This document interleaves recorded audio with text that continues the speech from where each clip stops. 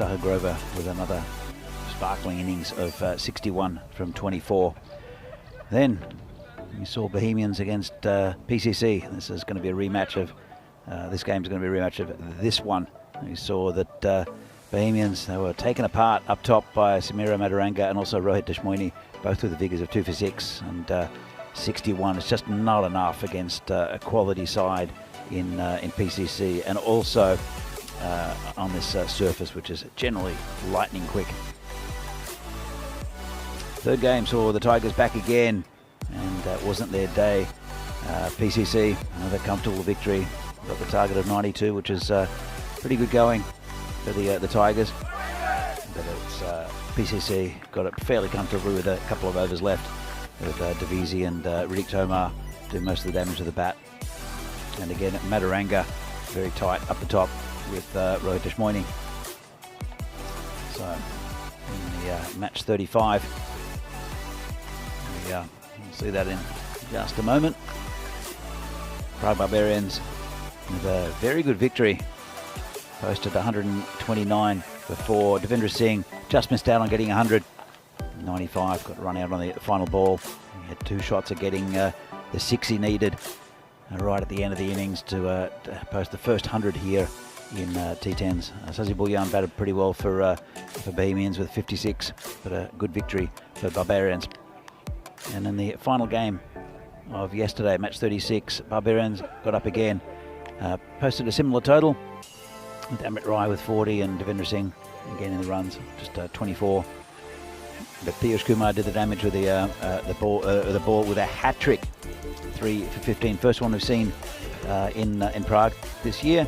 Amit Rai also bowled very well and reduced the Tigers to 71, and a comfortable victory for Barbarians, who are looking good for that one of those top 4 spots.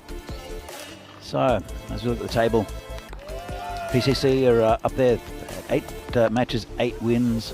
It's the machine is rolling on. Whereas Bohemians have played 9, won 5, lost 4. Probably need a couple of wins to get into that the top 4. 7's about the tipping point, and they'll want to get their start underway with a good win here against PCC, who are probably a little bit batting light, I would say, compared to their normal lineup. As we see, we have Sabawun Davisi and Riddick Tomar, who are up the top. In fact, it'll be Arun Ashokan will open the batting with Davisi. Sudesh Vikramasekara is also in the lineup. But then pretty long tail, I'd say. All can hold a bat. But if they can get through the top 4 of PCC, Bohemians, they got a good chance for a win. And it's the warhorse, Javed Iqbal, to open to Sabawun Davisi. Just pushes that to cover, takes a nice single. Bit of foot feeling there for Sahil Grover, who might get a bowl. He's a pretty good bowler, as Sahil, normally seen behind the stumps, but it's Zaid Mahmood will take the gloves, who did a pretty good job for Bohemians yesterday. Sahil has got a lot of responsibility as the captain and wicketkeeper and opening batsman for Bohemians, so I think he's quite happy just to be there at mid-off. Comes David bowling to Arun Ashokan, and that's a good ball first up. Just prodded at by Ashokan. I think we've only seen him bat once or twice in this tournament, Ashokan, and he's looked very impressive. He's super strong down the ground, and they do have a man back at long on. He shows the full face of the bat and can hammer it high and long over that area. Here comes Iqbal again, bowling to the PCC captain, and flicks that away on leg side. And I'm not sure if it got to the, well, it did. Umpire signals 6. Lovely shot. It's got a little bit straight and full. Did Iqbal down near the Scott Page bench there. Here's the first 6 of this innings. Just like to say hi to a couple of people in the chat. Wayne, Tim Kluger, are in the chat. Tim felt that the Aussies dodged a bullet in Manchester, and I totally agree. And the only plus, I think, is that the Australians retain the Ashes, but we'll come back to that in a moment. Iqbal comes in. And 2 full, 2 straight, turned around the corner, and that the yellow jackets get to pick up the ball again. And interesting with Iqbal, I'm not sure if it's used as a tactic or what it is, but he bowled at about a metre. Well, he's behind the line. It's I don't know if he's got his run up wrong. But, you can do that as a surprise slower ball actually, because it does play with the length a bit. Let's have a look at where he places his feet. He's definitely not going to bowl a front foot no ball. Let's have another look. So he's coming in, and that's more conventional. Oh, good ball. But I don't know if it was a tactic or just a little bit of an error. Denzel is in the chat. Don't be underestimating my good friends, Desh Moini and also Raj in the middle order there, Danny. I'm not underestimating them, but they're not quite the same quality as the top 4 here. And also a couple of players who are sitting at home watching. Ashokan is facing Iqbal again, hits it straight, and good work there by the fielder. No real chance for a catch, even though he's got a very good pair of hands there. Does Zishan Azim, who's taken a lot on the boundary, just hit a bit too hard and couldn't quite make the ground for a catch. Expected scores, PCC 90 to 80. That doesn't really reflect anything at the moment, apart from the fact that PCC are favourites, because you see average runs for 147 for PCC, 107 for Bohemians. And it's been a run fest, especially in the first 2 days for PCC. With a couple of the main batsmen in Lala and Aditya Kudawala, who are not here at the moment. They'll definitely be back for the finals, but they're shuffling the pack a little bit. PCC giving some of their players a good run. Good to see Davidson Ramani back in the lineup. He'll strengthen the bowling, as we have new bowler is Zishan Azim, and he's been impressive. He beats Ashokan outside of stump.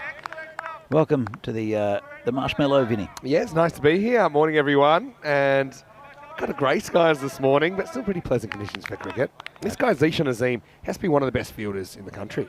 You know, I just think, the more I see of him, the more I like him. That was a great stop at the end of last over. It really took off. Now we're seeing him with the new ball. And this little back cut. Shokin continues his merry way. Welcome all of our viewers in the Indian subcontinent watching on Fangcode, as well as everyone watching on our YouTube channel, ECN European Cricket Network. And good morning to you, Danny. Morning, Vinny. How you doing? Yeah, I'm very well. Did you have a good night last night? Did. Had a nice quiet night. Problem with a place like Prague, there's so many places to go and things to see. So every so often, you got to just have a quiet night. Watched a movie. Got a decent amount of sleep in. Mm-hmm. And I'm just going to tell everyone up front, I'm going to be here the first part of the day, but then this afternoon I've got a little bit of stuff to catch up on, heading into this weekend and a busy time we've got ahead. So, yeah, Phil G probably step in for me a little bit later on today. But I'm looking forward to seeing the cricket while I am here. And, of course, I'll be watching even when I'm off, catching up on some of that admin stuff. Mm-hmm. And Davitsi is a guy hit the ball pretty well yesterday. Here he is facing up to Azim. He's been in pretty good form as Davitsi. I don't think we've seen the best of him on the during the games here, the T10 games. He's very handy in the 20-over game. He'll score a few runs here, but I've seen him lose his wicket very easily over the last couple of years here on in these ECS games. But he's looking a lot better. There's one innings in particular who he couldn't bowl to him earlier in the week. This is going to be called a wide. Joe Foster's back as well. I noticed he was here, I think, earlier in the tournament. Mm-hmm. Yeah. But he lives a little bit out of Prague. So yeah, he's back. I think we'll see him over the next week, including the internationals. He's a very nice guy, Joe. He does a lot for Czech cricket. He's he's in the Federation of Umpires, whereas Pistol Pete's the president. I think he's the secretary of that organisation and does a lot of the heavy lifting. That's a nice cut shot, yeah, by Ashokan. He's going to get 4 here. You mentioned just looks on. Looked a little bit out of form last time I saw him live at ECIs in Austria. But I think he knows this pitch about as well as anyone. And he leans on that, knocks it on the head, knocks it into the ground, and gets an easy 4 runs. Yeah, it's a bit too easy, isn't it? And he's a quality batsman, Aaron Ashokan. I think he's always had talent. Now he's just got a bit of maturity to his game, and also the captaincy has, I think, done him really well. Nazim going for the breakthrough. Nice shot off the front foot, busts off the foot of Grover. It might work out because it actually bounced so far to the other side that it was fielded by Javed Iqbal. I think they have to check that on the VAR for offside. So I think it's all right. There've been some pretty handy football skills. We saw Riddick Tomar yesterday. He tried to stop one with his left foot, and he kicked it with his right foot about 20 metres, and he had to go and chase it. Yeah, that's right. Last ball, the over. Ooh, good one. Yorker gets to everyone, including the keeper. Zahid Mahmood doing the keeping. So no Grover behind the stumps. Perhaps we'll see him with the ball. Maybe. As an option. Anyway, that's the end of the second over. And the score is 21 without loss. And it gives us an opportunity to look at the table. PCC cruising at the moment. They're undefeated, and we're sure that they'll be in the finals. But Bohemians in a bit of a two-way race at the moment for that 4th and 5th spot. Tigers probably the only other team with a big run could make a charge into the 4. But yeah, we're only 4 days away from making that cut, and then we'll head into finals Friday. Well, Tigers are 2 and 5. I'm not sure if they've got the depth to get into that top 4. For me, Barbarians are looking very handy, especially with Devendra Singh up top. So they're not a shoe-in. They'll still have to play well. Tigers are kind of wildly inconsistent, but they are very capable of pulling off wins against almost anyone. Yeah. As well, with some of the mercurial players they've got. Here's Iqbal. He bowls to Davitsi, swings across the line, and he gets 4. Once again, this field, despite a little bit of overnight rain, by the way, another surprise Prague shower, but hasn't slowed things down too much. That still raced away to the boundary. You'd have to put the inconsistency. You'd have to put with Bohemians as well. I mean, they're definitely the most volatile team in the competition. They if they get in under each other's skin, they tend to argue, and it's been like that for quite a few years. And but if they're on top in a game, they're also very, very hard to beat. Yeah, that's right. Now Davitsi slashes away, and there's no fielder down here. Got to say, you've got to have a fielder down there. I mean, to me, there's 2 areas that Davitsi consistently targets. That's gone 1 bounce 4, but you got to have a deep backward square leg, and you've got to have a 3rd man, and they're both catching men, I think. The way that he slashes away. We've got the 3rd man down there. But We've got the fine leg down there, but I think you got to have, well, the 3rd man's, for me, is a little bit too square. Left-hander, that's right. Yeah, pesky left-handers. Pesky left-handers. Still, Mitzi exploits the gap. Are we still in the power play? Yeah, still in the power play. Do they have 3 men out? Because I count 3. I also count 3. And well, getting away with it at the moment, Bohemians. Not for long, though. I think the umpires are going to have a bit of a count. Oh, let's see. Around. Let's see. Well spotted. Yeah, they've got the long off out as well. So unless it's been a rule change. Interesting. I haven't noticed that the umpires. I know it's difficult to keep an eye on the field. Thing is, they've got. It's a really good example. There's so many things they're keeping an eye on all the time. You know, so. Shh! Don't tell anyone. Yeah, hold on. And look, it is Monday morning as well. So you got the. How about now? Is it Monday? Well, now for the right-hander, I think they're probably going to be all right. So I think they just got away with it to Davitsi. Didn't help him too much because he still was able to hit 2 boundaries during that time. A couple to come for Iqbal on his spell. And we'll just get one here. Yeah, it's an interesting one as a batter. If you pick that up, then most batters will then treat that as a bit of a free hit because they'll say, okay, I can't get out because it's going to be a no ball. And then if the umpire doesn't pick it up, you're very quick to try and say, hey, there were 3 out there. But then it's shaky. They've got those 3 again. Yeah, they have. So I'm amazed that the batsmen haven't picked it up. And neither umpires picked it up. And the fielding team haven't picked it up. And the off-field officials haven't. There we go, no ball called this time. And I bet this is for the 3 outfielders. So eventually they spot it. That'll be unless this was for front with no ball. Nah, actually, Well, now Ashokan's on strike, the right-hander, and I think that might have been for front foot. So I was going to say, as long as it gets called at some point, you feel, okay, the batting team got the benefit. Because normally you only get one of them, right? Because once it's called, they change the field. But now, right-hander, only 2 out. Okay. Power play is going to finish with a free hit. And it is hit straight at the fielder. Well, it's not going to... Through for a single. It's the end of the power play. Weird one, really. Really weird. 34 without loss after 3 overs. So it's a pretty good start for PCC again, going about 11 and over. Been no real chance. There's a couple of decent deliveries from Zishan Azim, including that Yorker. Let's have a look at the Manhattan there, 12-9 and 13. It's pretty good going, especially Iqbal's normally really economical. I think he got a bit leg side in the first over to Ashokan. Yeah, well, Joe is just signaling the end of the power play, but, well, unbeknownst to him, it already ended before he swung the arm. But anyway, I don't think it affects it too much. I mean, maybe you could say they probably would have brought up the long off. I don't think it changed. But both of these players can hit straight as well, especially Ashokan.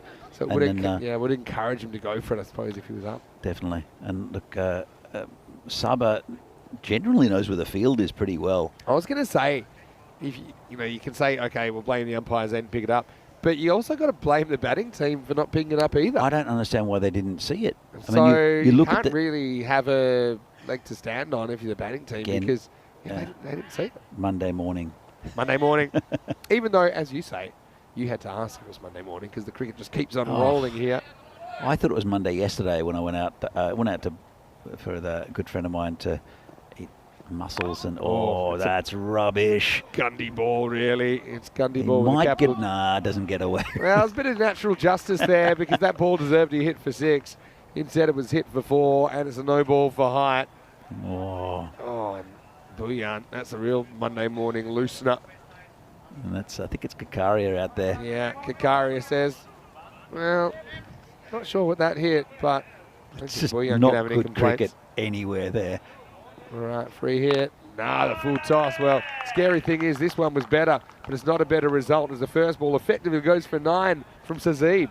Yeah, Bouillon. I mean, I'm sure he's struggling with that injury still, and I would rest him, but they need him, Baymins, because they need wins, and he's an important player with the ball and the bat. The fact that he just can't run is irrelevant, I think.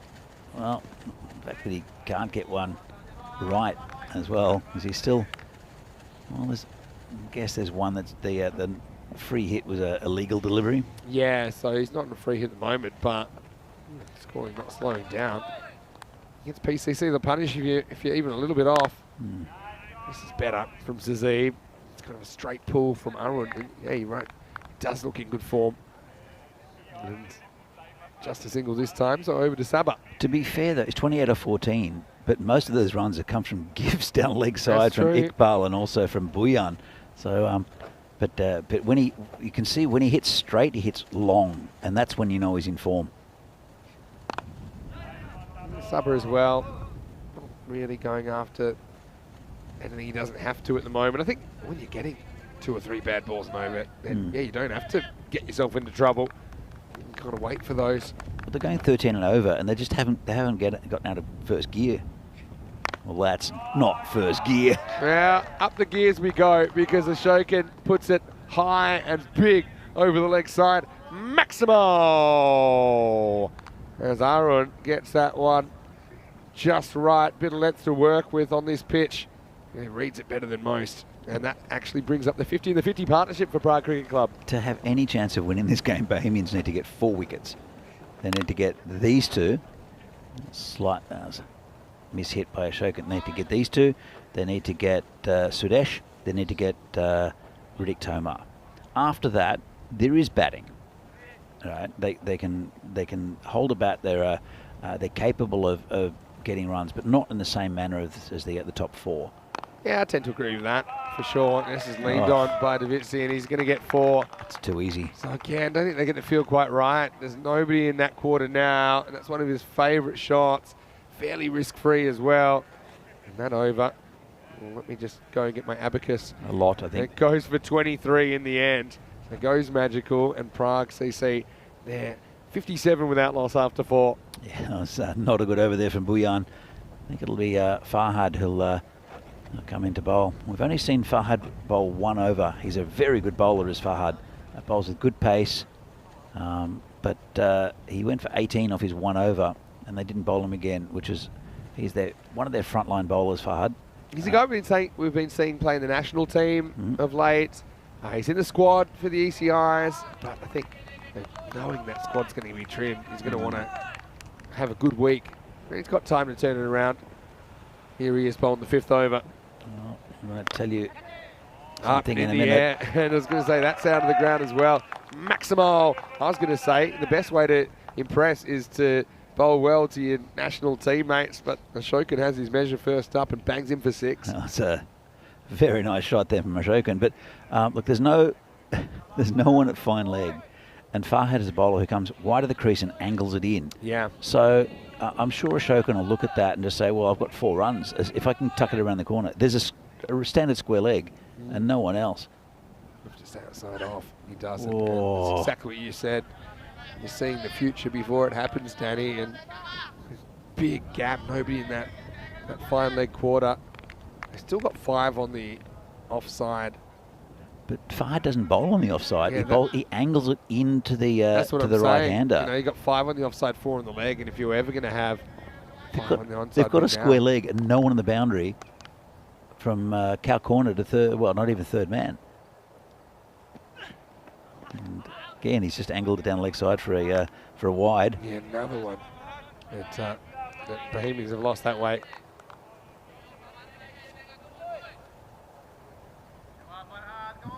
It's yeah, Shokin. He's off to the races, and he doesn't really have a case of the Mondays at all, as he's heading for a half century here. No, he'll get it. If they keep on bowling like this, the Bohemians, there's no intensity about anything they're doing at the moment. They're not screaming at each other. There you go, 4 runs. Yeah, and he spotted it, and this goes with the angle. Nice little tap. So it's not a ball that's outside leg. It's probably on off stump or just outside, but with that angle, it makes it look easy. And the baby bull is in business. He's 45 off just 18. He's making it look easy. I think Bohemians are just they're giving him easy deliveries to just put away. I think Sahil Grover has got things slightly wrong with his field at the moment. Can't put players everywhere, I should say. Well, Fahad's come around the wicket, and it's the same result. At least he's not angling it into the right hander. He's just bowling it straight down that tram line. He just doesn't have it at the moment, does he? No. You know, we've seen it when he has. He's been incredibly effective, but the bowling's a funny thing. Well, he was the top wicket taker in the ECS last year. Yeah. Sometimes you got it, sometimes you don't. He's just finding it really hard to locate. Mm. And then what's worse is he knows he's got no margin of error to work with these batters. Yeah, slightly better. I don't mind the change of angle. They put the fine leg in now as well, so it feels a bit more spread. Yeah, but Ashokan. Again, he's smart as well, knowing he doesn't have to go after absolutely anything. And he moves to 46 in pretty quick time. The BT's 17 off 10. Hasn't really gotten going yet. Hasn't played any risky shots either, really. He does hit in the air quite a lot, does Davisi. Often hits over the top. But, well, still got, it's been the longest over in recorded history, I think, Vinny. He's still got 3 left. I think, yeah, time's an issue here for Bohemians, with the amount of extras we've seen. It's a pretty good ball to the left-hander. Yeah, if anything, you'd think that Farhad will appreciate bowling to the left-hander, because he gets to use that natural angle a little bit more. Yeah, and so he doesn't have to fight his natural movement. Yeah, you're right. Exactly right. And, well, he bowled pretty well to Ashokan when he was coming around the wicket. Now he's switched to over the wicket again. Let's see if he can get a little bit straighter to the skipper. It's a better ball. Got an inside edge as well. It's a better line there from Farhad. Farhad's a really nice guy as well, Vinny. He owns a restaurant in Prague that I haven't been to yet. I have his card in my wallet, so I'll have a look, see if I can find what the name of the restaurant is. But I'm always keen to pick up some new tips. Definitely have a chat to Farhad. I think it's located in a hotel here in Prague somewhere. All right, well, listen, we're going to get back on that, but right now we're halfway through the first innings of the day. He's 73 without loss after 5. Vinny Sandu here, Mr. Maximo for ECN. Here with Danny Hudacek, live from Prague. Now, Danny, I did get some sad news this morning. One of our biggest supporters on the Costa del Sol in Spain, Charles Kitching, passed away, and I can just tell you that Charles, he was a great guy. I got to chat to him a fair bit. I played a couple of games for the Costa del Sol Cricket Club as a guest while I was there, and he was always just a breath of fresh air. He had a little bit of a reputation as well, and there's this thing, Animo Charles Kitching. Like you see it here when the supporters were going around, it basically means cheer up, because sometimes he got a bit of a reputation as a bit of a grumpy Yorkshireman, but that wasn't true at all. He loved going to those tournaments. You know, he's a really wonderful man, a wonderful cricket supporter, loved his family, and yeah, I treasure the conversations I had with him. So on behalf of everyone here at the European Cricket Network and European Cricket family, I just want to say condolences to the Kitching family, to Tracy, and to everyone that was close to Charles. He'll be sorely missed. He's certainly a face I always look forward to seeing down there at Costa del Sol. Anyway, we have to get back to the action here, and yeah, they're going to go to the slow bowlers now. In the middle. We've got Kamal Singh, who is coming on, and this has been something that has worked for Bohemians in their recent matches with the spinners coming on and just taking the pace off. And I think they need a change right now because the paces haven't been working at all. Yeah, you're right. It's just there's been no penetration at all from the Bohemians bowlers. It's I don't think that Sahil Grover's quite got his angles right with the field, but then again, I don't think his bowlers have been threatening at all. Oh, we'll see what Kamal can do. Sit straight down the ground. Should just be a single. Zishan Azim there, the fielder. Yeah, so yeah, Kamal's kind of been experimenting with different types of spin. I think when he bowled the offies, it was probably more accurate, and that was working for him. And I think he will bowl off spin to the left-hander, Davisi. Davisi flicks him away dismissively though, and that's going to run away for another boundary.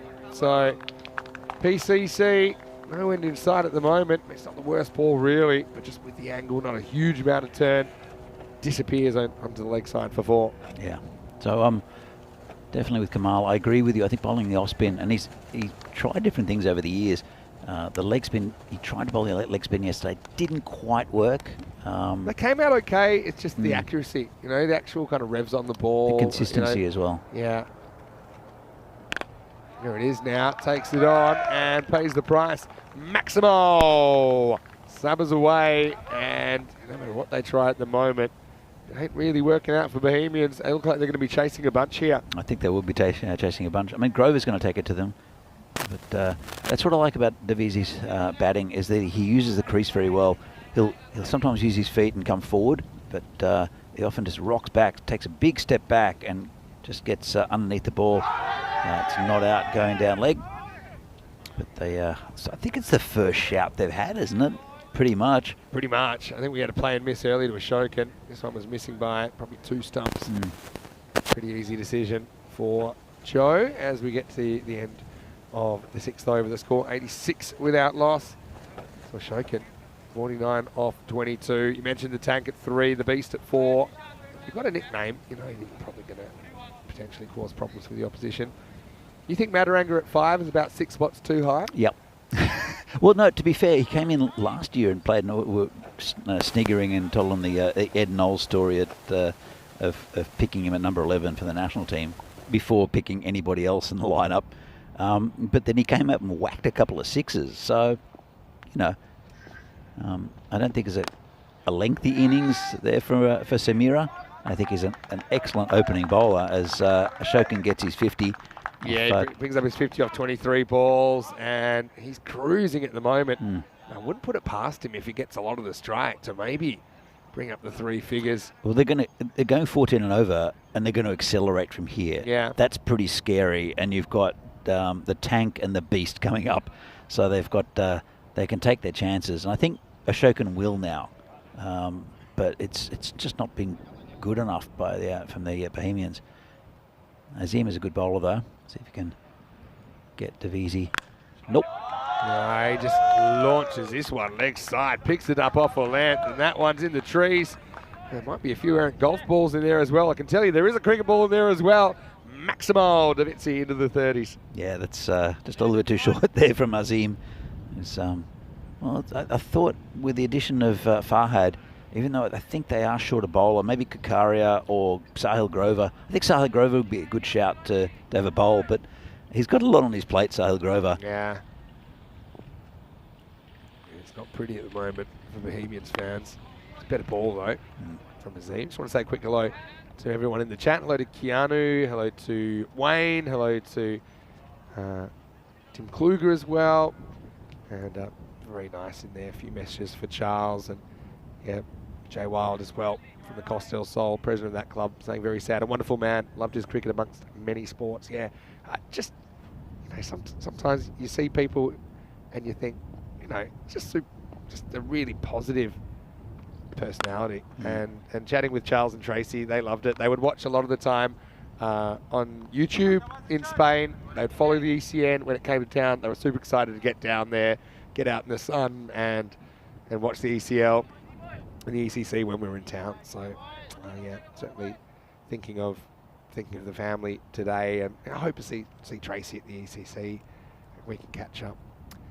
Anyway, right now, Davitsi, 36, gets ball in the stumps and he glances it away, and this is going to run away for another boundary.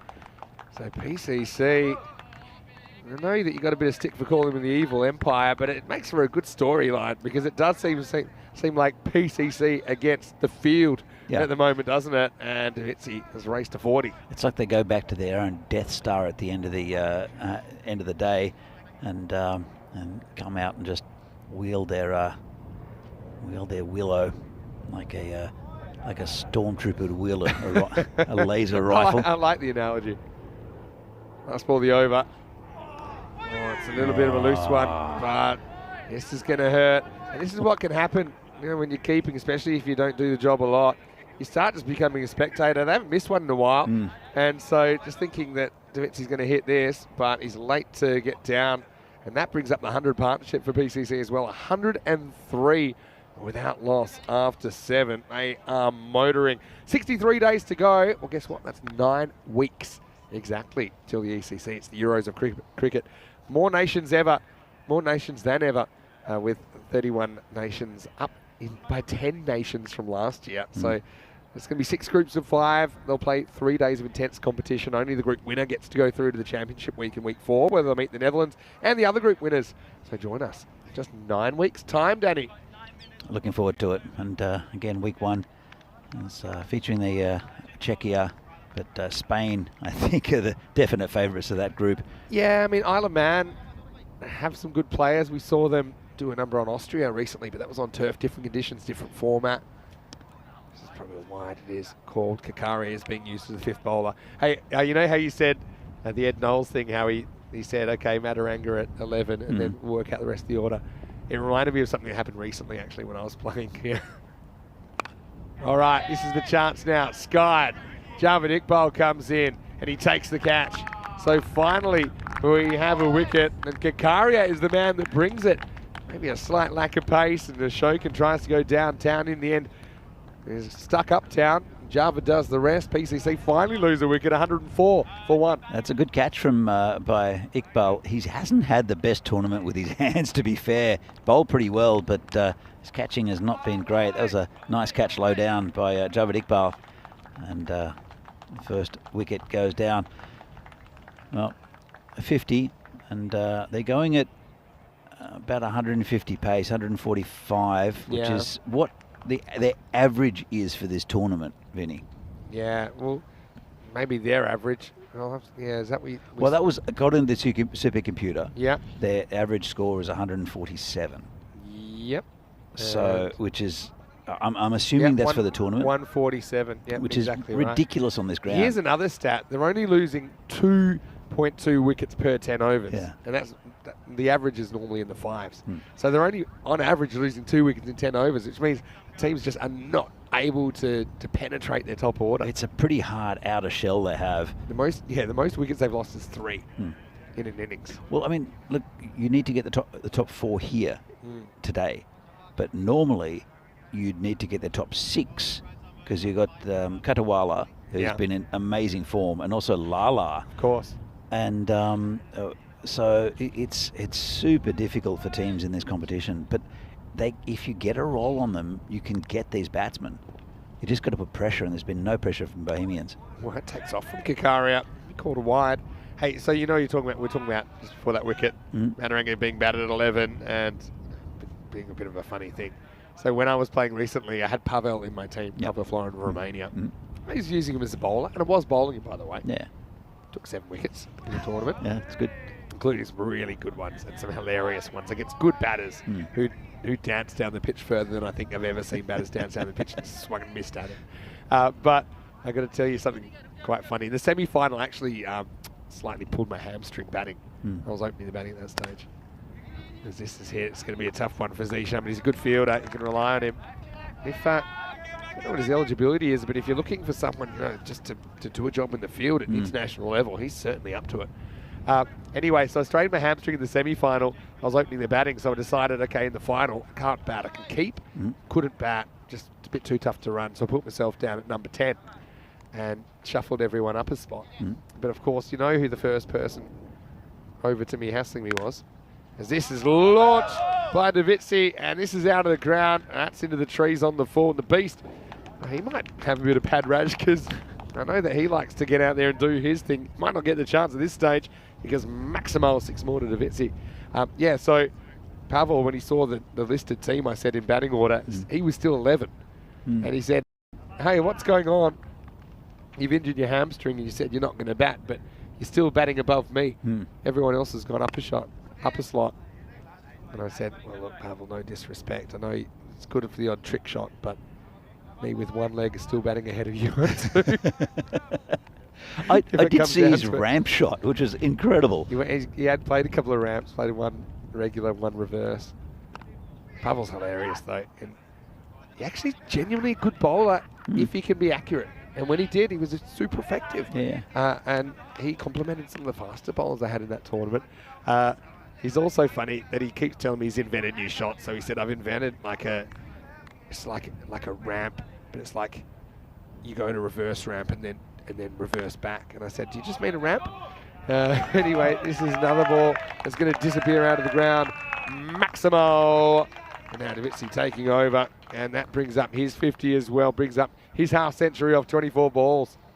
Yep, it's been pretty easy going. He hasn't taken too many risks at all. He does hit over the top quite often, and the machine rolls on. BCC 119 for 1 off 8. A couple of overs left, and 2 big hitting batsmen there. Let's have a look at this. Yeah, looking 15. This doesn't look spectacular, but and there's a big hill. The scale there is big, and it's kind of plateaued at that 14, 15 and over, which looks like where they're heading. Yeah, no, Pavel's great. Yeah, I'll say I'm now playing a reverse sweep. This could be interesting. Sazib went for 23 off his first, and now it's the last couple of overs. Out of options, unless they use a Grover or something like that. All right, this is kind of in the slot, but he's picked out the fielder. It's just going to be a single, and there's Grover out there. He didn't move, did he?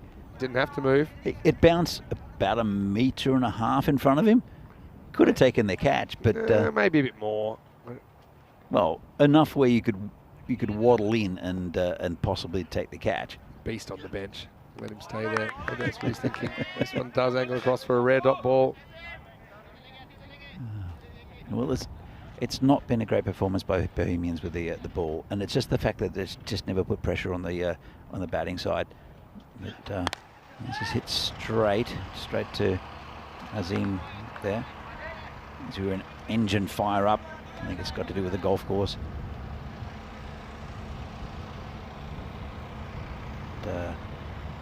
Been okay from Sazeev in this over so far. Bring the tank back on strike.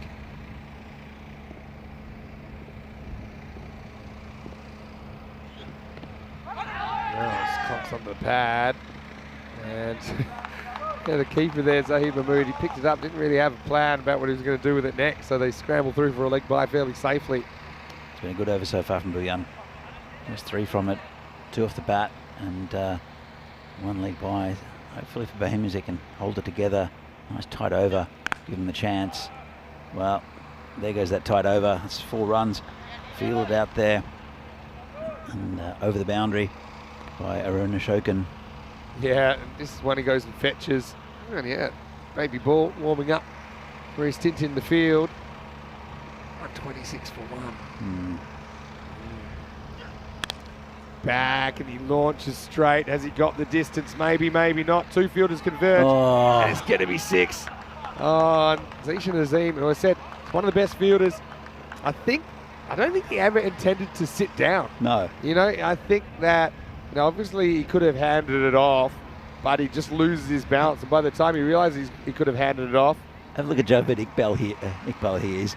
If you have a good look at him, he goes off at Zishan Azim, who's caught pretty much everything that's come to him the whole tournament. I think Iqbal's caught 1. I don't think there's an issue with Azim taking the catch. No. But I suppose, even to be careful, has to be prepared to throw it away, because he must know he's super close to the boundary. I don't think he got that reaction. He was on his way down and just sat down, literally. But, well, last over, it'll be Farhad to bowl it. He does get a second. It might be one of those cases where he just was willing to sit down and hope he was still inside the field to play. I'm not sure if Iqbal thought it might have been his catch. Yeah. It definitely wasn't. Yeah, no, it was definitely Azim's catch, but just needed probably to work out a plan. It wasn't just the catch that was required. There was a bit of further work. Yeah. Anyway, that's the way things are going this morning for Bohemians. 132 for 1 as we head into the last over. And this is it straight. Better ball though from Farhad. It just doesn't seem to have the zip, doesn't seem to have the accuracy at the moment. The tank's out there hasn't had to do too much so far. Well, at least it wasn't a leg side wide, and he's going to be bowling to Devisi. He's going to be moving the ball across because he does come wide of the crease to Farhad. So, and there is a slip in for him, and also a third man and a point who's coming up into the circle. So he's got coverage on the offside, but then that point's come in. So what's the bet that straight over point is what exactly right, thinking, or fine leg if it's out there. Yeah, fine leg. See, so he's targeted a couple of areas where there's open space, and the runs just keep on coming. Maximo Saba on the smash on a Monday morning. Yeah, I've liked what I've liked about Saba's innings here is that often he's in a hurry to do everything, and this time he's been patient, and he's picked the balls he wants to hit. It's been a sensible innings, which is not often the case with Sabo and Devisi. Been good. Now tries to blast it, but he might have found his demise here. Zishan. Oh, they're going to spoil it for each other, but Zishan will take the catch. No social distancing there. Grover was herring in. Zishan knows that's the captain, so is handling this delicately as you need to. But he does take the catch, and finally we see the end of Saba for 69. 139 for 2. Yeah, it's been a good innings, and I think Sahil had words to Azim as well. He's not going to drop anything, Azim. Look at this. Comes right in front. Sahil's catch. And there's just no real communication. None at all. End, they just walk away. I don't think Sahil call either, to be fair. But Zishan Azim, he's caught, I don't know, he's probably caught more in the outfield than any other player in this tournament. And he's been, pound for pound, he's been the best outfielder, if I'm honest. You know, he's been really, really good. I'd love to see, let's continue have a look at the finger pointing afterwards, because there's, I don't think we see it. There's deliberately not a lot of communication. What I will say is I think, you know, in baseball, I've said before, there's a real hierarchy of who's catches who's. And I think that those straight fielders, they should get preference over the fielders further around because they're normally better fielders. Normally. Sahil's obviously very, very good as well. Well, we get a quick look at the beast then. 3 to come. Wickramaseka up, blast it through point for 4. Well, He doesn't have any problems. He is a year older, by the way, because he had a birthday on Friday. So happy birthday to Sudesh. Many happy returns. Hope it was a good one. Yeah, it's been so good for Czech cricket, has Sudesh, and especially the national team setup. He's always the first man on the team sheet, and for good reason. He's slowed down a bit with the bowling. He actually turned 41. Doesn't look it. Right, just get a single here. Give Tank a chance to hit a boundary, which he hasn't been able to do as yet. I mean, this score, we've seen him chased. You know, we've seen him chased several times, but I just think they're Bohemians. They're going to need one of their top order batters to go large, and they're going to have to deal with some pretty good bowlers up front, including Samira Matarango, who's having a very good time in this series. Also, I noticed Davidson Romani back into the side for Prague CC as well. He's a very exciting player. Exactly. You're right. There are 3 up top, I think, for Bohemians. We'll come back to that in a moment. Last ball then, and it's skied. Anybody? All right, Sazib wants it. Why? I don't know, and he's going to drop it. And of all the people that could have caught that, Sazib, he certainly wasn't top of my list. He wasn't even second. Bowler and keeper abdicate the throne. Sazib comes in and drops in the middle of Scott Page Field. He's come in from cover. And everyone thinks that's quite hilarious, including Sudesh in the background. And I know the keeper's got the gloves. Sazib's got the injuries, and despite that, he calls everyone off. Well, Farhad had to move 2 metres to get that. I don't even know how many they ran. They ran 1 in the end. So it's going to be 145 for 2. And yeah, it was almost like at the marathon, you know, at the very end when someone comes from behind to just overtake everyone. I don't know if we'll see that one again until the end of the highlights, but it's worth sticking around for. But Prague CC just continue on their merry way. 8 in a row through week 1 of action, and no slowing down as a couple of key players come back in, including Ashokan, who comes to the party with a half century, and Davitsi, who set up a big total for Prague Cricket Club. Yeah, absolutely. Look, really good 50s for Davitsi, and also especially Ashokan, I think. But just took it away from Bohemians. I don't think they bowled very well. They bowled no penetration at all. There were very few balls that beat the bat. And Zahid Mahmood was a bit of a spectator as keeper. But Davitsi, I think it was a very calm innings from him. When even though he did score a 50, but he got a bit over that. It was just almost chanceless, and well, this is the one that went past the keeper. The only work that Zahid Mahmood had to do all morning, I think. Good catch there from Javed Iqbal to dismiss Ashokan, and then Davitsi kept on going, got his 50, but it was pretty easy going for Sabu and Davitsi against well, some good bowling in Zishan Azim, also Javed Iqbal and Farhad and Sazib Bhuyan. As you see here, the near collision between Zishan Azim and the skipper Sahil Grover. But they got in each other's way a little bit with a couple of catches. And this was the final one where Zahid watched it, Farhad watched it, and then Sazib Bhuyan comes from cover and drops it. So that'll make the highlight reels. We'll have a look at the score sheet. It's pretty good for PCC again. And Davitsi 69 off 30. Ashokan, very nice innings with 51 off 25, and just right at the end, Tomar and Sudesh just soaking up the last couple of overs. 145 for 2. Believe it or not, it's below their average for the tournament, and Bohemians will have to bat very well to get there.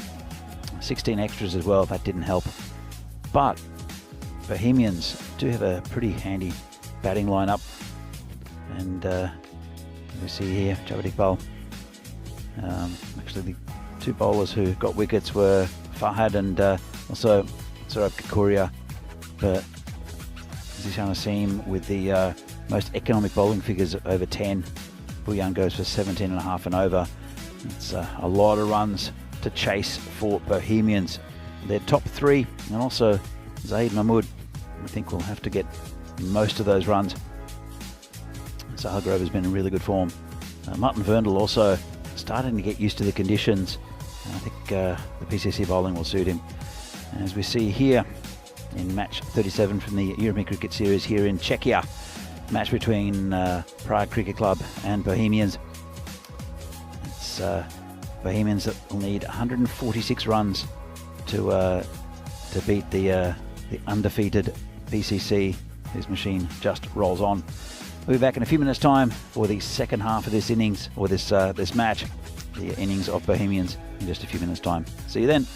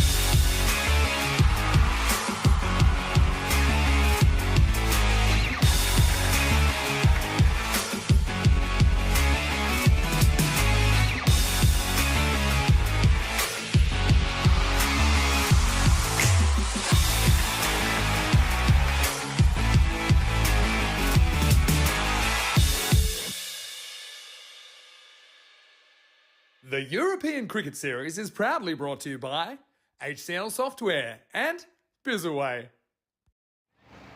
Welcome back to Prague and to this European Cricket Series from Czechia. It's match number 37 between Prague Cricket Club and Bohemian, and it's been a pretty good outing so far again for the Prague Cricket Club, with 145 put on the board. Just lost 2 wickets as well. No real pressure there from the Bohemians bowlers, unfortunately. But it will be a task for them to see if they can get the 146 they need. Got some good batting up top. Sahil Grover looks like he's going to the non-strikers end, and Zaid Mahmood, who struggled a bit with the bat yesterday. He's been in pretty good form early in the season. Just couldn't score any runs yesterday, unfortunately. And they've got I think they've got 4 good batsmen up the top in Grover and Mahmood, then Sazi Bhuyan, and also Martin Vernal, the big Czech. Afterwards, Kakaria can hold the bat. Saw Rohit Kunga earlier in the week bat up the order, but looks a bit thin after that. As Samira Madaranga will open the bowling, he'll get a good bit of outswing here. It's pretty still, no breeze, but he gets natural outswing. Sometimes struggles to control it. And he's bowling to Zaid Mahmood. It's a full toss. Probably an opportunity to get bat on ball there for Mahmood. Didn't really move his feet. And dot ball in the end. So PCC, they're undefeated so far in this tournament, and they're looking very, very good for the trophy. Definitely be in that the finals Friday, just in about 5 days' time, actually. So it's an 8-team tournament here in Prague. All the top clubs in the country represented, and the preliminary matches, the round matches, will finish on Thursday. So there are 56 matches. We're up to 37, so still quite a few to go, and still spots available in that top 4. As Madaranga comes in again, bowling to Grover this time, who gets it at the end of the bat, gets a little bit of it, and just a single with the tank, and also Saba covering that one. So so the top 4 will get into finals Friday, which is a straight shootout pretty much to the finals, to the final game and the bronze playoff. There's a big swing and miss from Mahmood. He doesn't look he doesn't look as good as what he did in the games earlier in the week for Bohemians, where he seemed to get a little bit of form. I think he's just swinging wildly at the moment, is Mahmood, just hoping the ball will hit the bat. It was not a good day for him yesterday. You can't do that against that Madaranga. Comes in again. This is in the air, high. It's going back. It's going way back. The beast is dropped it. What a great catch that would have been. He's got good hands as Suresh. Let's have a look at this. He sprinted backwards. It's over his shoulder, and he almost had it. That would have been a spectacular catch. It's gone for 4, but what an effort from the beast. And that's the commitment he has. He had to go back quite a bit. He's at a fly slip inside the circle, just on that 30-metre line. And as soon as it went up, he just ran backwards. And he did all the hard work and just couldn't hang on to it. Mahmood gets a life and gets a boundary. Here comes Madaranga again. Big swing and a miss. That's called a wide. Danzilla saying happy birthday. Suresh, 25 again. Whoa, wouldn't we all like to see a 25-year-old Suresh Bukamrasekera? That would be intense. He was by far the fastest bowler in the country, and probably one of the fastest in Europe when he was here.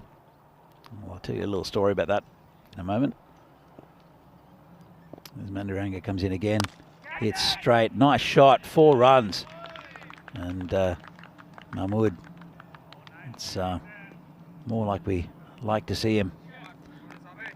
We get through the first over. It wasn't a bad one for Bohemians. 11 from it, still behind the target, but they haven't lost a wicket, which is a good sign for them.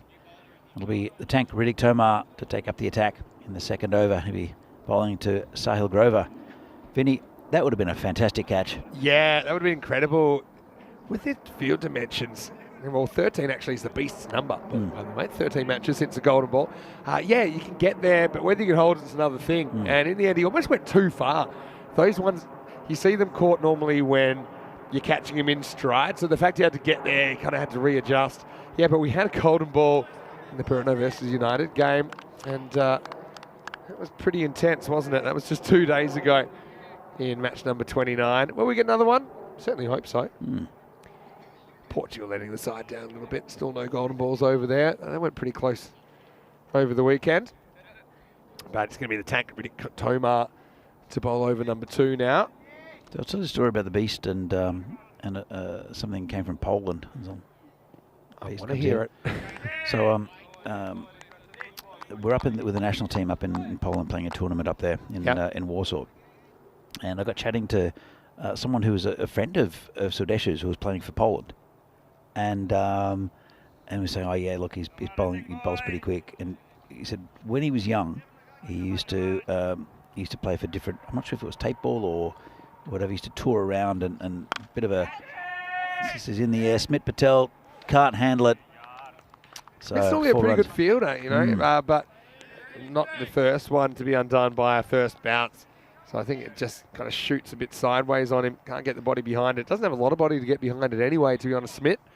That one ends up a long way past him and goes for 4. I think Sudesh used to go around. I don't know if he's a bit of a hired gun because he said, Sudesh was the fastest bowler in our city, and he bowled a lot faster than what he does now. Yeah. So when he was young, he was a tearaway. I know he trained with Malinga in the Sri Lankan setup. Right. Yeah. And but you know, things didn't really.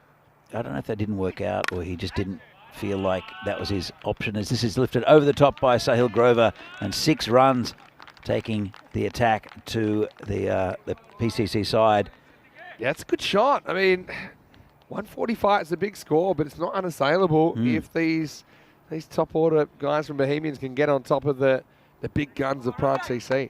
Yeah, no doubt. I mean, you can just tell that Sudesh, he's a gamer. You know, he's a guy. He's been around the traps now, but he's got oodles of raw talent.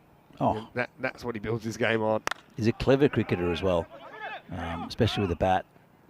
He really knows when to have a hit in the innings. If the side's in trouble, he'll prod it around for a while, and then when he needs to go ballistic, he does. Yeah.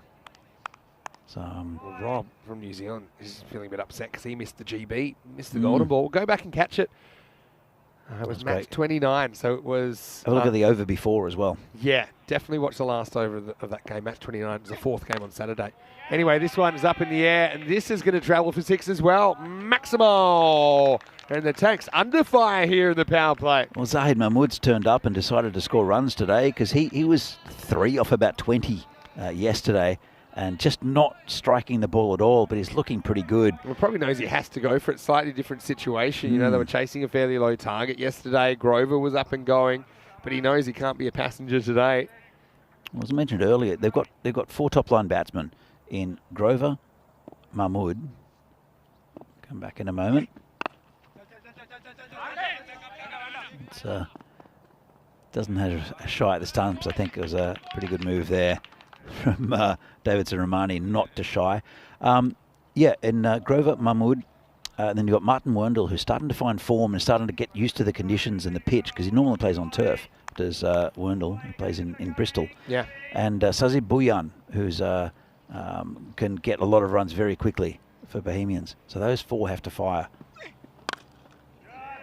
I'm a little bit surprised they didn't go for Werndl at the top, considering how well he batted yesterday. Also provides a left-hand, right-hand combination, and I would have thought Werndl technically can handle some of the PCC openers better than most. But anyway, gone for Mahmood. It's worked out okay so far. They're on the pace, 30 without loss after 2. Yeah, it's been a pretty good start here for Bohemians. As you see the table here, PCC 8 from 8 so far. Look at the net run rate as well, 5.2. So Bohemians, they want to get into that top 4. They know that, well, I think we all know that Bohemians on their day can beat any side in this competition, including PCC at their best. But it's one of those percentage things. Normally, the best team will win the trophy. And PCC have been the best team so far. But on Finals Friday, you see a lot of upsets. True. Bohemians beat Prague CC, don't forget, in the opener last year, match 1. In the end, they meet each other in the last match as well. Anyway, here's a guy, I've been waiting to see him live again for a little while. This Davidson Romani impressed me last year. He's a good bowler. He's going to bowl over number 3, Mona Mahmood. And he starts with a no ball, which is just wild. Up and outside. And Beast, he's not going to stop that at all. Well, when you big a guy up. I mean, it's possible to try and stop that, but you do risk your life. And Sudhir Gladson, who's got the gloves today for Prague CC, kind of throws a hand half-heartedly. But it will go down as no ball plus 4 byes. Sudhir Gladson has been a very good keeper and captain of PCC for a long time. Also a national team captain, former national team captain and manager. And, no ball called. I remember Davidson's a bit of a repeat offender with this as well. And so he's overstepped. So that was a free hit. And this is also a free hit. Not ideal. Not been a great start. Let's have a look. Well, he's just over. So, Grover will get to face another free hit. Well, he'll have a swing, will Sahil Grover. Nothing to lose, really. Nice shot, though. Oh no. It's bad situational awareness from Da Vinci. It was straight to him. People on free hits get crazy because they think, okay, I got a hit, I got to run it. To be fair, Grover does take off. He was the first person to make a mistake. There are about 4 or 5 mistakes on that play. I mean, Da Vinci had so much more time than he realised. You could say that Da Vinci made a mistake by shying at the stumps, but he normally hits the stumps, so... Maybe, but didn't have to throw. Could have gone to the bowler. Anyway, now a non-free hit will get smashed as Grover gets 4 through the leg side. So another full toss. Was probably not a no ball, though. And that's a Romani. I think he has to find the pitch somehow because he's using lots of air rather than green AstroTurf. And it's not been a good over so far. I think he's just trying to bowl too quickly. And we saw actually the first over he bowled was pretty terrible from memory, and then he brought it back and was excellent after that. So maybe it's just a bit of early morning nerves or just the breakfast settling. I'm not quite sure with Romani. Yeah, not so sure. But anyway, bit of the old fards about this in his first over. It's wild, and Gladson does well to get a glove on this. He'll keep it to 1 extra run, so 2 wides. And well, this is working out pretty nicely for Bohemians as they attempt to stay on the pace, and they are above the rate at the moment. Yeah, it's a bit of a gift this over so far. Still only 2 legal deliveries. It seems like he's been bowling it forever. But Romani, he's a better bowler than this. He comes in again, stone bowling to Mahmood. Oh, bit of a misfield there from the tank. Yeah. Not really that clean from a fielder who normally would do a little bit better. But, yeah, it's PCC on the back foot at the moment. So, a bit of a momentum shift in this one. Definitely been a batting day, hasn't it? And that one's another 4 runs. So, nicely hit there. And the longer Grover stays in, he's been in really good form. The longer he stays in, the more of a chance that Bohemians have got to get to this total. And he's 20 from 8. Mahmood 18 from 10 has also been really good after wafting his bat at a few early on. He's found the middle.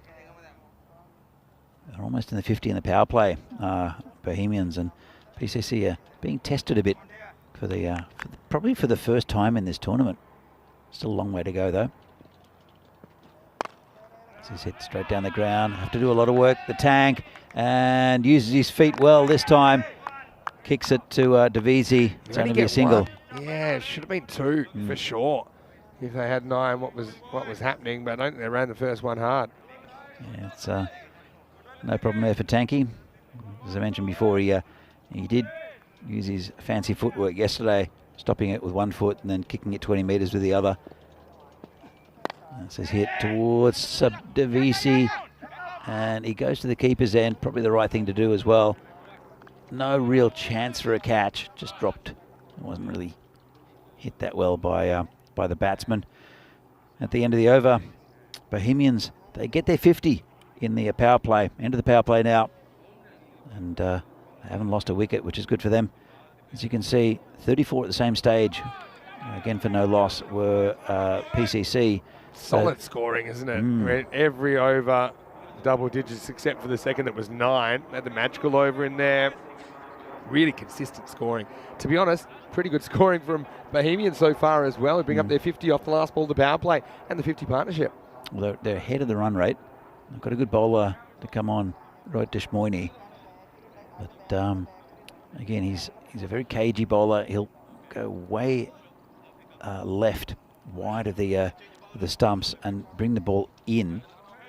And we'll see how these bowlers handle it. Very experienced bowler is Rohit. Seen him go for a few, but also seen him go for not many. He took a couple of wickets in the game, one of the games yesterday. And he is a wicket-taking bowler as Rohit, but just depends on whether these batsmen can work him out and hit him. But the field is out now. Yeah, Rohit. Oh well, yesterday. First one was worked away by Mahmood. Mahmood showing he's got a lot of gears. He had it in park yesterday, actually. But I mean, yeah, given the situation, often if you've played a bit of cricket, if there's one guy that's going so well, we don't see it so much because both batters normally have to be fairly aggressive in this. Sure. But given the situation, he said, okay, I'm not going to get out, and I'm going to make sure that my partner gets... Well, 3 from 20. Yeah.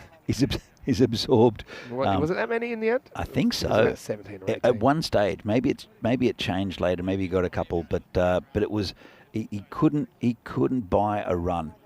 Everything was hit to fielders. He just wasn't timing anything. But he's looking pretty good today, as I heard. But he also didn't look to score too much yesterday. Big swing and a miss. Different story today. I'll go and find it for you because it was definitely around that at one time. Yeah, I think it was it first game yesterday? It was against Bruno. I'm not sure. I think it was a bit later. But anyway, that was my recollection. I might be completely wrong, but I'm pretty sure it was about 3 off 17 or 3 off 20. Oh, it's gone. Yeah. Wow. Nips back and Deshmoini does it again. Grover, big wicket. But this is all about the movement off the pitch, I think, Danny. Nips back, hits him in front of off stump, going on to hit. And Rohit, he is such a reliable performer when he's given an opportunity. He breaks through and it's 51 for 1. Yeah, he doesn't do anything out of the box. He just is very consistent. So it goes wide in the crease. And this one, I don't think there is absolutely any way that Joe Foster got that wrong. that was just out. Hit him on the back leg low. And Grover doesn't like it, but most batsmen don't like the LBW's decisions because they always believe it's going down leg or over the top. I reckon Sahil had a fair idea about that one, though. I just think his instinct, he knew he wasn't unlucky. He just had been outplayed on that occasion. Well, it's a big wicket, and it's also probably the first over in the match where the bowler's on top of the batter, where there's the bowler's won. So far, it's still 3 balls to go in this over, but it's 1 for 1 from Rohit. Just a bit of experience that's brought it back towards PCC with that big wicket. Oh, Zazeeb, just the man to keep the rate going quickly or die trying. You're right there. Grim says, thanks, Danny. Got my reason now for any early game when not bowling well. Now it's my breakfast settling. Well, it depends on the breakfast, I guess. What did you have for breakfast this morning? I just had something very light. Just had a banana so far. But the reason I'm not trying not to eat too much, I will definitely have the pie when it comes. Dumplings tonight. Oh, this one keeps a bit low. And Sazib Bouillon swing like a rusty gate. I think it might have been match 32. Yeah, match 32 when Prague Tigers set 84th victory for Bohemians. And Zahid finished 4 off 17, not out. Yeah, but he did bat the distance. He batted longer than Grover, who was out for 61. We were talking about test match conditions. And, well, in that sense, he batted pretty well. It was raw hit again. Been a great over. It's a good shot, though. This is a better approach. This actually resembles a cricket shot from Sazib Bouillon, who can do that. And I'd like to see him do it more often. He goes with the line of the ball, rocketed off the middle of the bat. Cuatro carreras, and Desmoini, well, he does go to the boundary, but still his over only costs 5. And Bohemians slowed down a bit in the 4th. It's 55 for 1. Yeah, have a look at that. It's converging, isn't it? They've just dropped below what PCC were at that stage, I think. Super consistent scoring, though, through the second half of the innings. We said they just kept building those towers. It was the one magical over. I think it was the 4th, actually, in the first innings. But, you know, just solid towers. And even when they did lose wicket eventually and then a second late in the piece, they still continued to score heavily. There's a good move here from the skipper with Sudesh Bukramasekera. He's going to experience, and he got a really good over out of Roy Deshmoini, and I'm sure it'll be similar with the beast. Said he's not as quick as what he used to be, but he's still a very clever bowler and can put one in a little bit quicker. Can Sudesh? He comes in. And it's going to be caught, I think. What a catch there, Smith Patel. Really good fielder. Well, have a look if he got his hand under it. I think he did. Yeah, you know, Joe Foster's in perfect position there. There's a big nod straight away. Good communication between the officials. And I think he does get this cleanly. The replay will tell the story. But the beast strikes straight away. Smith shovels one up. And Bohemians lose another one. Yeah, I think so. Yeah, I think it's... Oh, there's a good angle. I think, unless the batsman's in the way... Oh, can't quite tell. But I think Mahmood walked straight away. Really good catch from Smith Patel. He's a good fielder. Let's have a look at this. And, yeah, that's great effort. Yeah, great effort. Goes in with 2, feels it, and then is quick to put that ball in his right hand so he can put his left hand to break his forward. And Mitchell Stark, if you're watching, that's how to do it. Because you can't kind of ground the ball in the follow-through of the catch. But fantastic work, and yeah, like I said, Beast strikes straight away, 55-2. Here's Verndl, though, coming out at number 4. This is the partnership that they have to build, the Bohemians. They've lost the 2 openers now, both big wickets. Mahmood's gone for 20 off 13. But Martin Verndl, he looked pretty good yesterday in the afternoon. He hit about 45 and then couldn't get the strike because Bouillon just decided he should be the hero and ended up not working either. So here comes Sudesh bowling to Verndl. Put over the top of that. Well, it's trouble, and it's a run out. It's going to be a golden duck for Verndl. And this is just a case of Verndl hitting the ball, calling what I think was no, but Sazib, he's not listening. He goes on the hit. He's trying to hold him up, and then he realizes, yeah, I know I'm gone because I'm new. I'm the sacrifice. Bouillon did the same to him yesterday. Didn't run him out, but just didn't let him get the strike. I don't understand what's going through Sazib Bouillon's mind. Probably not much, to be fair. That was ridiculous. It just wasn't necessary. Like, I know you have to rush, but you've burnt a key batter. See, I think he's trying to say wait, and Sazib, he just goes as soon as the ball's hit and keeps going, and then kind of motions. Hey, it's so frustrating. Hey. But I mean, Verndl probably will have some private thoughts that'll never see the light of day, but they won't be very good. Put it this way, as Bouillon goes on and is the hero of this innings and gets Bohemians over the line, then good on him. But Martin Verndl, I'd be changing clubs, I think. I hope Sazib bats for a bit because Verndl's going to need a bit of time to cool down, I think, after that. This will be a single. Oh, that was ridiculous. It went straight to the cover fielder. Just look at number 11 down the bottom. He's just running. He's not really waiting to listen. He didn't go where the ball went either. Absolutely no idea. The thing is, I'm fine with not watching the ball, but then watch your partner and mirror their body movement. Who Verndl, I'm sure, called no. Yeah, he called either no or wait, and then a quick no afterwards. This is hooked away as Kunga comes out. Seen him down the order a little bit, but he can bat. And yeah, takes on the short ball and smokes it over fine leg. Maximo!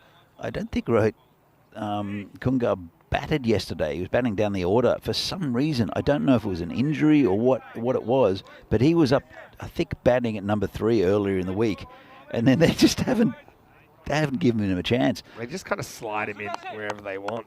Well, I mean, they haven't got too much depth with the batting to Bohemians, and that's going to go down to the boundary for Byers. Went straight through Gladson. I was a little bit quicker from the beast. Oh, that was a beauty. Yeah. Fired up, and Gladson found out the hard way. Not the first 4 Byers we've seen in this tournament, probably not the last. But Kunga, he can definitely bat. And Boyan will have to bat, because it's, not very intelligent cricket from him. Running out Verndl. First ball, gets a golden duck. It wasn't really deserved. It's a wide by the beast. Yeah, Beast is a bit of a cult figure on ECN. Of course, still I think holds the equal fastest T20 international 100 record. Mm-hmm. It's I'm sure that'll be beaten, but the winning margin in that game, I don't think we'll be in a hurry. This will be the end of the over. So we're halfway through the chase. And Bohemians, they started brightly, but just falling behind a little bit now. 67 for 3 after 5. Yeah, I think that big wicket of Sahil Grover. We'll see what's happening tonight. Only 2 games. Put a Wanderers doubleheader against Friendship CC. And it'll start a little bit later than what the games did over the weekend. There were 3 games over the weekend. It'll start 6:30 local time here in Prague. But it's 5:30 in Portugal, and so there's actually not too much after sunset there. But yeah, it does eventually get dark and the lights take over. Yeah, Porto Wanderers Friendship should be a good game. Good couple of games. It'll be a new bowler. It'll be Samira Madaranga coming back for his second, actually. Went for 11 off his first. He's a good bowler, Madaranga. And really, I think the skipper's looking to his more experienced bowlers, and they've done done it really well for him, with Rohit Deshmani getting the first wicket, and then Sudesh getting one. Been around the Higgins club PCC for many, many years, these 3. As has the keeper, Sudhir Gladson. Aaron Ashokan as well. Came in a little bit later than those players, I think.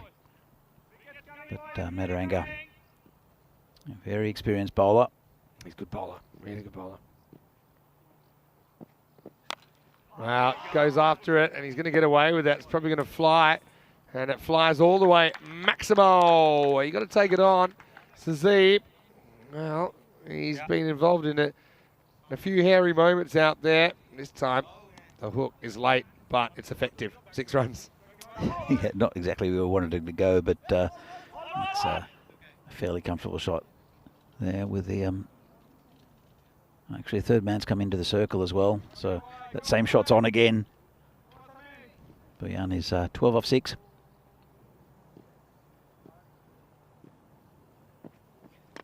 Oh, he's bowled him of a full toss, and it just dips at the last moment. So Boyan, carnage at both ends for Sazib. He still has a little wry smile, wondering how he possibly missed that. But yeah, he's going to have to go, and the score 75 for 4. It was a slower ball from Samira. Let's have another look at this. It's a slow ball, and yeah, I'm trying to work out what sort of slow ball maybe it wasn't. Maybe it wasn't a slow ball. Yeah, it does dip. But yeah, you can see it's definitely not going to be waist high, no ball. Not a great shot from Sazib either. Yeah, not a great shot. he's got some difficult conversations ahead as he returns to the pavilion to score 75 for 4. You mentioned about Sazib also with his injury and about the Czech national team. He's an important member of that team, but I wouldn't play him at the weekend. I just don't see any need to. They're going to try out new faces, and I'm with you on that one. I think Sazib needs a break. He needs to get over the injury. He'll want to play. You see him wanting to play even of course. through this. He'll want to play, but I think in the best interest of the whole season, they've got another ECI in Germany down the track, and then also the ECC to come. Oh, what a shot. This is brilliant from Javed Iqbal. It's the old draw shot, and it's straight through the legs. I don't think it's particularly deliberate, but it's effective, and that's 4 runs. He'll say it was deliberate. That was a brilliant shot. No chance of a fielder getting anywhere near that. Well, you know they call that the nutmeg now because of the English player, Annalise Giverbrandt. They call that the nutmeg. She plays it on purpose. Mostly for show in the nets, but sometimes in the games. That was pretty impressive. Is that the shot that Pavel's been working on? That's one of them, I'm sure. He'd have to do it as a reverse, though. Anyway, it's 80 for 4 after 6. I think Javed Iqbal's a pretty good batsman to be coming in at this stage, but after a bright start, it all fell apart, and Sazib, well, he's taken 2 wickets by himself. He got bowled by Mataranga, but also ran out Verndl, who won't be very happy. But Kunga's looking okay, and Javed Iqbal, when he gets going, Javed, again, he's a difficult batsman to bowl to because he'll try to launch you into Poland. Comes Rohit. He's bowling to Iqbal. It's a nice shot straight down the ground, just a single. Yeah, just get one there. But yeah, it's a lot of runs chased down. It's the reason we don't see too many 140-plus chases.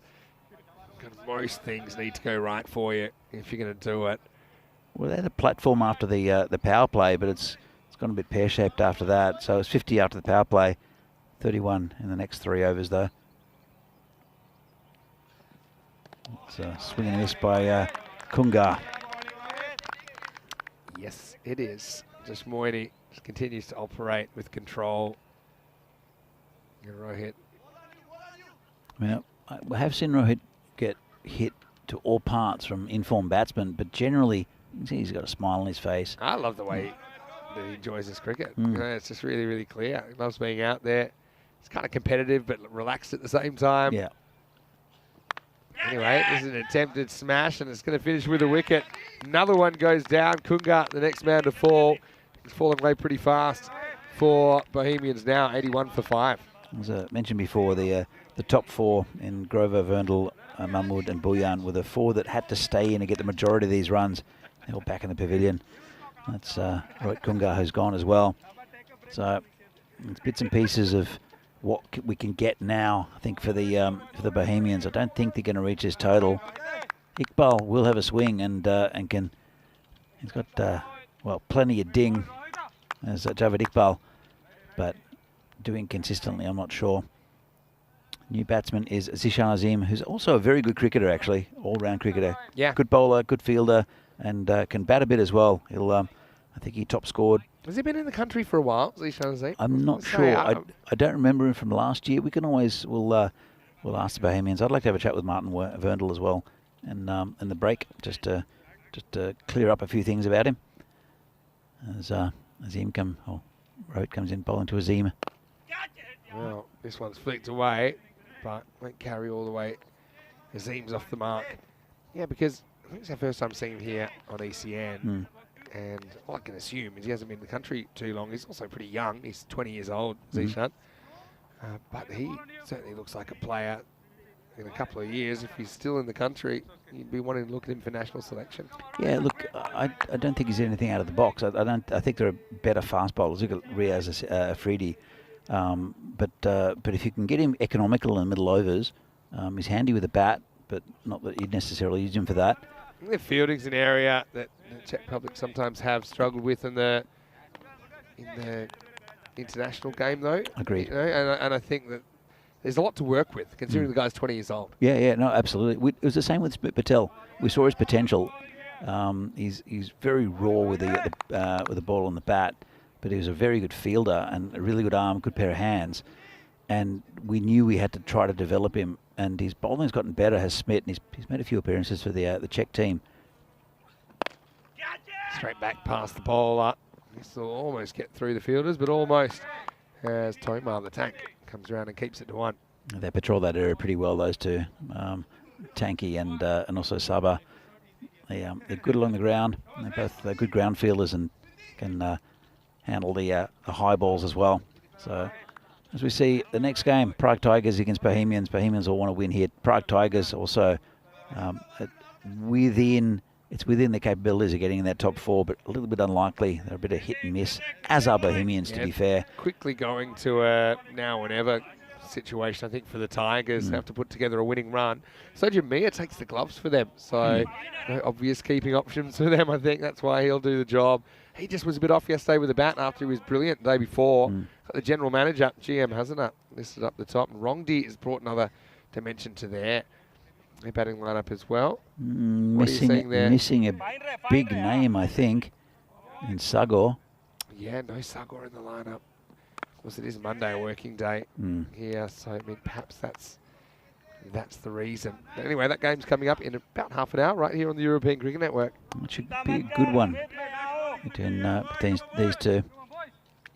There was a bit of handbags yesterday between Sagor and Sahil. So I think they've resolved the differences though. Well, by Sagor not being here, that's one way to resolve it. Yeah, true. I think it's all sorted out now. I just think I went to try and get to the bottom of it. Apparently it was just kind of your regular cricket, kind Send of off. inane, fairly lame chat both ways. And I know Charles Croucher had a little bit of a word. Well, that's a sensible thing to do. To both parties. You know, you don't want to escalate it. You saw Pistol Pete get in between them as well and push Sahil away. You know, it was nothing really in it. It just shows the guy's competitive. It's not a bad thing in particular. It's just how you harness your emotions. Searching for a run out. Now they're going to take on the overthrow. It's a fairly decent overthrow to take because it's thrown so hard. For you to be run out going for a second there, the backup field would have to pick it up cleanly and throw it. And considering how hard it was throwing, that's going to be difficult. Tanky picked it up and launched it back to Smith Patel, who's got good hands. He didn't want to get behind it.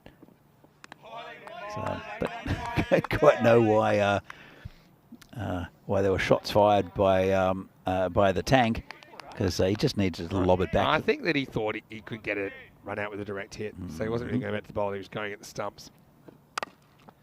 Nice little back cut this time. This will be 4. Good batting by Javed Iqbal. And Smith Patel bowled pretty tight over, but then he does go to boundary last ball. Still not a disaster. 8 come off that one. And after 8 overs, the score 93 for 5. Delicate's not normally how you describe Javed Iqbal's batting, but that was delicate. That was a nice shot there from Iqbal. Just waited on it. There's a big gap there. He knows he normally swings as hard as he can, and when he connects, it goes a long way. But it's pretty low percentage. That was not low percentage. Nice shot there from Iqbal. Yeah, Raj didn't have a play on it, really. As Raj Nandatheswaran took a good catch off Deshmoini to get Kunga a few moments ago. Now Aaron Ashokan is going to get a bowl in over number 9, so probably going to roll out some of his off spin. Raj is a very good bowler for the Czech national team for a long time. A good quick bowler, and then did his knee in quite a few years ago, and it's still not right. And he's got a brace on his leg, so he's playing with a leg brace, but it's not cheap. Oh, that's not good. That's cheap runs. Wow. Especially off the skipper's bowling. Yeah, well, testing the friendship here, Davitsi. It's just the last bounce he can't deal with, and another boundary. This time, I would have called it unearned from the batter. Well, they need a big over here, the Bohemians. Well, that's not going to happen. That's a wicket. Nice catch taken there. Also. Yeah, Dashmoini takes the catch at short third man. And Azim is going to go for 7. Just a thick outside edge. It was such a bright start in this innings, wasn't it, for Bohemians? But It's fallen away pretty quickly. They were 80 off 6 overs. And yeah, they were flying really. But then last 2 overs, 4 off the 7th. And 9 now, 4 at a wicket. So yeah, not a lot happening. Yeah, I think they'll just have to regroup and look at the Tigers game, because they need probably 2 more wins, I think, Bohemians, to have a chance of getting in that top 4. They've got 5 wins at the moment. They're playing the Tigers next, and they'll really have to look at that as a win. The Tigers, though, are a tricky team. And they're very capable of beating Bohemians. Again, it kind of depends which Bohemian team turns up. If it's the ones who create pressure and are right on you, then Tigers will have a tough time. But this has been dragged across the leg side. I'm going to go towards the boundary. Picked up by the fielder there. It's just underarmed in to the bowler. And again, good bowling from Arun. He's a very underrated bowler, I think, Arun Ashokan. He bowls just very consistent, good off spin. And he's a good option for the national team for with his off spin. He doesn't often bowl, but when he does, it's normally pretty tight. Yeah, I think he's a really useful option to be able to turn to. I don't think there are many spin options in T10, as this has been hit a long way. Lovely shot there, and it's Kamal Singh. What a shot. Yeah, you got plenty of that. That's 6 on any ground. Just reaches for it. Times it doesn't actually try to hit it too hard, but the timing was pure. Maximal. Great shot from Kamal. Lovely shot. He's definitely going to try again. Last ball yes, over. Of course he is. Similar sort of shot this time. Maybe a little bit slower from Ashokan. Has to reach and sweeps a 1. He'll retain the strike. Not a bad score this from Bohemians, but it's not going to be enough. End of 9 overs, 106. So 106 for 6. And we'll see the final over. Used quite a few bowlers of PCC. Just again, it's been 7 already. This will be the 8th bowler in Sabah and Divisi. Shows their depth as well. Yeah, I think smart to throw the ball around as well. A few different people to bowl. They just sneak in for time. Yeah, but PCC continue to impress. They'll play a little bit later in the day against the Tigers. That's the 3rd match of the day. So they just have the 2 matches. Well, he's bowling the leg spin now, Sabah. Yeah, obviously getting a bit experimental. Well, you just said there's not too many spin options. I mean, normally he's a really good death bowler with his medium pace. Let's see how this leg spin works. Very slow. And, I think it might have been a little edge. A bit of a suicide run, though, and they've gone through with it. Iqbal on strike now. He's loving it. So he's a part-time leg spinner. There's definitely a nick on this. Yeah, there is. Just because of lack of a signal of the umpire. Anyway, next one is going to be pulled away and just a single. That was what a Samira's just bowled it in. I've never seen Samira actually throw the ball, but that's bowled in right over the top of the stumps to Gladson. Oh, he's probably wondering why he can't get a go. Whoa! This stumping. This surely has to be a run out. Yeah, it will be. Nice little flick from the keeper, Gladson. But Iqbal is desperate for the strike. He'll do anything to get it. But this was a missed stumping originally, so probably should have been a week to Davitsi in the end. He'll take the run out. Yeah, it got pretty high on him, didn't it? So did he stay down too long, Vinny? Yeah, just didn't deal with the bounce. Good question.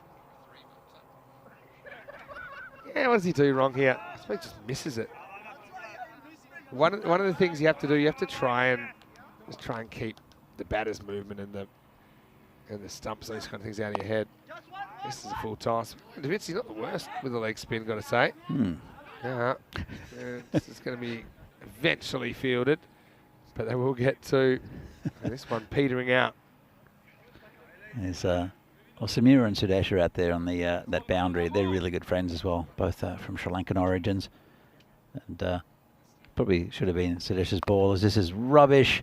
And 6, I think. Yeah, it is. Maximal, curse of the leg part-time leg spinner, because this is just a gift waiting to be unwrapped and smacked by Javed Iqbal. So they're going to get to more or less an average score here.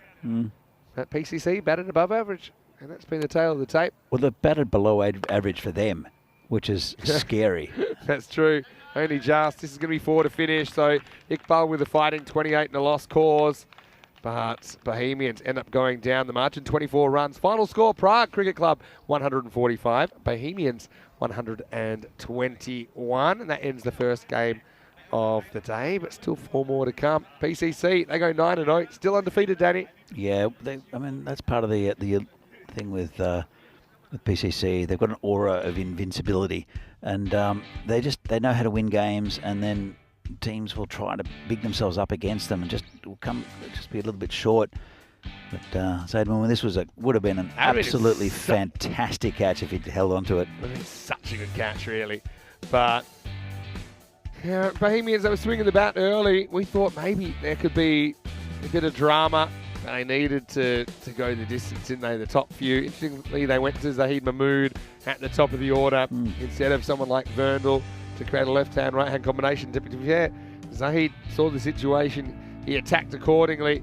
Rohit Deshmoini got the breakthrough.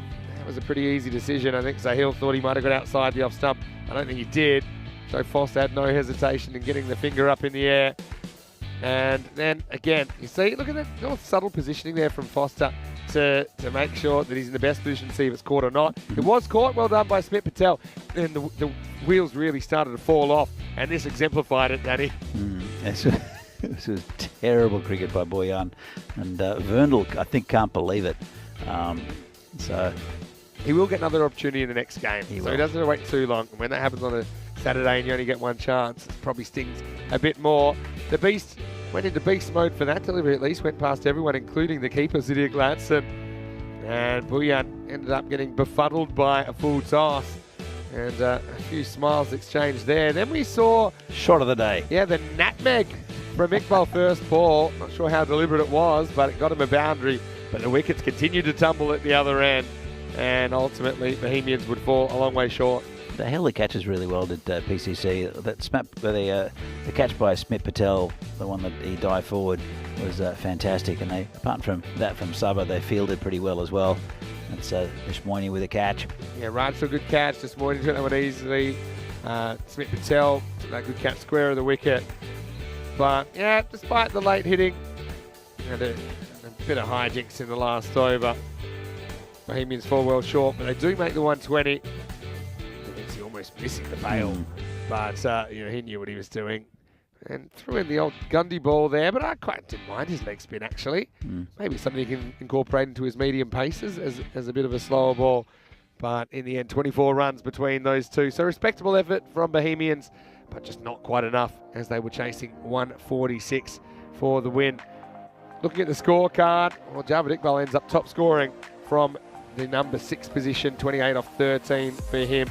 Early on, though, the openers looked like they might be able to get Bohemians across the line, but they hit back into the second half of the innings. That was the issue. 20 for Mahmood first up, Grover 21, Boyan 12, but he ran that Verndl first ball, and Kamaldeep Singh, he whacked one at the end. Ultimately, I mean, the 17 extras maybe flatter the scoreline a little bit. 8 bowlers were used in total. Deshmoini continues to impress. I think you've got to keep him in there. 2 for 9. Davidson Ramani was a little bit off. First time I've seen him in this tournament. Mataranga with a wicket. Also wickets to the Beast, Siddhesh Wikramasekara and Arun Ashokan. So we'll take a break. We'll be back in around about 15 minutes. Take you into the second game of the day. It'll be Tigers against Bohemians, who are backing up back-to-back in the first 2 matches of the day. Vinny Sandu here, Mr. Maximo. Alongside Danny Hudacek. We'll see you after the break for more European Cricket Series.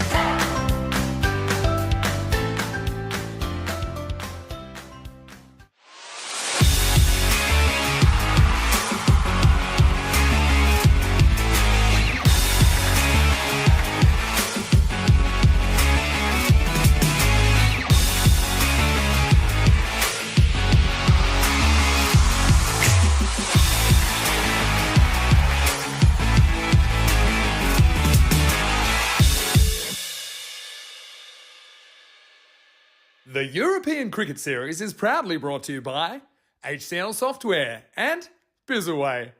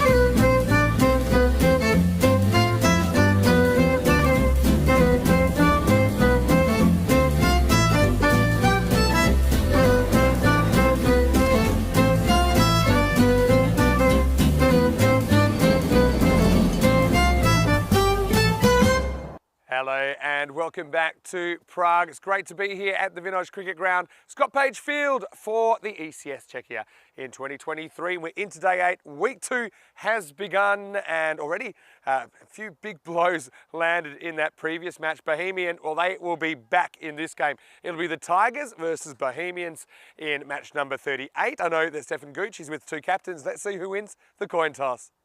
Okay, Prague Tigers to call. Heads is called. It is heads. We're gonna bat first. Okay, Prague Tigers have won the toss. They're having a bat. So the Tigers win the toss and they elect to bat first. Now, often the Tigers like to chase, but I still remember when they made only 60 batting first and managed to defend it. That was last year in their first ever day of ECN cricket. Hasn't really been happening for them during this tournament though. They're 2-5 out of their 7 games, but I suppose they still have half their games to come before the cut is made. One of those wins was in a rain-affected match as well, so haven't really been able to show their best cricket. They're probably the most volatile of the teams. There'd be an argument that Bohemians are the other most volatile team, so you really don't know what to expect in this game. But Tigers are going to have to play really well to play their way into the 4, but they can do it. They're going to need to start winning. Bohemians, again, they struggled just penetrating the Prague CC batting lineup this morning. We know that they're not the only team to have that problem, but still, I think it's going to be a really entertaining game coming up here in the second game of the day. Toss news here in match number 38 is that it is the Tigers. They've won the toss and they're going to bat first. It's over to you. Let's get ready for the first ball. Well, thanks, Vinny, and welcome back to Prague for this European Cricket Series, Czechia, match number 38. Game between Prague Tigers and Bohemians. Should be a good one. To see the lineups. Big out is Sagor for the Tigers, who hasn't been in the greatest batting form. There's a dominant figure in the Tigers. He'll be replaced with very good options, though. But Bohemians, they'll be bowling. Prague Tigers, they won the toss, elected to bat. Pretty brave, I think, for them. They'll need to mount a pretty good score. But Bohemians probably still smarting against that loss against PCC in the previous game. They did score 121, which is pretty good going. But PCC are a different animal at the moment to the rest of the teams in this competition. But both of these teams would like to win, of course. Tigers, in a way, to keep their tournament life going. They need to get a few wins. They've lost 5, and they're probably outsiders to get into that top 4. Bohemians, though, they need to get maybe a couple more wins to solidify their chances in that top 4 for finals Friday, which is coming up later in the week. Sazi Bouyan will be the opening bowler for Bohemians. And as I mentioned, no Sagor, so it looks like it's their general manager and Himel Rondi who will be opening the batting. And, in fact, it's not. It's Samuel Alam who'll be facing with Rondi. And Alam is, well, he was very good yesterday. I liked his what he was doing with the bat, and he'll want to get a good start for Tigers, but he'll want to bat deep down into this this innings as well. Sajid Boyan, well, had an interesting tournament. He's had a bit of an injury over the last few games, restricted his movement. Comes in, bowling to Alam. This is poked down at the point. Just, well, they didn't take the single. Rongdi didn't. In fact, it is Hassanat. Got the little names wrong on the screen for a while. It's Alam and Hassanat. Rongdi will no doubt come in next. Boyan comes in again. Oh, he's got him. Kept it a little low. And that's a big wicket early up. And that's a duck for Alam. Samuel Alam, that is. There's two of them in the lineup. That's a big wicket early on for the Bohemians. And, Samuel, who batted really well yesterday, gone for no runs. Second ball. Let's have another look at this. Came in a bit, kept a bit low. Not the right shot to pay, possibly. Should have played forward in that one. Just played all around it. And that's a big wicket in the first over for the Bohemians. Prague Tigers lose their first wicket. No runs on the board. Here is Rongdi. They come out and face Boyan. Hassanat at the other side, the general manager. And Sojib Mia is in the lineup. He'll be keeping for the Tigers in this game. Amin Hussain, the captain. So Rakib Al Hassan, we haven't seen so far in this tournament. Looking forward to see him play. So Boyan, it's a pretty good ball. Come in, bowling to Rongdi. Tucked around the corner, maybe just got pad and no run. So Tigers, not the start they would have wanted in this game. They're a good competitive side, the Tigers, but Bohemians, again, they're one of those sides, Bohemians, where they can beat the top teams and then they can implode a bit. So not a bad performance with the bat for a while in the previous game. This is just over the top of cover, going towards the boundary. It'll be stopped. They'll come back for two. And first runs on the board there for the Tigers. It's been a very good over from Boyan, though. Kept it pretty tight. Sahil Grover again is not taking the gloves. Zahid Mahmood again, like in the previous game, and this is just poked out towards third man. It's Javed Iqbal out there, who, for the first time in this tournament, probably the first time in many tournaments here, is not opening the bowling. Hope it's not an injury. I don't think it is. He's down at the third man. Boyan, the final ball of the first over, comes in and beats the batsman. Lovely ball. First up to the general manager. End of a really good over, and Prague Tigers are 3 for 1. So the Tigers, as mentioned, they're towards the bottom of the ladder. They've won 2, lost 5. So you see the expected scores: 81 for the Tigers, Bohemians 88. Again, that's a little bit different because it does factor in past scores here in Prague, but it's much faster. You see the average runs for, not too much between them. 101 for the Tigers, 107 for Bohemians. And it's a new bowler who bowls it down leg side. And Arif Javed, who's been around the traps here in Prague for many, many years, as Javed comes in and makes his debut for this tournament for Bohemians. It's been thrown in and, well, launched by the fielder.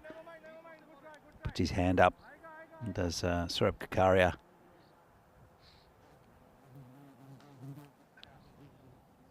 Comes Javed again. He's bowling to Rongdi. And this is hit through the field. It'll go all the way. Nice shot. And that's 4 runs. See Martin Verndl there He's right on the boundary. First time we've seen him out of the infield, actually. Verndl. He's a good fielder.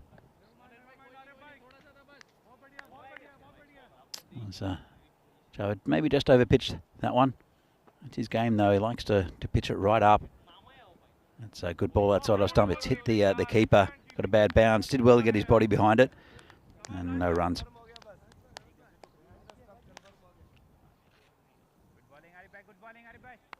Wrong D at the moment. 7 off 6. Hassanat just faced one ball. Yet to score. This one's hit down the ground as well. Verndl won't stop it. That's another 4 runs as he points to the man in yellow who's chasing it hard, trying to catch up to the ball. That's the first time we've really seen a man in yellow run after a ball all week. It's a good effort there. Must be new this Monday and fresh. Here comes Amir Javed again. It's down the side a little bit. Flicked onto the side catch by Verndl. Nice catch. Right on the boundary. He's got a good pair of hands, has Martin Verndl.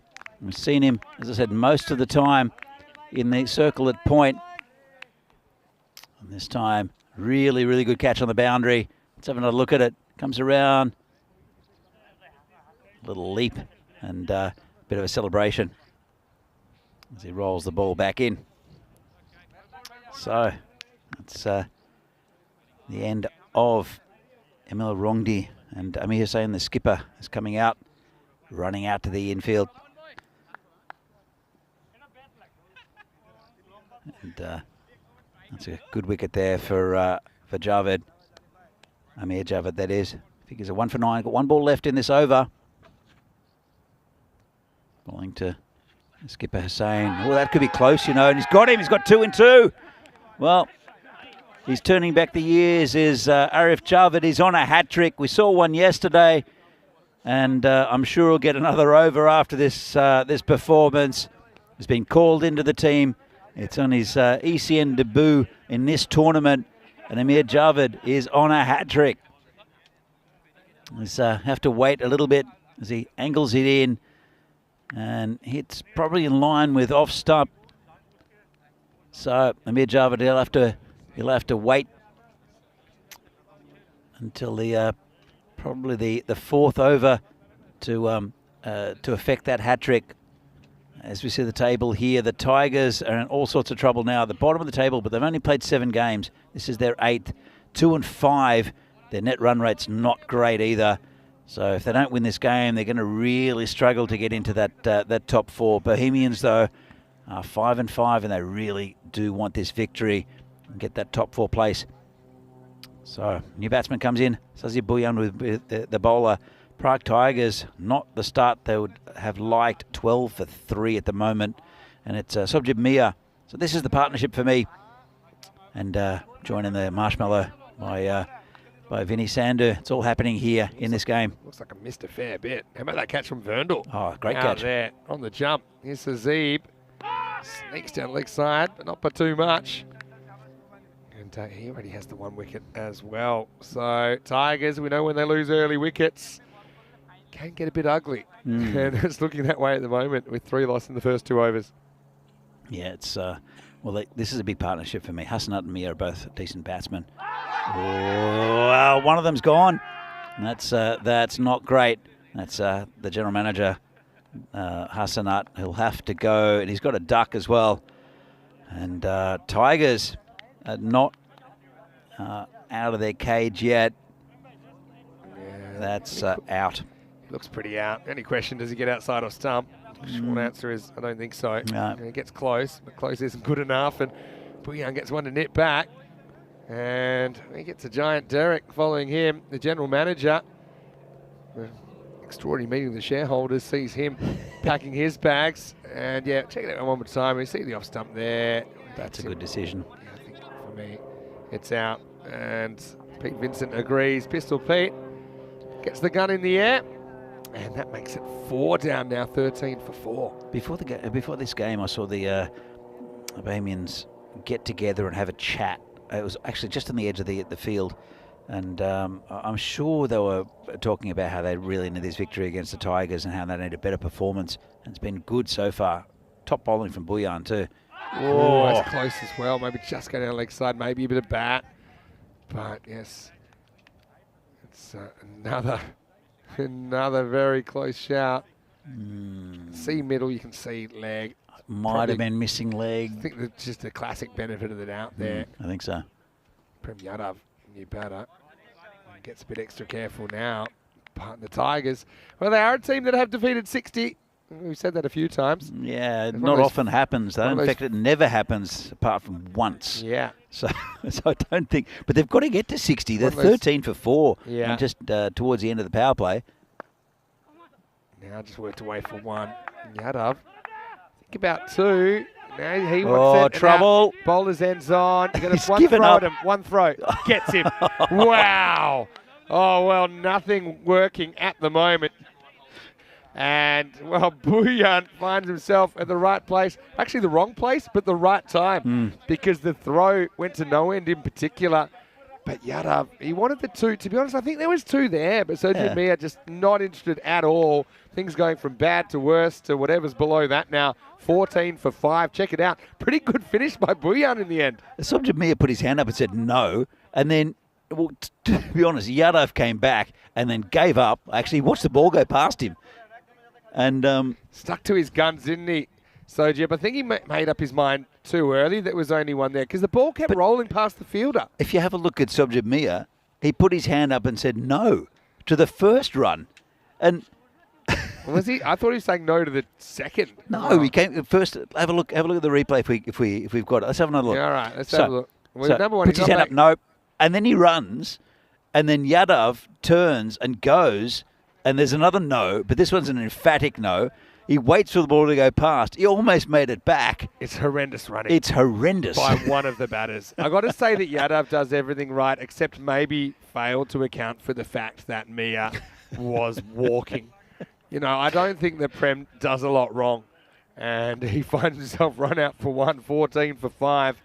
It's one of the things we love about ECN cricket is you'll see brilliance, like for instance, Smith Patel's catch in the last game, right? Or fantastic bowling from Bouillon here, right? Or massive sixes, and you'll see stuff like this, and in the same game, or a ball after what happened. It's insane a lot of the time, but it's fantastic to watch. That's what makes ECN cricket different to anything on the face of the earth. And that's why we love doing it.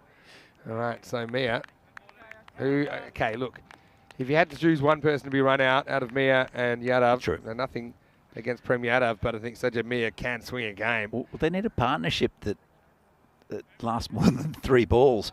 Yeah, that was the idea. What a power play. 14 for 5 after 3. Oh, it's nasty. And Arif Javed is on a hat-trick. So you know he's going to pitch it up. And I think he's got the right man as well on strike. So have a look here, 3, 9 and 2, but they've lost 5 wickets already, the Tigers. And here comes Arif Javed for the hat-trick. Oh, not far away. There's an appeal. Well, the rules are you have to appeal on a You hat-trick have to, ball. yeah. I think it's just jumps. It was a good ball. If it didn't jump, I think it would have bowled him. In fact, it's not No, it's Sarabia. not. It's Kakaria. It's Kakaria, sorry. Yeah. Kakaria. So he might They've not. taken off Javed. Yeah, that surprises me. Oh. Now, this could have been another one. It's back of the bat. But Al Hassan will get it away to the boundary. So, wow, badly needed runs. What can they scramble to? They still got time. They still have time. They 7 do. overs, essentially. But the thing they don't have is a lot of batters left. Rakib gets off the mark. Subjib Me is the man most likely. Yeah. That was an interesting looking shot for 4 by Rakib. That's but how haven't they put Arif Javed back on? They're keeping him for the death overs. They have to give him another bowl. He's just going towards the boundary, but Zishan Azim is out there. He covers a lot of ground, does Azim. And Verndel's also on the boundary. That's he's a good all-round cricketer, I think, is Martin Vernel. Is that little birdie told me he might be getting a bowl as well. Yeah. Was that birdie Martin Verndl? It might have been. So, but then again, would you bowl him now? Depends how good he is.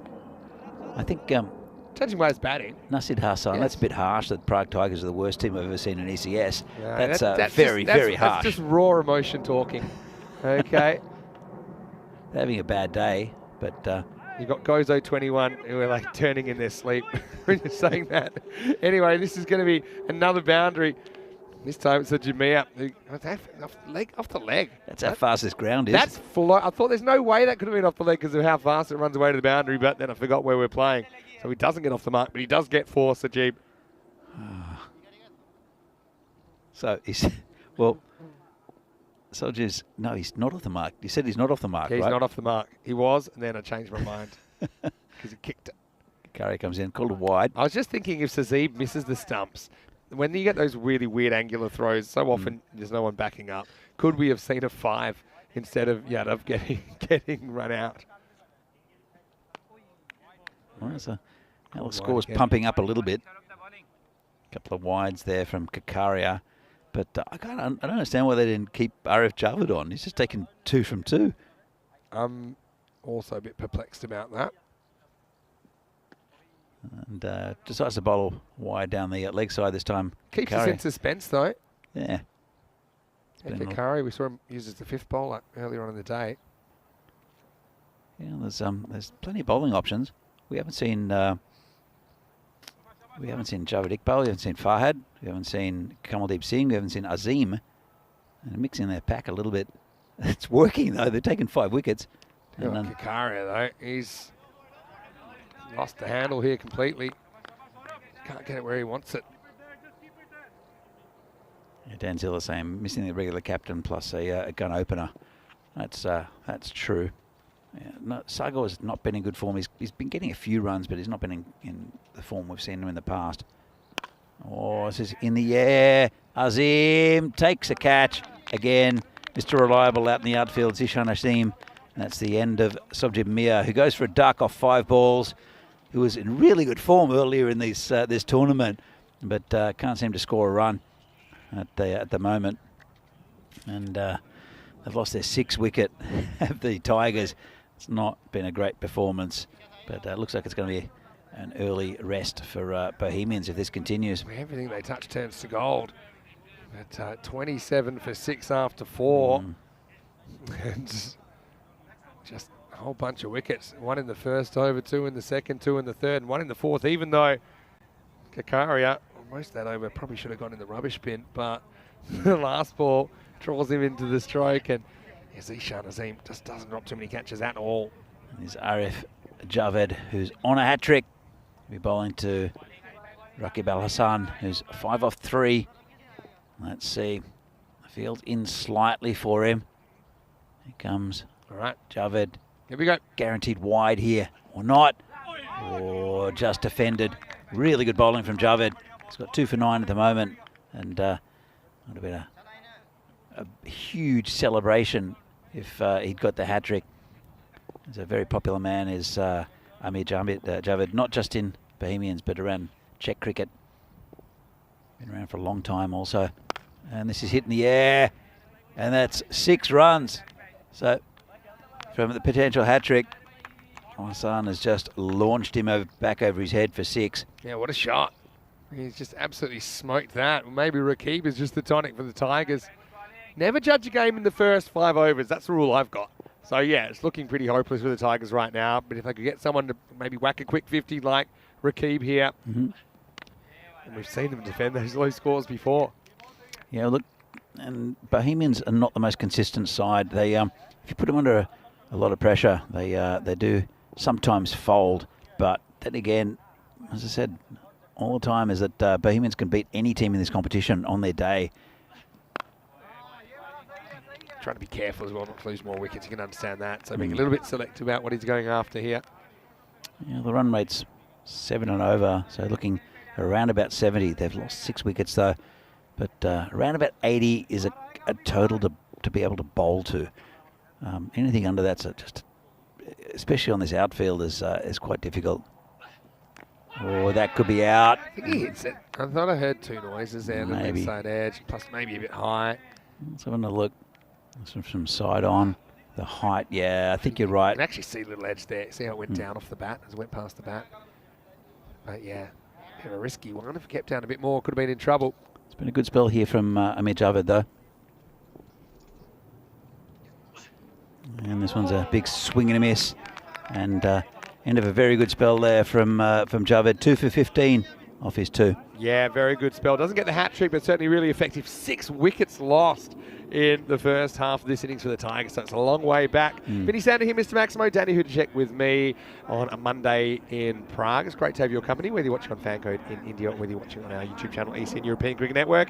Now, I'm going to do this game. I'm going to kind of take the afternoon to get away from the ground. Got to catch up on a few things. Really busy time at the moment at ECN, as you can imagine. But I know you'll be in here with Phil G a little bit later, but maybe Mark Verndl is a guy that would be interesting to have a chat to. Yeah, I'd love to have a chat with Martin. I think he's got a pretty interesting story, so I might have him in for an innings in the next game. Learned his cricket here. Don't spoil it, Vinny. Don't spoil it. That's all I'm saying. So it's nice to have a player that's learned his cricket in Europe share their story. So stay tuned for that in the next game, as long as Martin consents, which we think he will. Anyway, it's going to be Kamal to bowl over number 6. Yeah, no spoilers. Don't worry.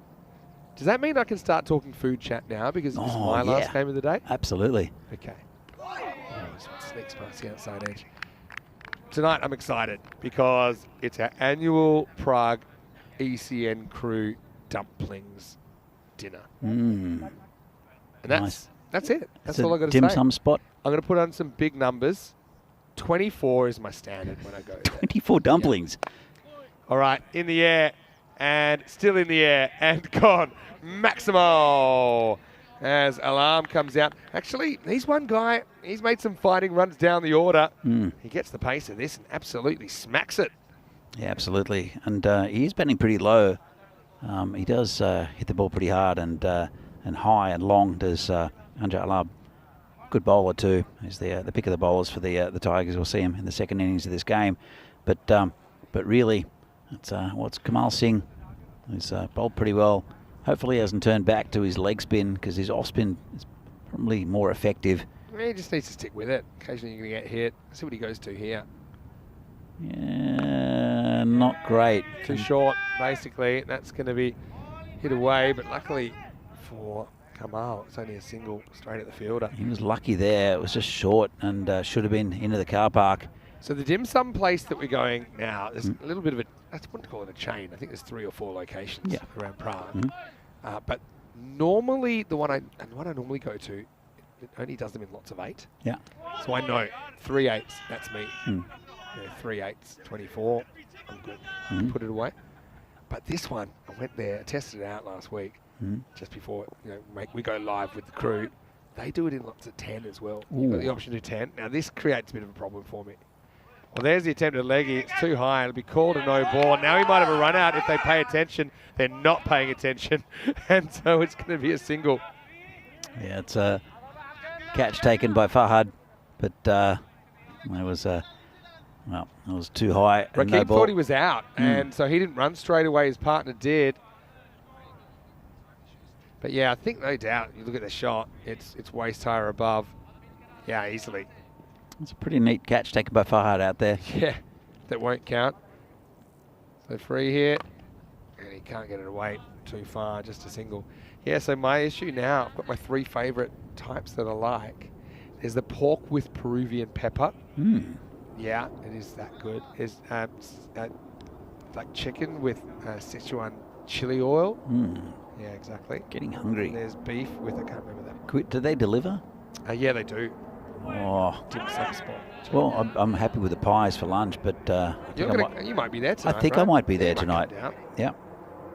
This will be a couple of pies, I guess, past the keeper. Or a bite. I think that's the end of the over. Yeah, it is. So it's 44 for 6 after 6. Yeah, so my issue is I find it hard to just stick to ordering 8s when I know I could be ordering 10s. And then, but 30 is pushing it. I think I might have hit 31s. Yeah, you know who'd love to hit 30? Any one of the Tigers batters. Because right now, Rakib, the top scorer with 12, coming in at number 7. But, let's be positive, they haven't lost a wicket for 2 overs now. Well, that's 5 in the first 3 overs, Vinny. 6 in the first 4. 6 in the first 4. But, I'm a glass half full kind of a guy. Nah. Look who's bowling. All right, yeah, Verndl. He's a guy we'd love to have a chat to here in the box. Right now, he's in the middle, and he's bowling over number 7. It's a pretty good start too. Yeah. On the money. Just on a good line and length. Considering how big he is, I would have thought it would have been faster, but maybe it's a bit of a warm-up delivery. And he's a part-time bowler. Just because you're big doesn't mean you have to be fast, Vinny. It helps. You should be quicker. Oh, Michael Marshall wasn't a big man. He True. was pretty rapid. I'm not saying little guys can't be quick. I'm just saying big guys, when they bowl spin, always makes people disappointed. Got these bowling spin here. And that was a bit quicker as well. Yeah, Martin is a guy who's been playing his cricket in the UK in the last couple of years. Yeah, But I will say he's been right on the money. He has been. Yeah, just outside of stump and good action, nice shape. So great haircut too. Like the mullet going on. A lot of AFL players with mullets at the moment, Vinny. Everything comes back if you give enough time. Oh, wow. This one may not be coming back because that was absolutely slammed by alarm. Maximal. That was over the fence and everything else. Some things shouldn't come back. Don't know. I mean, the mullet's never gone away in the Czech Republic, to be fair. It's always been here. Fashion is cyclical. If you ever go to a country beer festival, it's rare you see a non-mulleted person. Call it wide. Yeah, get some good movement here. Look at Vernal. He's already 50% quicker. So now he's going at what I'd call an acceptable pace. But having said that, bowling quick, unless you're really blowing people away, it's actually not that important. In fact, sometimes it's better to make the batter make the pace. This one doesn't really swing. Goes down the leg side. It's been good from these two. Building up a little partnership. Alarm's 14 from 6. It's a brilliant looking mullet, though. Oh, it's a great mullet. Yes, it'd be definitely top 5 mullets all time, and we've gone through about 7,000 cricketers here on ECN. Give me any mullets at ECN? I'm just thinking my favourite one was actually the manager of Zeytin Bernazaffa, the Turkish side, who actually got a game for them in the ECL 22, and you could see it from under the helmet. It's impressive. But I like what I'm seeing from Vernal's bowling, though. I think he could be a handy addition. Sometimes they have run out of bowlers. Yeah, they've got. Well, they haven't used Farhad. They haven't used. Javed Iqbal. Bhuyan bowled early. Sorry, you're right. Bhuyan bowled up front. But Zishan Azim as well. Correct. So they're giving other bowlers a chance, and that was again a pretty tidy over there from Vernal. 10 from it though, with that big 6. Yeah, big 6 hurt him, and a couple of wides as well. But yeah, I like what I'm seeing from Martin.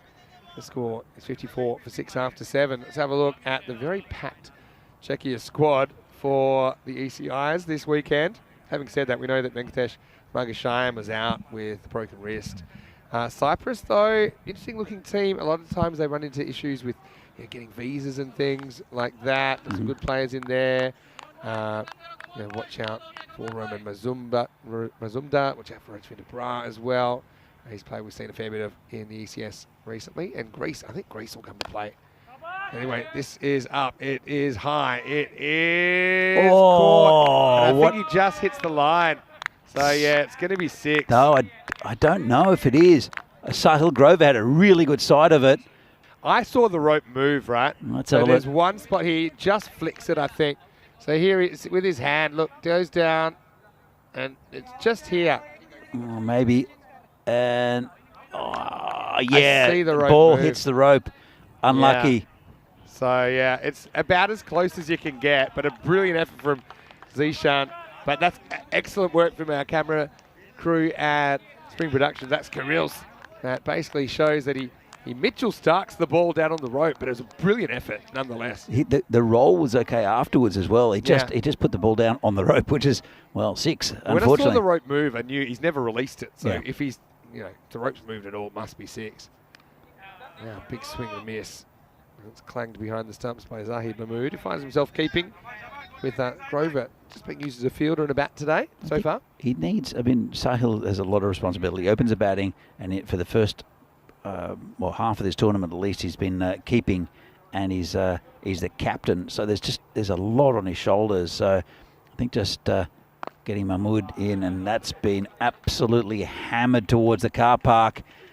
And not a great ball there from Kamal. Nice shot there from the batsman. Yeah, brilliant shot, but just too short. His length's been a bit off today. Kamal, not really well yesterday. Well, Alarm's now, he's 27 from 6.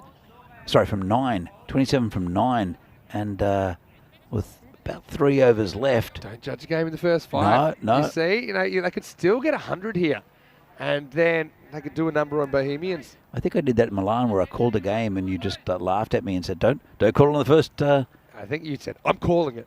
I'm calling it. I was wrong too. It's definitely wrong. So, yeah, it can happen for sure. But that's the beauty of ECN cricket. I want to say a quick hello to Craig Hampson. Good to see you in the chat. Got Dan Zilla still in there. Dan Casey. Got Kroom watching as well. Rico Ford on the chat. Rico Ford, just going to mention, saying, speaking of mullets, I'm here. Does he have a mullet? I wouldn't have thought so, but I'd love to see it. Rico, I know the beard has caught on. That looks Rico good. with the beard, yeah, I like it too. He kind of looks like a science fiction villain at the moment. Yeah. Does Rico? Like working on something quite technological. Yeah, I like that. Anyway, Rico, hopefully you're well. He's got his last day in Portugal today before Corey takes over. That's Like the rolling leg spin, and that is driven away to the boundary. What a shot by Alarm. This partnership going places at the moment. Tigers cornered, but fighting back. He's done a really good job, Rico, out there in Portugal by himself as well. And it can be difficult just chatting to yourself. I'll be doing a little bit of that in the next game. A little bit. Hopefully. But the other thing is, we're so lucky to have such great YouTube live chatters that keep us absolutely. company as well. Yeah, it's great. Without them, we've been in a bit of trouble. No Dave today. Yeah, Dave, off so far. Hope he's got a note. Anyway, this is a wide, and that'll be re-bowled. Yeah, Rico's done a fantastic job. Say hello to all the blue crew in Portugal. And yeah, slight changeover. Rico just needs a bit of time off. Next time we hear Rico, actually be at the Continental Cup, which is not this weekend, but next weekend in Romania. The women's... Oh, that could be close. Yeah, I think you've got to give it. Only on height. So if it's going over, then obviously it won't be out. But I just didn't see this going over from Kamal. He gets a long way across, tries to manufacture something, and finally they break this partnership. I think he's pretty deep in the crease too, Vinny. Yeah. And, well, he's still there. I don't know why. He needs to walk off. Yeah. Because he's been given out. Let's have a look at this. We're going to watch the replay. He's pretty far back. I don't think there's any issue with that at all. Seems out to me. Very out. Have a look. He's right back in his crease. There's no issue with height. It is climbing a bit because of the nature of the ball, but it's not enough, I think, to miss the stumps. So, I mean, even if it's marginal on height, I think, Ajar makes his own bed by taking on a shot that wasn't really there. Well, it's a shot that's there, but it has risks attached. And if you miss it, that's the consequences. End of the over, and the score is 72 for 7. It's the end of a pretty good innings there from Alam as well. He's really brought them back into a total where they actually have something to defend. And, it's Akhtar Uzaman is the new batsman. Joan Al-Hassan has also been okay. 13 off 15, gone off the boil a little bit. And it is Sahil Grover to continue. And that's been hit a long way. Nice shot there from Al-Hassan. Just got a bit leg side, did Grover. Yeah, really good shot. And it wasn't the greatest ball. So Sahil giving himself a bowl. Again, just trying a few options here. It's not a bad idea. Farhad hasn't bowled. And Javed Iqbal hasn't bowled. They're two frontline bowlers. Yeah, so just rotating the options. They've got a big program here today, Bohemians. But I mean, these games are pretty crucial. Maybe they feel they got the Tigers on the ropes. Not a bad time to experiment. Yeah, to try out the second stringers, so to speak. Yeah, slow ball this time. I mean, this total's pretty much over. We're around about 80 at the moment. Still an over left. If they get another 10 or 12, and they're going to be launching an attack, it's going to be a decent total for the Tigers. I'm curious about Rico's mullet now. Maybe I haven't seen him from the bat for a while, because actually I haven't worked with Rico since early in the Romanian series, and I won't work with him again until the second half of Switzerland. So it's coming up in a couple of weeks. I'll see Rico again, but I'm excited now. There's a party at the back going on with Rico 4.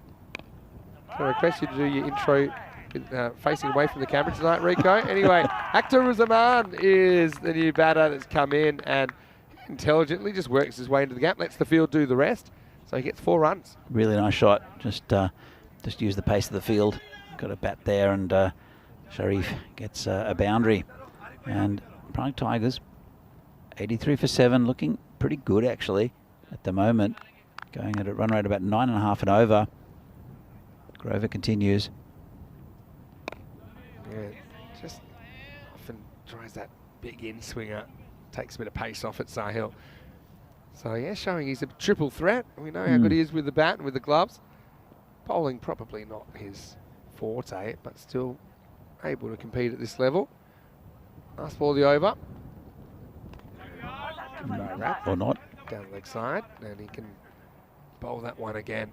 So still just 1 over remaining. Tigers though, I mean, if they potentially get to 100, it's still on, you know. It's quite incredible considering they lost 6 wickets in the first 4 overs. This should just be a single, and it will be down to Zishan Azim. And that is the end of the over. Grover goes for 13 in the 9th, and Prague Tigers 85 for 7. I don't know if it's a little tactic from the Bohemians. Just, I mean, they're giving other players a bowl. Zishan Azim hasn't bowled either. If you have a look here, Sazi Bhuyan probably the only one of the. Well, Kamal Singh as well has bowled quite a bit this tournament. But it's the first overs for Grover, for Verndl, and also for Arif Javed, who was on a hat trick. Yeah, so wasn't brought back straight away. It is Zishan Azim who'll bowl the final over. Sometimes you go into a day like this and you'll be like, okay, first game you guys are going to bowl, second game you guys are going to bowl. You know, you have a bit of a pre-done plan. I mean, sometimes that backfires on you because, you know, cricket is a competitive, and I know that it's giving guys a go, but that's not always the mentality of different teams. True. We'll come back to that in a second. Azim does get a bowl here in the 10th. It's just squeezed away off the bottom of the bat. Gets past the fielder. They'll get a single. What I was going to say, though, is, you know, also as a captain, you're also trying to keep people in the game. So, you know, if you want to try and get them involved at some point, you know, if guys come here and just field for 3 games, you know, it's not necessarily, what's the word? I mean, some people are fine with that. Some people would like, you know, an opportunity to show what they can do a bit with the bat and the ball. Yeah, there's nothing worse than just staying in one position for the whole game, the ball never going to you. Especially here, you don't even move between overs. Yeah. Not really. You don't change hands. Well, I should get a run here for quick. We will. Zahid not able to pick it up cleanly. But as a captain, I think a good captain will, what they'll do is they'll adjust the field slightly just to communicate with their fielders, come in a little bit, go around a little bit. Or they'll change the position of the fielder rather than just them getting bored in one position. And even though, look at a lot of these teams, especially look at PCC. They've only used about 4 batsmen in the whole tournament, I think. Exactly. Yeah. So it's 4 in one game. They've used. Never lost more than 3 wickets. That's it. So shot. A cracking shot, that one. That threw Zaman. Not a player we've seen a lot of, but so far so good. Shows he's got a good eye. Just moseys a little bit leg side of the ball, throws his hands at it, gets good contact, gets 4. Yeah, lovely shot there. And they're over the 90 mark. They might even get 100, you know. And that's, never judge game too early. I didn't judge anything, Vinny. Not in this game. I bet a few people did, though. Time he finds it hard to access. That's the only thing. I think he's a good enough batter. I don't think he needs to back away. I know it worked out from the time before, but I don't think it's percentages. Yeah. He should make sure he can reach the ball, because if he can reach it, then he can do something with it. Couple to come. Certainly now what I would call a defendable target. Don't think it'll be easy, but it's possible. All right, this is super high. I don't think the keeper saw it, Zahid Mahmood. Now he's going to clang it, and they get back for 2. They think for 3, but it's not quite there. Yeah, Mahmood never really looked like taking it. In fact, just swung in a bit of fresh air there. But it's been a good little partnership. Yeah, it has. Here's the last ball. Well, Maximo would set them 100. Here we go. It is not a Maximo. It is a 0. But still, Tigers, when you consider that at one point they were 14 for 5, then they were 27 for 6. The fact that they get 93 on the board will give them at least some hope that they can win this game. And if they do, they're keeping their top 4 chances a little bit healthier. The Bohemians, I mean, they're also kind of on the cusp. They're not guaranteed a spot in the 4 at all. And they'll want to make sure there's no dramas in this chase. They'll need 94 for victory. I mean, the Tigers, they started disastrously with a really good over here from Sazi Bhuyan. The good wicket there. But there was one boundary, but then it got a little bit tricky. with the old stager Arif Javid, who went for that 4, but then got 2 in a row. Good catch out there by Verndl on the boundary. Shows he's a good cricketer. And then very next ball, this was LBW, and pretty much no doubt with that one. And another LBW there for Sazi Bhuyan, and it was disaster right up top with the Tigers, with all their main batsmen being dismissed. And this was Yadav with Sazi Bhuyan launching the ball at the stumps accurately enough, though. Now 5 down and looking in all sorts of trouble. But they do lose one more wicket. They staged a pretty good comeback, and it was good batting. For the most part, it was Ajar Alam who got them going. And so Zishan Azim takes yet another catch. But Alam launched an attack against this Bohemians bowling, and then got a couple of big sixes. This one was unlucky. Great catch again from Zishan Azim. The second one he's taken just slightly over the boundary and gone for 6. But this one was another LBW. Well, pretty accurately. That was Kamal Singh. And Sahil decided to get a bowl. And right at the end, good little good batting between Rakib Al Hassan and also Akhtar Uzzaman. And got them to a pretty healthy total, to be honest. Yeah, Prague Tigers, they've definitely got a target to defend. Let's have a look at the scorecard. Horrible up top. Rongdi with 11, but apart from that, four derricks, including one golden derrick, that of the skipper, and one out of the top 6. Rongdi the only one scoring any runs. But then Rakib Al Hassan with 20 off 19, and also Ajar Alam with 31 were very good, as well as Akhtar Uzzaman. You see Sazi Bhuyan 2 for 5 up top. Arif Javid on that hat trick. He ended up with 2 for 15. Kakaria and Kamal Singh with the other wickets. So look here, the top performers. Ajar Alam 31 off 13, really well batted. Rakib Al Hassan also 20 off 19, and there Sharif with 12 off 8. And look at those bowling figures, especially from Sazi Bhuyan up top. So 93 is the total for the Tigers. 94 required by Bohemians. It's a tricky little target, and they'll have to bat well to get to there. Well, the Bohemians, but they're very capable. They've got a good batting lineup. And we'll see the second half of this game, the match 38 from the European Cricket Series here in Czechia, between Prague Tigers and Bohemians. We'll see the second half of this game coming up very shortly. See you soon.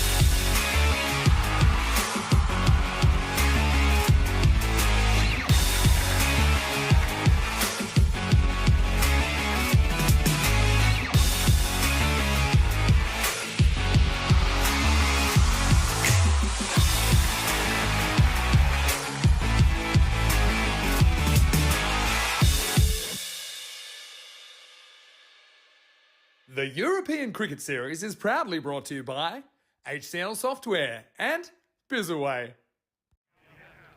And welcome back here to Prague for this European Cricket Cricket Series here in Czechia. Match number 38 between Prague Tigers and Bohemians. And Prague Tigers, after looking in all sorts of trouble early on, losing 6 quick wickets, are back with a shot with a pretty good effort, ending up on 93 off their 10 overs, and 94 to win for Bohemians. They'll have to bat well. They've got a good top order in Zaid Mahmood, who's looked much better today, and also Sahil Grover will be opening the batting. I'm sure we'll see Verndl and Sazi Bhuyan come in as well in the next 2.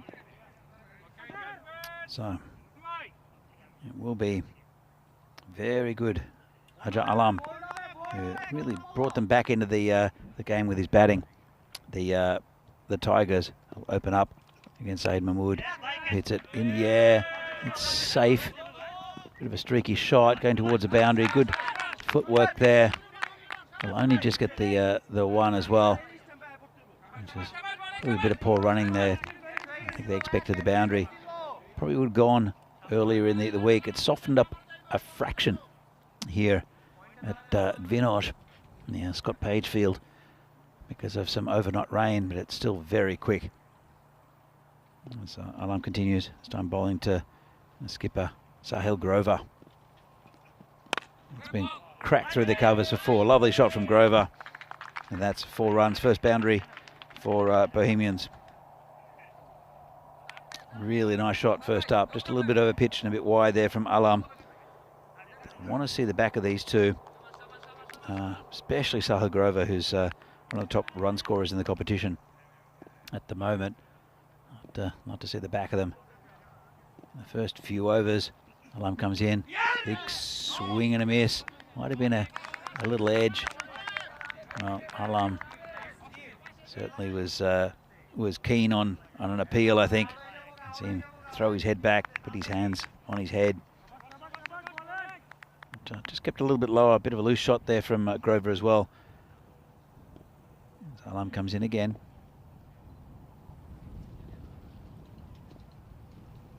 And that's a nice shot, lifted over the leg side this time for 6. Grover is in such good touch. He seems to love batting on this pitch, uses his feet well, and just cranks it over cow corner as the yellow jacket runs after it. We have a runner as a yellow jacket for the first time. He's walking back very slowly from the other field at the moment, but he made good ground to the ball, did the yellow jacket. As Alam comes in again. It's hit through the covers and through the fielder. Another 4. And a good start here for Bohemians. Cracking shot there. And just bounced in front of the fielder in the covers. It's a difficult one. He should have probably taken a step forward, but it was hit pretty hard by Sahil Grover. It's a really good start here for Bohemians. Alam, who's their top line bowler for the Tigers, gone for 15 already. 1 ball left in this over, and that's a better ball. Cramped him up. No run. So, at the end of over number 1, Bohemians are 15 for no loss. Welcome back, Vinny. Yeah, thanks. Good to be back. What a good start for Bohemians. A couple just kind of blasting through the field. 14 matches since the Golden Ball. If I'm not mistaken, it's only 2 days ago we had a Golden Ball. Yeah. That's the beauty of ECN at the moment. We've got the day series and the night series going on. Don't know about this one, if it is going to be any chance. Then they'll have to do something soon, won't they, Tigers? Yeah, having a look, pretty even between bat and ball this year. And that one really should have been won by the batting team. It was won by the bowling team, and that's the only difference, because it's 5-6 this year. Over time, I honestly think we'll see that it even out, proportion-wise at least. But yeah, 19-29. Yeah, out here, I feel like I'd rather be the batting team. I just feel like if you get the ball good at all and you run straight away, you need a perfect pick up and throw to run you out. Going for 2. That's if the ball doesn't go to the boundary or over. Well, we've seen some very good bowlers get absolutely hammered and because it basically just needs a good contact on the bat and into a gap, and it's 4 runs. And I think it's a very nice field to bat on, and the pitch is playing better than we've ever seen it. I was speaking to Pete Vincent. Oh, as this gets an under edge down to the boundary for 4. Yeah, it's not really an easy one for the keeper at all. And so Jim Mio, who finds himself with the gloves today. But it takes a big deflection across and down. You see, it actually kind of goes under where Mia was going to go anyway. Even if he went to his right, this will show it. So the Bohemians just continue to rock along in this innings. Yeah, as I said, I was speaking to Pete Vincent, the umpire, who, yeah, Ross is in the air. It's going to be 6, I think, again. Just rocked back, did Zahid Mahmood, and slammed him over the long off boundary for 6, baseball style. Yeah, it's a bit of a different approach from Mahmood. We saw him kind of happy to play the second fiddle role. Similar target a couple of days ago, but yeah, right now he looks in the mood to do some damage. Mahmood's in the mood. As Yadav comes in again, it's hit firmly. Just knocked down that by the fielder, and just a single. Yeah, going back to what Pete Vincent said, he said he's never seen this pitch play truer than what it has, because sometimes it does keep a bit low. We've seen a few low bounces here, but nothing like in the past. And it's been slammed past the ball. A lovely shot there from Mahmood. In fact, it was Sale Grover who got the half volley, smashed past the Yadav, the bowler. Another expensive over, and they are 30 for no loss after 2 Bohemians. Yeah, going back to the pitch, it's an active pitch in the sense that it will change with the different conditions. If there's a bit of moisture in it, as we see the table here, Tigers down the bottom, and they've still got an outside chance of getting into that top 4, but it's getting more remote. Bohemians, they really need a win here. They have 3 games left after this, and just one more win if they do get over the line against the Tigers, and it's looking likely, but then really one more win should get them into that top 4. There's have a new bowler. He's been hit onto the leg side. Another boundary there for Zahid Mahmood. Just rocked back and hit it through the onside. They're flying at the moment, aren't they? Absolutely flying. So Sanjit Halder is the new bowler.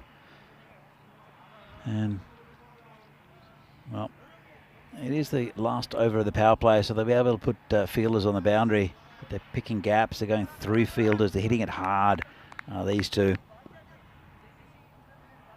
And sometimes just hitting over the top of the fielders over the boundary as well. Morris once hit over the bowler's head again. It's coming towards us. That's a nice shot. And they are racing towards this target. Yeah, they are. We're kind of under attack here, to be honest, aren't we? But, yeah, boundaries keep on coming. And the Tigers, it's a very different start, put it that way, to the first couple of overs of this game in the first innings. Well, I'm sure we'll have a comparison of the two power plays after this over, and we'll see. We can show you the exact difference between the starts for these two teams. And a big swing and a miss there. Better ball, bit of an effort ball there from Holder, and a swing and a miss there from Zaid Mahmood. But it's Karan Dami has said easy chance in the chat. Are you talking about a caught and bowled? Because that would have taken his arm off. Yeah. No, definitely nothing too easy about it. As I see golfers there in the background, golf cart. Good to see. I walked through the golf course this morning, Vinny. There's a road that leads from the opposite side straight through, and it's nice. It's a really nice golf course. Very undulating. Not many trees, but kind of like a links course in a way. But I don't know if it's actually classed as a links course. Yeah, but it's a pretty golf course. 27 hole, I think. Yeah, 27. It's big. Yeah. It's called a wide. And the clubhouse is calling as well. I'd love to go up there. There's coffee waiting and a refreshing beverage at the end of day's play that we might have to discover. maybe later in the week, Vinny. Yeah, I think if and when we get a break. Problem is, there's no obvious breaks here at the moment. No. Here's Holder. This is short, and this is going to be turned around the corner. That's more runs, and that's going to be 6 more runs. Maximo! Bohemians running away with it at the moment. Yeah, they are. And well, I see another Yellow Jacket running. We haven't seen much. I think they might have just had a bit of a pep talk, the Yellow Jackets, and said, let's lift our game a little bit. No more foot fielding. A lot of attention about the bruised shins what we've seen from them so far. Yeah. Hey, there's a few chatters I want to say hello to. I say hello to Vishnu Meena, but also one of our own in the chat that really takes off from Holder. End of the over, 3 overs in now, 46 without loss. But Jason is in the chat, and he's working behind the scenes at ECN headquarters in Zurich, and I'm sure he'll also be playing for Cossonay in the ECS in Switzerland coming up. So, yeah, Jay, hello to you. Good to know you're watching, and yeah, keep up the good work. Right now, 15, 15, 16, pretty consistent, tall towers in the power play. Look at the difference in the power play. Yeah. They've scored, in each over, they've scored more runs that Tigers got in their power play, which was 14, and they'd lost 5 wickets. Yeah, it's crazy. Could not be more light and day, really. Now, looks like it's going to be Rongdi who's going to bowl for the first time in over number 4. Want to say hello to Ken as well at KG1 in the chat. Hopefully well. And I'll stick around. This one doesn't really have the hallmarks of a close thriller, but still plenty of cricket to come with 3 more matches today here in Prague and then 2 tonight in Portugal. Well, if they can get a couple of wickets, and it's a big if, because they haven't looked like losing a wicket, have Bohemians yet. If they can get a wicket or 2 here, the Tigers, and put a little bit of pressure on this batting lineup, they're maybe a little bit susceptible after their top 4. This is hit. And it's going to do the field. It diddles him. Yeah, it spins, but to be honest, had a bit of time to see it. But unfortunately, that Samuel alarm out there. It's a little sideways Tortuga at the end does him in. Another boundary, and that brings up the 50 and the 50 partnership for Bohemians. Yeah, dominant at this stage. See Prague Tigers 14 for 5 at the same stage. It's chalk and cheese, really. Now, no one's going to get a play on that one. And could be set for an early lunch the way things are going because, yeah, new day, new Mahmood. When did the pies get here, Vinny? Oh, I'm waiting. Can't smell them yet. Want to say a quick hello to Ken Fletch as well. He's saying, Mr. Maximo, what's up? Well, the run rate at the moment, Ken. Yeah, why not? Just try something. Confused the batsman. Yeah. Didn't quite know what was coming at him then. In baseball, they call that the EFIS. So there's all these pitches, you know, the slider, the change-up, the fastball, and all these things. Right, curveball. Oh, he gets him. So he goes slow and fast. This one doesn't really get up at all. And wrong D. Well, not quite the wrong end, but it is one that gets a bit of variable bounce out of the pitch. And finally something for the Tigers to cheer, although I don't see too many smiles out there. 55 for 1. Is he showing the ball? This is what we need to do. This is the ball we need to get, because he's very demonstrative there. Trying to say he's invented some kind of new mystery ball. To me, it looks like just a quick off spinner that crashes into middle and off. And so, yeah, like I said, something for the Tigers to crow about. 55 for 1. So Zeeb, he'll be in a rush as well, coming out number 3. Yeah, in baseball, they have a pitch called the EFIS. You don't really see it in Major League, but it's basically just a slow trash pitch, really. There's no real deception. It's like, it's just kind of, there you go, and it's just super, super slow. And that, not the last ball that got the wicket, but the one before was kind of like the cricket version of the EFIS from Rongdi. But it was on target. Anyway, Sazeeb Bhuyan comes out and just taps the first one round the corner, sets a big task for the fielder. And he does get there. But Sazeeb, he's not running too many 2s at the moment. He just is happy to walk 1. Yeah, well, he's going to give Grover the strike, and I think it's the best way to go. I wonder if they've had a chat to Sazeeb about his running between the wickets and about his apparent hatred for Martin Verndl. Well, now he's going to have to run. I think it's a bit of a calf injury. I was just chatting to Sazeeb before. So, yeah, calf injury, that can be really, really irritating. Yeah. I mean, I've had that before, and I don't know what that feels like. But and they're still gambling that he can whack enough boundaries in the number 3 position that they don't need him to run, really. But anyway, very good over from Rongdi in the end. It's 57 for 1 after 4. Yeah, you can see the difference here in the graph. And they're going at 14.5 and over, and the run rate wasn't too bad for the Tigers. At this stage it was. They got it up to a pretty respectable score, but they needed early wickets, and they haven't got them. Still, if they get wickets here, especially the one of Grover, I think they've got still a chance. Another 50 runs or so needed, just under. As Sonjit Holder will continue. Went for 16 the first one. Yeah, still good enough to get him a second. Starts with a wide. Hello to John Gray as well. Good to see you in the chat. Hopefully you're well. He's saying hello to all of his ECN friends on the chat. Also hello to James Stewart watching from Estonia. Hope you guys are well. One of the few times here right now where I don't feel any breeze. It's very, very calm at the moment. Yeah, it is. Can't get really windy here. Now this is just blasted straight down the ground. Grover just smacks it into the sight screen. It's a little bit of a flat bat smack from Sahil. He's having a very good series. He has been, and hitting the ball very cleanly. So Sahil Grover, he'll be in that. He's been named in that Czech lineup. I don't think he'll get the gloves off Divi Singh, but he could be definitely picked as a middle order batsman in a very batting heavy Czech national team. Because he seems like he absolutely loves batting on this pitch. Yeah, he's one guy that certainly seems to get the pace of it. Can play both sides of the wicket. Yeah, this is a good example. He gets the ball outside the off stump. It's a big juicy full toss. He catches it in, moves into the 30s. But yeah, this pitch, sometimes it can be a little bit slow compared to some other pitches. So some of those balls he's able to hit leg side that have a bit of length. He's got a natural kind of swing that suits that. But then also he is able to hit through the line when required, when it's really over pitched. And he did that very well on that occasion. Now just chops down and one. They think of one. Bhuyan decides he wants to run, which surprised everyone, I think, including Sahil Grover. But they get away with a single in the end. Well, Bhuyan, he does like batting, does like taking the strike, and so still 3 balls left in this over, and I think he'll have a good swing at this Bhuyan. He might just want to get Grover back on strike, but it's not the kind of batsman that Bhuyan is. Yeah, it certainly isn't. Oh, hello. As you can see him, he's struggling.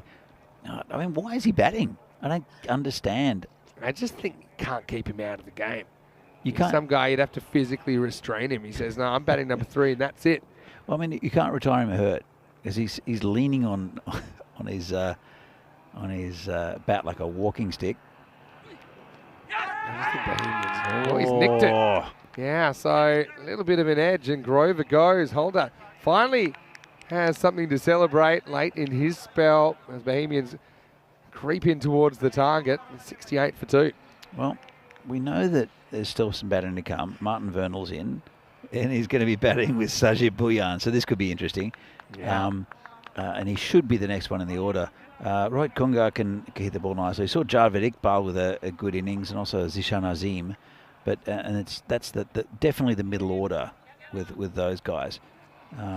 But it is where Verndl who'll come out to face the left-hander. Verndl's going to be having flashbacks batting with Bhuyan. Now, I'll tell you what's interesting here is that last time Verndl batted, he hit one. Sazib just took off like the clappers. Verndl was just stranded, ended up getting run out. Now, this being the last ball of the over, I'd say the chances of Sazib sprinting on contact are next to none because he probably wants to face the next over. But let's see. I'm going to say a quick hello to Mike Seal as well. Nice to see you joining us in the chat as well as usual. Dan Casey saying, quite the crowd here enjoying some Monday cricket. Yeah, well, everyone has congregated in the chat at the moment. Verndl to face his first ball. It's a Gundy one, and it gets away from the keeper. And it's probably going to run away for 4. It does. So, yeah, a bit of a gift. And, yeah, nothing really happening. Venky is my hero, bringing the pies. I might even have a pie. I'm not even sure what I've got today, to be honest. I know I varied it up a couple of times. Not that I'm sick of the pie shop pies. I don't remember what I got, but we'll have a look.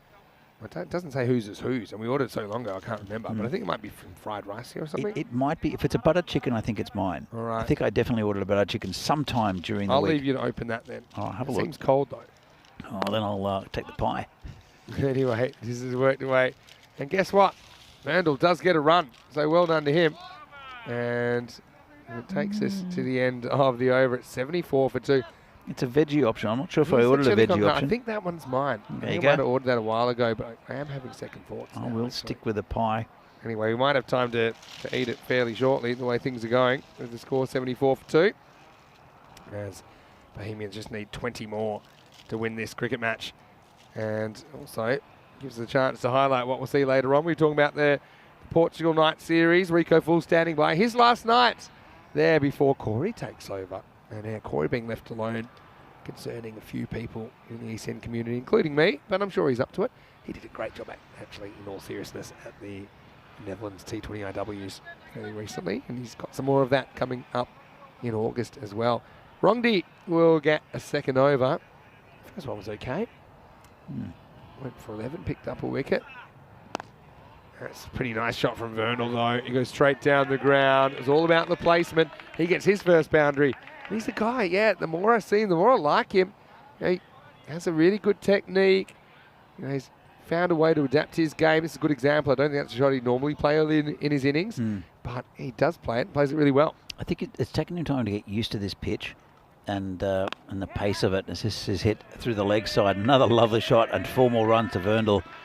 He's a good cricketer, is Martin Verndl. Yeah, I agree. It just takes you a bit of time to get used to it, I think. But hello to Phil G as well.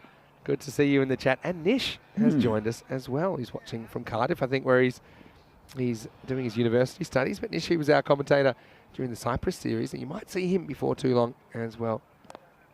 Now, and third boundary as Verndl is getting on top of Rongdi in this over. He goes 4-4-4. And I feel, Danny, soon this game will be no more. Is it too late for a late call up to the 21 man national squad? We could sneak him in for Venki, maybe. Oh, that's a good idea. Replacement. Yeah. So, he's looking very handy with the bat. Now, again, now he's got used to the conditions. He's got used to the pitch. It's a different level with the internationals, though. But he looks like he's used to playing a different level, to be honest. Absolutely. I know that he'll share a bit more about his background in the next game, which will be Prague CC versus the Tigers, coming up in around about 45 minutes. Phil G in the chat saying, I'll come back to that in a moment. Bulyan just pokes it down for a single and gives Verndl the strike. It was a yep call between these two. Danny ordered the veggie option. Isn't that one of the signs of the apocalypse? It is kind of a chili con carne sort of thing. Without the carne, right? Yeah, true. So I guess So it's chili. Is there let me have a look at this. It looks like a veggie option. I definitely didn't. Oh, there might be. Basically baked beans and rice. It looks like it, doesn't it? Looks pretty tasty. Oh, cracking shot. Let's put him in. I'm gonna say, get him in the check shirt sooner rather than later. Well, if Charles Crouch is watching from home, he has quite a bit to do with the national team selection, and I'm sure there are a few people around the ground and on YouTube watching Martin Verndl, who again he's this is the next game coming up. Tigers you'll see again against PCC, and Prague Tigers. They won the toss, elected to bat. I think it's a wise choice because PCC on a rampage at the moment. But the Tigers, if they get a decent total again against PCC, they put a bit of pressure on them. They're not at full strength of PCC, but pretty good side. Yeah, very good side. But yeah, Tigers, they'll be hoping to avoid the missteps of the power play in this match. By batting first again. They lost 5 wickets in the power play. Anyway, just 2 to win, and this could be it. It won't be. It'll tie the scores, though. And so... Bulyan has to jog the last couple. Yeah, well, there's walking and there's standing still, which is pretty much what he ended up doing halfway through. So anyway, Verndl, yeah, showing his credentials here. Let's see if he can finish with a bang. He's hit 4 beautiful boundaries in this innings. And any score breaks the tie now. Akhtar Zaman. We're going to finish it with a wide, so a bit of an anticlimax. We've seen some good finishes here. Unfortunately, this one was known, I think, well before the ending. as Bohemians do it. They do it with 23 balls to spare, so also a pretty handy one for their net run rate. For the Tigers, though, that makes things really tough. They're going to have to pull out an upset, I think, against Prague CC to stay in the running. But, yeah, credit to Bohemians, who had a really good start to the game. Okay, maybe lost their way a little bit. Prague Tigers fought back, but that opening assault from Bohemians, you could just tell they went in any mood to muck around this time, and they win it with some degree of ease in the end. But yeah, early on, it was Ahid and Sahil Grover who were taking the bowlers to the cleaners in the power play. 50 was scored. Yeah, there's a bit of a difference in the start, and they continued with it. The Bohemians lost a couple of wickets along the way, but a very comfortable victory. Give them a bit of a break before they have to play again later in the day. And see, it was Sahil Grover and Zaid Mahmood who opened the batting and just hammered the Tigers bowling early on. Just really good batting, and Sahil Grover's in the form of his life. Zaid Mahmood is looking a lot better today as well. Had a bit of an off day yesterday, did Mahmood. With Sahil Grover, I'd be curious to see how they use him in the ECIs. So do you throw him up there opening? He's been brilliant at the top of the order. Would you bat him in the middle order? I mean, I'd like to see him going after the power play, because he seems to be doing it from ball one, likes the new ball, likes the field restrictions. But yeah, the boundaries just kept on coming, didn't they? And Tigers really didn't have any answers. But then there are so many other batting options for the Czech Republic.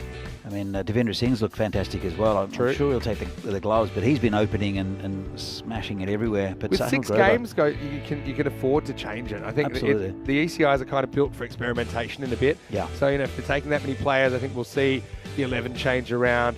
Verndal, he's another one. He's playing himself into contention. I know they've named the squad, but with an injury to Margashayam, I think it opens up an opportunity maybe to see, if he's available. That's the other thing, because I know he's been playing cricket in the UK and it's a weekend, but still, that's something I'd be really curious about. To be fair, I know he's committed to his cricket as Verndal, but he probably wants to see his parents, because he is visiting on holidays. Yeah, well, they can come to the cricket, because there's got the Saturday Bonanza. Make sure you mention that as well. Definitely will. Rest of the day, because there's a lot planned for this Saturday. Right now, there's a bit of a walk in the park for Bohemians as they bring up the winning runs off the first ball of the 7th over. Grover continues his good form, 34 of 13 before he got a slight nick behind to Holder. And Zishan continued his good day with the bat as well. Wickets to Holder and Rongdi in there, but Tigers just a long way behind. A team that might have defended 60, but they couldn't defend 93 here. In the end, a wide, bringing up the winning runs. Kind of sums it up for the Tigers, but they'll have to bounce back. Big game against PCC coming up next. Well, Danny, I'm going to step out, but I know you're going to have a few guests, and I know Phil G will be certainly here to finish the day with you. So we'll have a quick break, but yeah, we'll enjoy our wonderful lunch in the Down Under, but back in about 35 minutes. Vinny Sounder here, Mr. Maximo, with Danny Hudicek. We'll see you after this with more European Cricket Series.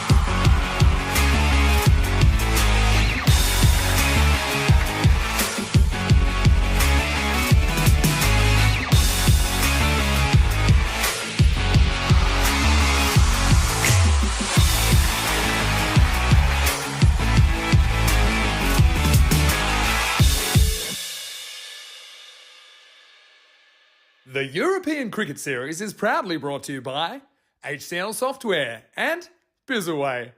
Hello and welcome back to Prague time for the third match of 5 today here in the European Cricket Series. Also the ECN will continue tonight as well with 2 further matches in Portugal. Rico Full standing by. He's there for one more night before Corey takes over. But right here, right now, it is time for match 39. And it will be Prague CC undefeated. They're 9-0. Their next obstacle, the Prague Tigers. Let's see who wins the coin toss. Stefan Gooch is in for Charles today. He's got the 2 captains. Let's see who wins the toss. Okay, please see the call. The tail's called. It's heads. We're gonna bat first. Okay. Prague Tigers have won the toss, they're having a bat. So the Prague Tigers win the toss and they've elected to bat. I think that either captain would have done that if they'd won the toss. We know how much Prague CC like to bat first. But the Tigers winning it, let's just hope that they avoid the early wickets. They lost 5 in the power play in the last game. They lost 6 in the last 4 overs. Despite that, they were able to get to a fighting score, as you saw. But it certainly is something that is bothering them. And I think they're one team that sometimes, you know, when those early wickets go, the house of cards can completely fall down. They shouldn't have Sagor this game, but they're hopefully coming back later. That's, of course, due to work commitments. But the Tigers, like I said, they kind of need to pull some wins from somewhere. It'll be tough, but if they can pull out an upset here against Prague CC, certainly their chances of progressing to finals Friday improve a lot. Speaking of Prague CC, we saw a couple of players coming back from them, including the captain, Aaron Ashokan. Also, we saw the Beast in the team. Didn't have to do too much with the bat. Another guy is Davidson Romani that we saw back in this side. Was just a little bit off with the ball, but watch out for him because I think he's a real dangerous customer. Now, I am actually heading off for the rest of the day. I've got a few things I've got to catch up on with ECN behind the scenes, but I will leave Danny Hudacek in charge. He's doing a great job. And watch out for a few special guests standing in for me as well in the commentary box. Let's get ready for match 39. News from the toss out here in the middle, Danny, is that the Prague Tigers, they've won the toss. They're going to have a hit. Let's hope they have a better start this time. Over to you. Let's get ready for the first ball. Well, thanks, Vinny, and welcome back to Prague for this European Cricket Series in Czechia. Match number 39 between PCC and the Prague Tigers. So this is a first against last game. Prague CC unchanged from this morning with their have a fairly decent bowling attack, but strong top 4 batting. Whereas the Tigers, there is a change, late change, and it's Kasa Ahmed who's come in for Akil Vijayan. But they'll have to bat well. They're without their main man, Sagor, who's out for today. But right up the top of the batting, we've got the general manager, Hasnat. Also, Emil Rongdi, who's been batting pretty well. Also, Sobjib Mia. And Samuel Alam is a man who I think is capable with the bat. So, probably a good toss to win for the Tigers. They won the toss, elected to bat. They wouldn't want to chase the ball around for 10 overs with the batting that the PCC have.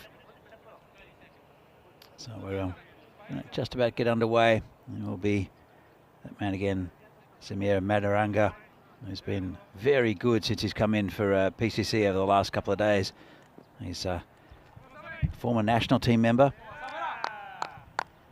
Gets a good bit of outswing. Gets a good bit of lift as well, does Samira. Be bowling to the general manager, Hassanat. The first ball of this game.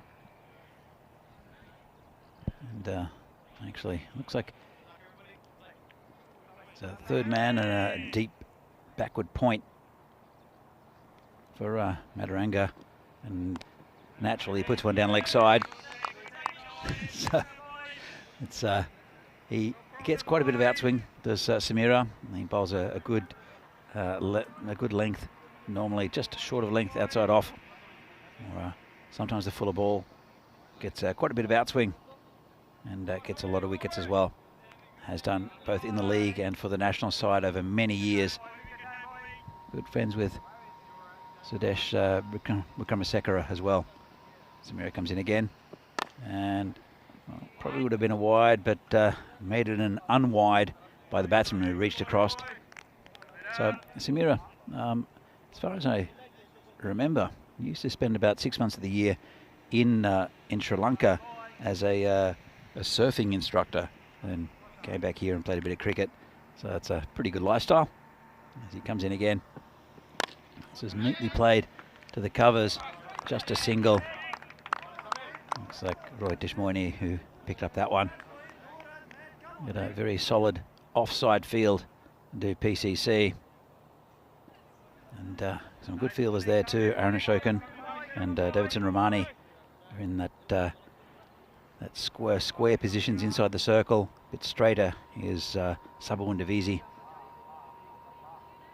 And again, and just poke down to that deep backward point area just for a single. And Rongdi is off the mark. Hassanat also on one. So they haven't lost a wicket so far, have Prague Tigers. That was a pretty devastating opening spell from the Bohemians in their previous game. As Madaranga continues. And, oh, good ball. Really good ball against Hassanat. In fact, it's Rongdi who's facing. Good delivery.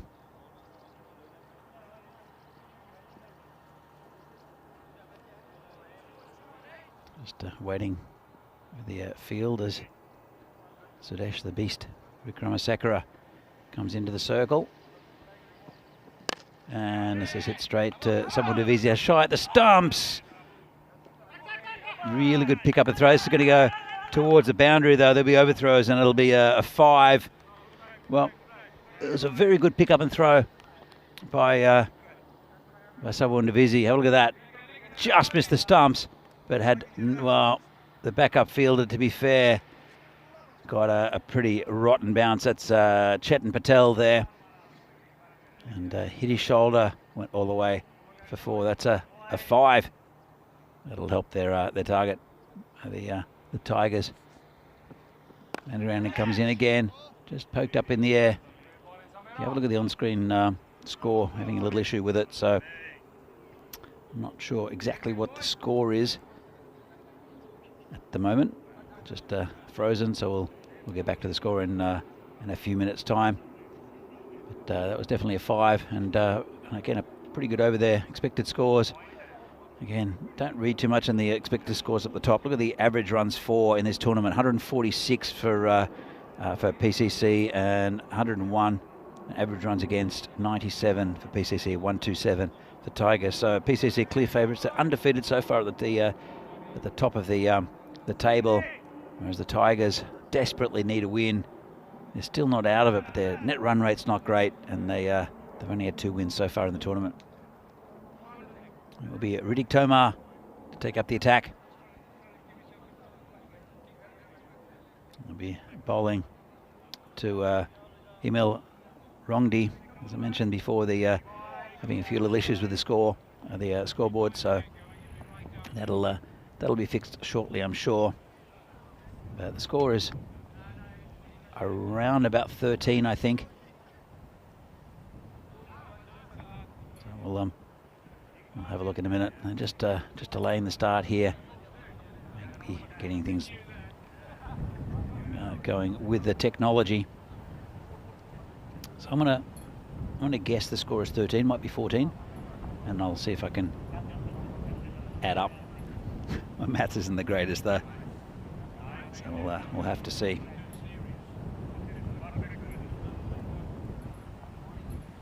So PCC, I've got a couple of very important players to come back into this side. Aditya Kadawala, who's been brilliant with the bat and behind the stumps, will come in.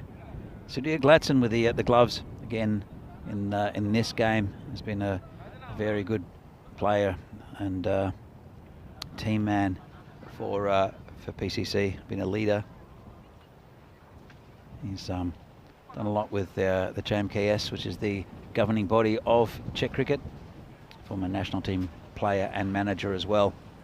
So we just have that little bit of a delay. But pretty star-studded lineup here for PCC.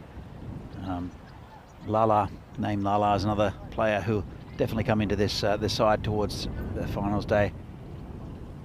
Still got quite a few games to go to PCC, and I know that the teams who are playing them later in this tournament in the round stage will not like to face them. So back playing, Rick Tomar right on line first up. Good ball, well defended by the batsman. So we have PCC have recruited pretty well. Tomar used to be with Vinarati as and Subborn Divisi with Barbarians. So they moved to Bohemians for a season, and then that wasn't the right fit, so they both moved to PCC, and it seems to have found themselves a nice home. Very competitive side, and this one gets away from Deshmoini. It's going to go towards the boundary. That's 4 runs, 4 vital runs there. So moves the score up to probably 17. I'm going to just see if I can keep up with the score for you. But probably 17. Let's see the scoring not on screen at the moment. Still no loss for the Tigers. It's the Himal Rongdi at the top end, facing up to Riddick Tomar, the tank, just tucked away on the leg side. They're going, oh, they talked about 2 that was never on. Chetan Patel was there pretty quickly. I would have thrown the ball into Tomar if needed. As Riddick Tomar turns back and goes back to his mark. Fairly neat over, pretty tidy bowler is Tomar. Good experience now. He's part of the Czech national setup. He's a little bit short of length. Just pushed out point and rifle at the stumps. Tell you what, did very well there, did Chetan Patel, to get hands on that. Smit Patel was covering him as well. So shows a well-drilled side. Might have been out, you know, if that had hit. Raj, the fielder.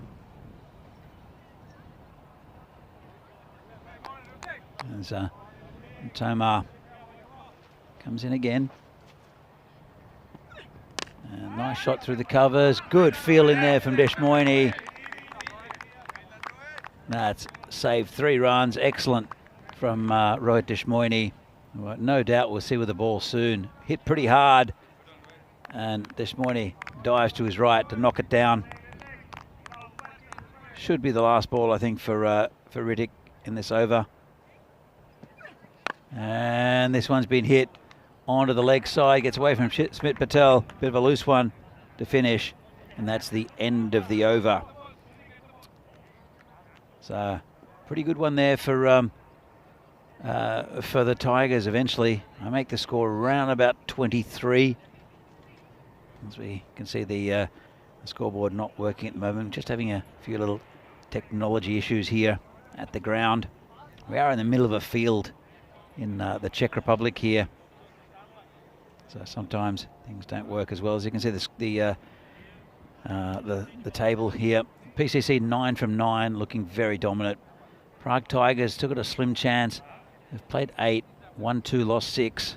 It's going to be a tough chance for them, or tough opportunity for them here against PCC to get a win. Just a shout out to the Curry House as well. I know that Mr. Maximo Vinny Sandu was provided with a nice meal from the Curry House.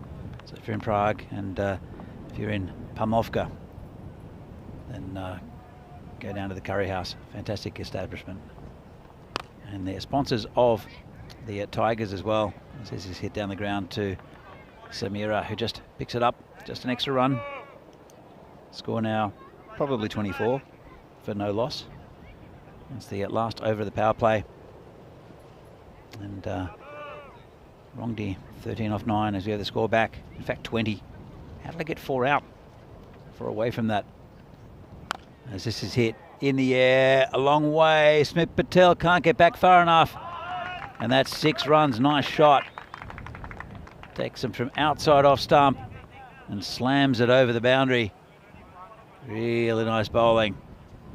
Batting by Hassanat Davisi is the bowler who gets smashed over that cow corner for 6. That's Hassanat, who hasn't gone on with big scores. He's looked good in little flourishes, and he'll want to pump this score up there. 26 for no loss.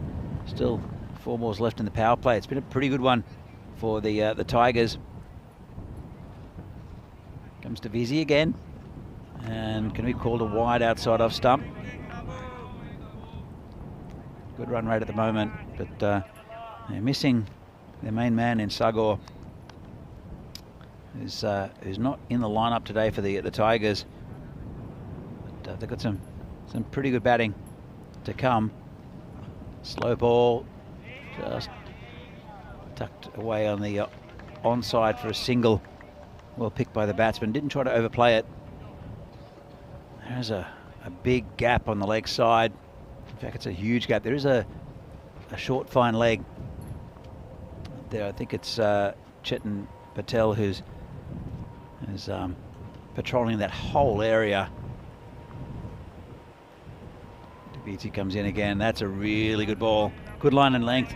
That's pretty much where he wants to be. Nice and full there from Devizi. We'll see with the Czech national team, no doubt, at the weekend. We'll see their previews of that in a little while. Wind's picked up a bit here at Vinoj, as it normally does. Comes Devizi, hit straight back to him, and actually, if they were aware, they might have taken one. Deflected off Devizi, and the man who was backing it up, it's the tank, Riddick Tomar, was wrong-footed slightly, but unaware with the Tigers batsman, unfortunately. As Devizi comes in again, final ball of this over, and charges again, not getting all of it, and dot ball. Good finish to the over from Devizi, and Prague Tigers at the end of the power play are 28 for no loss. Hassanat doing pretty well, both on 13, the batsman, and current run rate just over 9. As we see here, the Manhattan 8 off the first, 11 off the second, 9 off the third. Doing pretty well, the Tigers. Again, in a comparison to the last game against Bohemians, they were 5 for 14 at the end of the power play. So they've not lost a wicket so far, and looking pretty good. So Rohit Deshmoini is the new bowler. He's the one who got the vital breakthrough for PCC against Bohemians in the first game of the day. He's a very good bowler, as Rohit has been for many years for PCC. He'll come wide of the wicket and slant it in. He's always at those stumps as well, so it's a bit of you miss I hit type bowler. There's Rohit Deshmoini, lovely man as well. There's Rohit.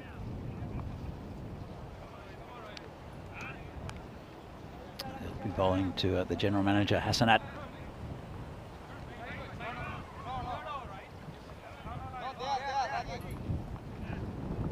Slight delay, as I think the bails just blew off. A little bit breezy here in Vinoj, just to the northeast of Prague, as Rohit comes in and he gets hit pretty well. Tomar takes a great catch out in the outfield.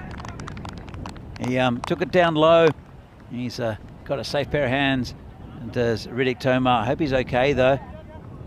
I'll just check on him in a minute. Seems to be smiling. Might have done his knee though.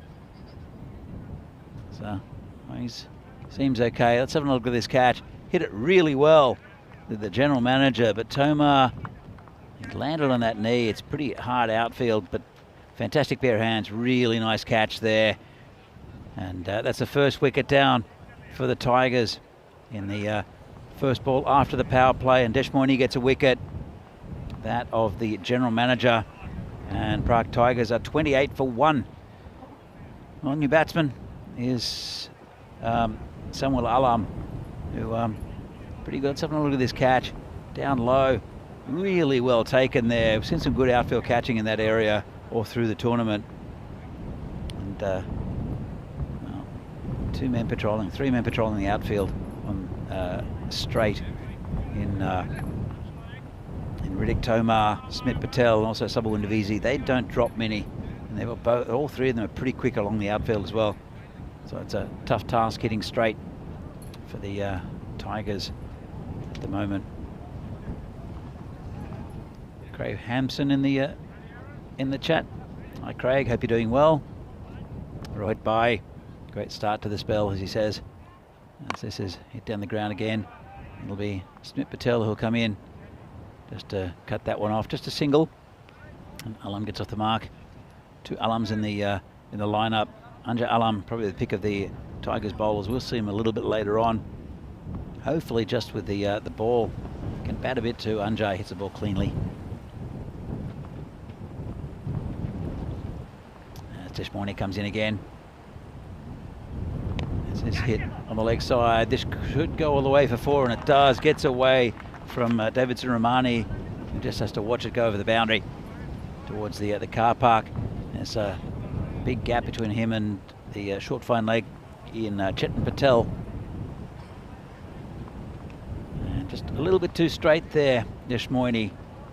And they're pretty easy runs, as they have been all week down in that area. It's very, very fast. Also the wind is pushing it downhill in that way as well. As Deshmorny comes in again, bowling to Rongdi. It's a wild slash outside off stump. Better ball too. As you can see in the background, some of the grass blowing in the direction of the car park from left to right. So anything on the leg side will tend to go pretty quickly along the ground. Not that it has to. It's a very fast ground this year.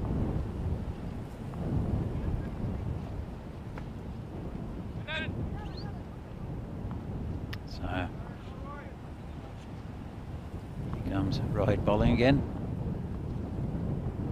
Bowling to Rongdi. Charges in, gets an edge. It's going back towards the boundary. There is a man fine. In fact, that is, I think it's Chetan Patel down there. So don't quite know who it is at that. In fact, it's the Beast who's in it, that short fine leg area in the circle. Only 4 needed in the circle. And actually, Subawun Devizi's come up to a regular mid-off. Looks like Raj at point, and Owen Ashokan, the skipper, ever present at the covers. As Rohit comes in and hits straight to Subawun Devizi, makes no mistake, didn't have to move, and that's the end of Samuel Alam. He's gone for 1. Deshmorny picks up his second wicket of the over. One of the first ball, one of the last. Bookends his first over here in this game. An easy catch for Devizi. So not what they'd wanted. They're 34 for 2 now. The Tigers. So got some batting to come. Sobjit Mia, who was in fantastic form early in the tournament, has struggled since.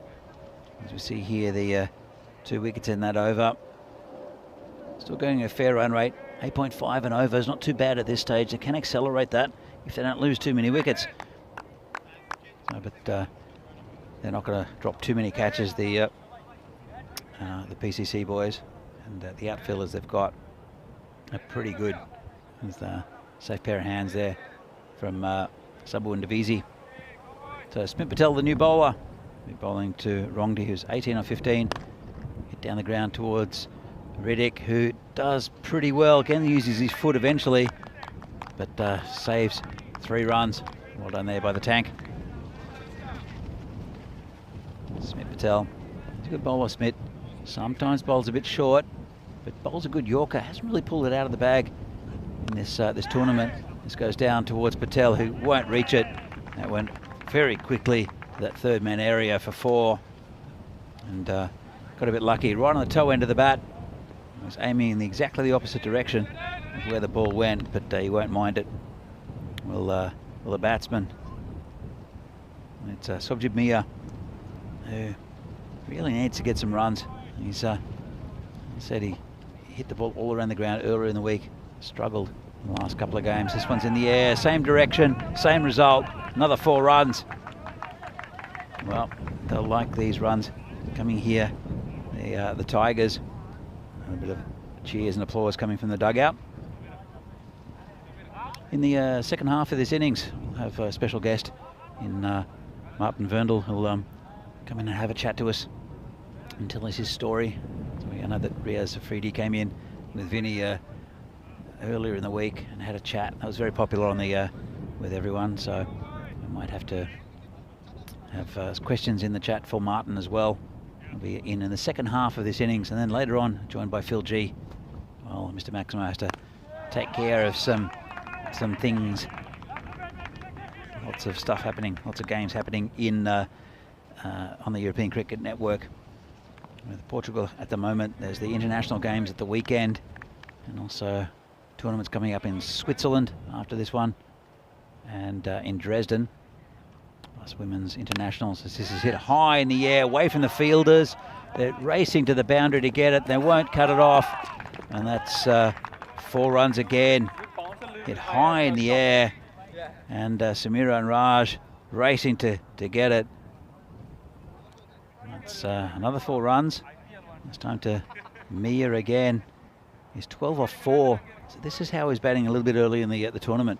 He was hitting the ball very hard and very cleanly. Smith Patel comes in again, and that's a better ball. Gets his, well, it doesn't get his man, but it's just short of length. Good pace there from Smith Patel at the end of the over. The Prague Tigers are 47 for 2. It's a good over for them.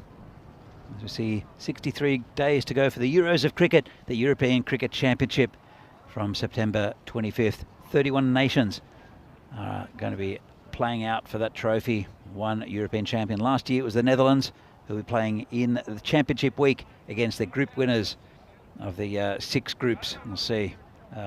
Czechia, there you see, will play in Group A in the first week against Spain, Isle of Man, France and Greece. It's going to be a very, very competitive group, that one. With Spain the obvious choice as the top seed for the win, but France are very competitive. So Isle of Man, a bit Austria earlier in the year as Deshmoini continues. And this is hit over the top again, and might even go all the way this time. I think it has. It's 6 runs. Well, Rongdi is getting quite a few of his runs down in that area. No fielder was going to stop that one, and Deshmoini, he's taken 2 wickets already in his last over, but had no answers to the flailing bat of Himel Rongdi. He's moved on to 25, and it's a kind of partnership that they need. Good opening partnership from the Tigers, but that's what happens if you can get a good run from 2 batsmen. The runs seem to flow. This is hit on the onside. Smith Patel's out there. Just pick it up and throw it in just for a single. Bring the dangerous Sujib Mia back onto strike. He's 12 off 5. And he hasn't faced Deshmoini yet, who's taken those 2 wickets, as we said.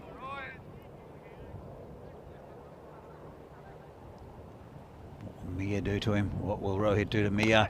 Well, it's in the air. There's a player coming in and takes a safe catch out there. That's Samira Madaranga, who takes it pretty low down. Nice catch, and that's the end of Sojib Mia, who couldn't quite go on with it. Deshmoini gets another wicket. He'll be, well, he's only just come in these few games. Actually, we did see him earlier in the week, Rohit, and I think he wanted to be there for finals week as well. Finals Friday as well. Rohit, he's probably the leading wicket taker, I think, for the PCC side. It seems it anyway. Always seems to get wickets, and usually very economical as well is Rohit. New batsman is the skipper, Mir Hussain. And this is down leg side, called a wide. Just a little bit loose there. He does angle it from out wide of the crease, Rohit. Sometimes he gets it wrong, but very rarely. Karandani in the chat saying need boundaries. Well, they've hit quite a few boundaries in the last few overs there, Karan. And they need another partnership. Rongdi's still in, he's looking pretty good. Amir Hussain, he got a first baller last game. As Rohit comes in again. And this is nicely hit, but it's straight to the fielder. Big chance for a run out. Might have been close. There's a bit of excitement there. Let's have a look at this. If he'd hit, and I think he would have been home. Pretty close to stumps. Good backing up out there as well by the beast. Hit rolling into Rongdi. A couple of balls left in his spell. It's been a good one again from Rohit. And this one's hit through the leg side. Should be just a single. Yeah, we've seen, I think, I'm not sure how old, who was it? It was on a hat trick, Arif Javid. Not sure how old Arif Javid is, but he's been in Prague for a long time. And then we've seen Danny O'Connor, the 14-year-old, picking up wickets as well. So I've seen all sorts of age groups here. Talking about age groups, we'll have a little chat after this over, maybe about something that's happening on the other field. As this morning he gets it slightly wrong, gets away with it though. It was a full on leg side, and Sain couldn't get it away. That's the end of the over. So here's the scorecard at the moment. The opener, Himil Rongdi, is still there. Pretty good, 27 off 19. Snap with 13. Subject Mia also 12. Got a start. Amin Hussain has to provide some support for Rongdi. So Anja Alam listed it coming in at number 11, but I'm sure we'll see him up the order a bit. So on the other field at the moment, Kutcher, the Cricket Academy, headed by Chris and Renata Pierce. They have a summer camp, and they've got the kids doing laps at the moment, which is never fun. For most kids, you'll get the odd one who absolutely love it. It says turned around the corner just for a single. But they're doing their summer camp, Kutcher, and we'll see them at the weekend here for the Czech Cricket Bonanza. Tell you more about that later. But Chris Pierce there with all the kids who are enjoying cricket. Smith Patel coming in and gets hit down the ground, and it's just the tank setting up the long barrier. Yeah. Cuts off the 4, just a single there, and it'll bring Rongdi back on strike. Patel comes in again. First over went a bit expensive. It's not a bad ball, a bit short of length. Bowls with a little bit of pace to Smith, and gets often gets good bounce. We haven't seen his Yorker there yet. He does bowl an excellent Yorker to Smith Patel, but haven't really seen it yet in this tournament. Comes in again. That's Mr. Maximo's chopper leaving. You can hear it in the background. Oh, that would have been close if he hit, I think. Not sure what Hussain was doing. Let's have another look. He's wandering back, and well, if it hit, it would have been out. Smith, he did very well to knock it down onto the stumps, but just missed the stumps. Oh, talking about stumps, and that's Rongdi, who opened up and slashed outside off stump, got a bottom edge onto the stumps, and that's another wicket there for PCC.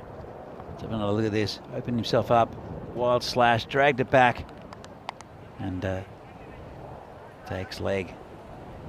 So not what they needed at the moment, Tigers. They wanted to accelerate, but their main run scorer in this innings is gone in Himil Rongdi, and it will bring a new batsman out. It is Kosa Ahmed, who's coming as a late replacement for Akil Vijayan.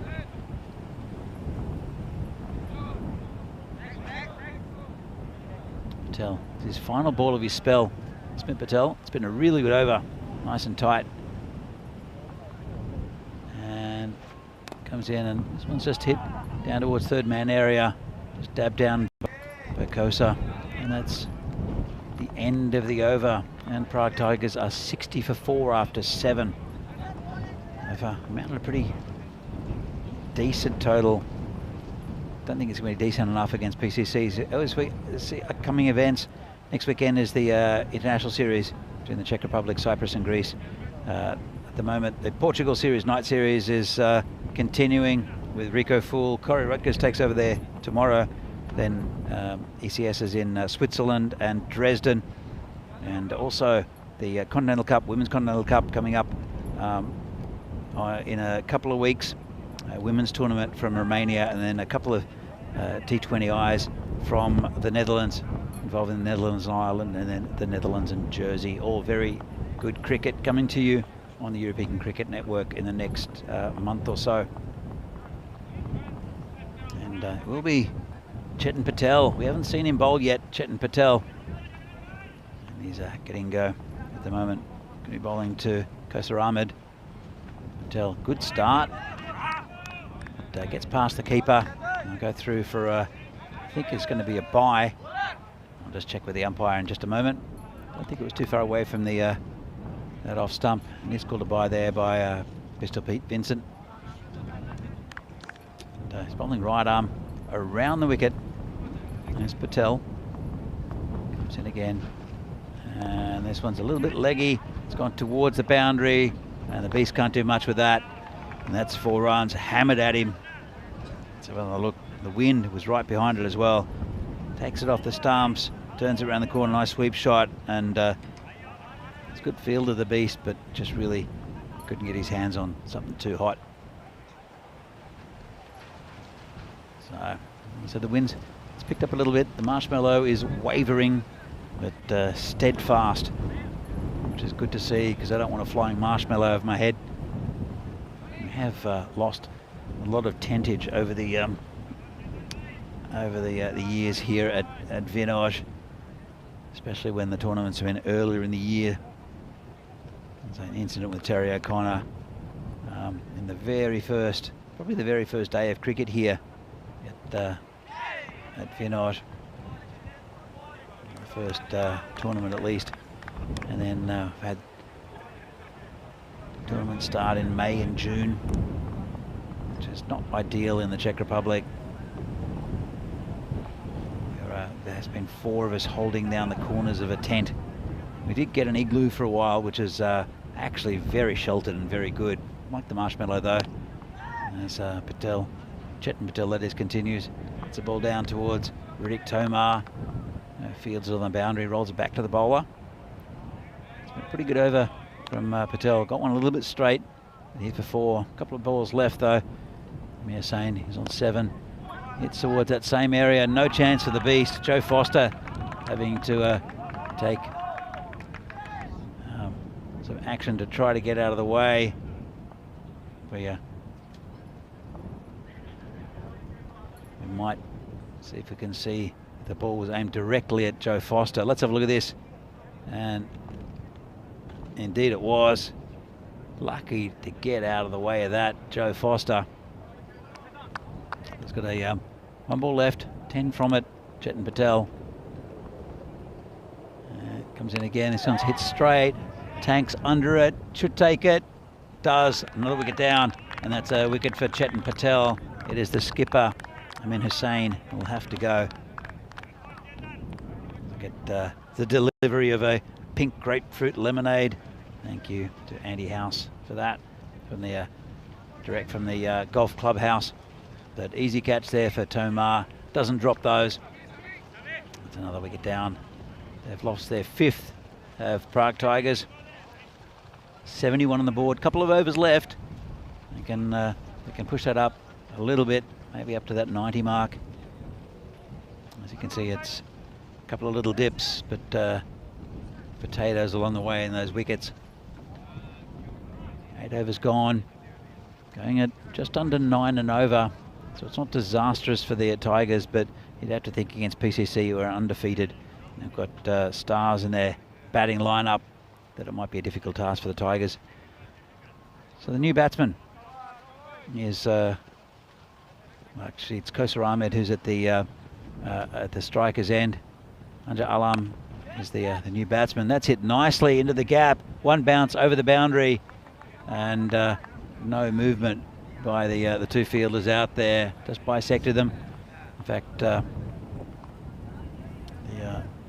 fielder out there, Rohit Deshmoini, has asked if he should go in that general direction, which I think is what his skipper said is advisable. So he's out there.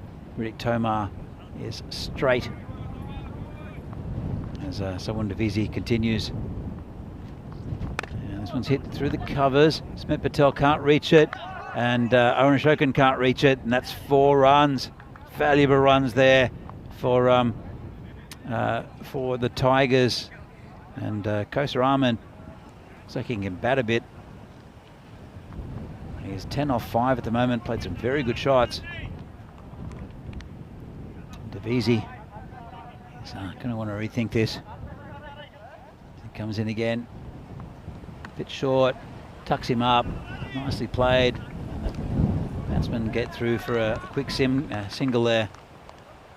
Looks like Raj, the fielder, just underarms it back to the keeper.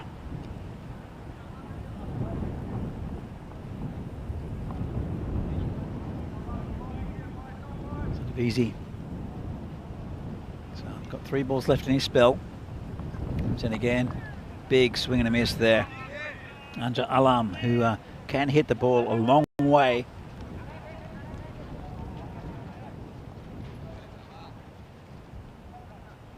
As we're just in the chat, Nick Devonshire, a little bit of an incident. Hope you're okay, Nick. It's a slow ball, the leg spinner. We saw an over of leg spin from Divisi in the last game. That one uses a slower ball, having a bit of a laugh at it. Batsman nowhere near it. It's Anja Alam. See if he gets his revenge on Divisi by smashing him over the boundary. Got 2 men very close to each other, straight on the onside. Alam, well, can't hit that one either. Too hot for the keeper. Well, not really, just dropped it. And that's the end of the over. And with 1 over to go, Prague Tigers are 80 for 5. Not enough runs on the board for the Tigers, you'd think. So look at the bowling with Mataranga, who probably will come back in this final over, or might not. They've shared the love a little bit. But 3 wickets there for Rohit Deshmoini and 1 each for Chetan Patel and Smit Patel. So it will be Chetan Patel with that wicket in the previous over, his previous over, to continue. Kosa Ahmed has looked pretty good actually. Be facing him. Alam hasn't troubled the scorers yet. It's Chetan Patel, left arm around. This could be a no ball, you know. It's in the air. Don't think it's going to get caught anyway. Going towards the boundary, and will go over there as Sabun Divisi chases it there. I think, let's have a look at this. It was pretty high, and that probably should be called a no ball. I think they're, I don't know if they're having a chat. The umpires, in fact, it has been called a no ball already, and it's a free hit. Let's give them a few runs here. See if Kosa Ahmed can capitalise on this. Comes in and hits it straight down the ground. Samira Mataranga just blocks it off. Just a single. Gets away with it a little bit. Does Chetan. That's Anjalam, who's hasn't scored yet. Faces the next ball. Hasn't hit that one either. He's absorbing a few precious balls here, Anja Alam. But we saw him earlier. Hit it over the boundary, so he's very capable. Comes in again, and this should be out. And he's gone. Well, played all around it. Couldn't quite find the white thing at all, Anja Alam, in this innings. And Patel gets his second. And he's pretty happy about that. Let's have a look at this one. And it's, well, pitched in line, or hit him in, pitched outside off, possibly hit him in line, and not going over the stumps. I think it was crashing into the stumps. Most important thing though, that the umpire put his finger up, and that's another wicket down.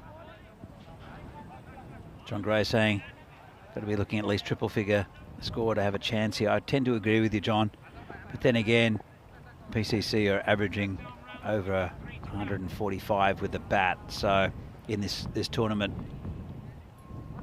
this is it. Down the ground. The tank will pick it up. Just be a single. Well, they'll look for two. Rakib Al-Hassan is their new batsman. He batted pretty well in the last game. Did Hassan pump the score up for the Tigers against the Bahamians? He says, "Oh, got him." Well, he gave himself a lot of space, did Kosa Ahmed, and you thought he'd launch it into the car park and just bowled him, not even around his legs. Have a look at this. Gave himself a heap of space, showed all three stumps and just missed it. Well, good bowling by Chetan Patel, just bowling at the stumps, because it was giving yourself space, and then there's that. Well, there's a pretty good innings there from Kosa Ahmed. It brings Prem Yadav to the centre, who ran himself out in the last game. Well, sort of ran himself out. I'll be facing the final delivery, and that's gone as well. So Chetan Patel is on a wraparound hat-trick. He's taken 4 in his 2 overs and his first ever spell here in this tournament.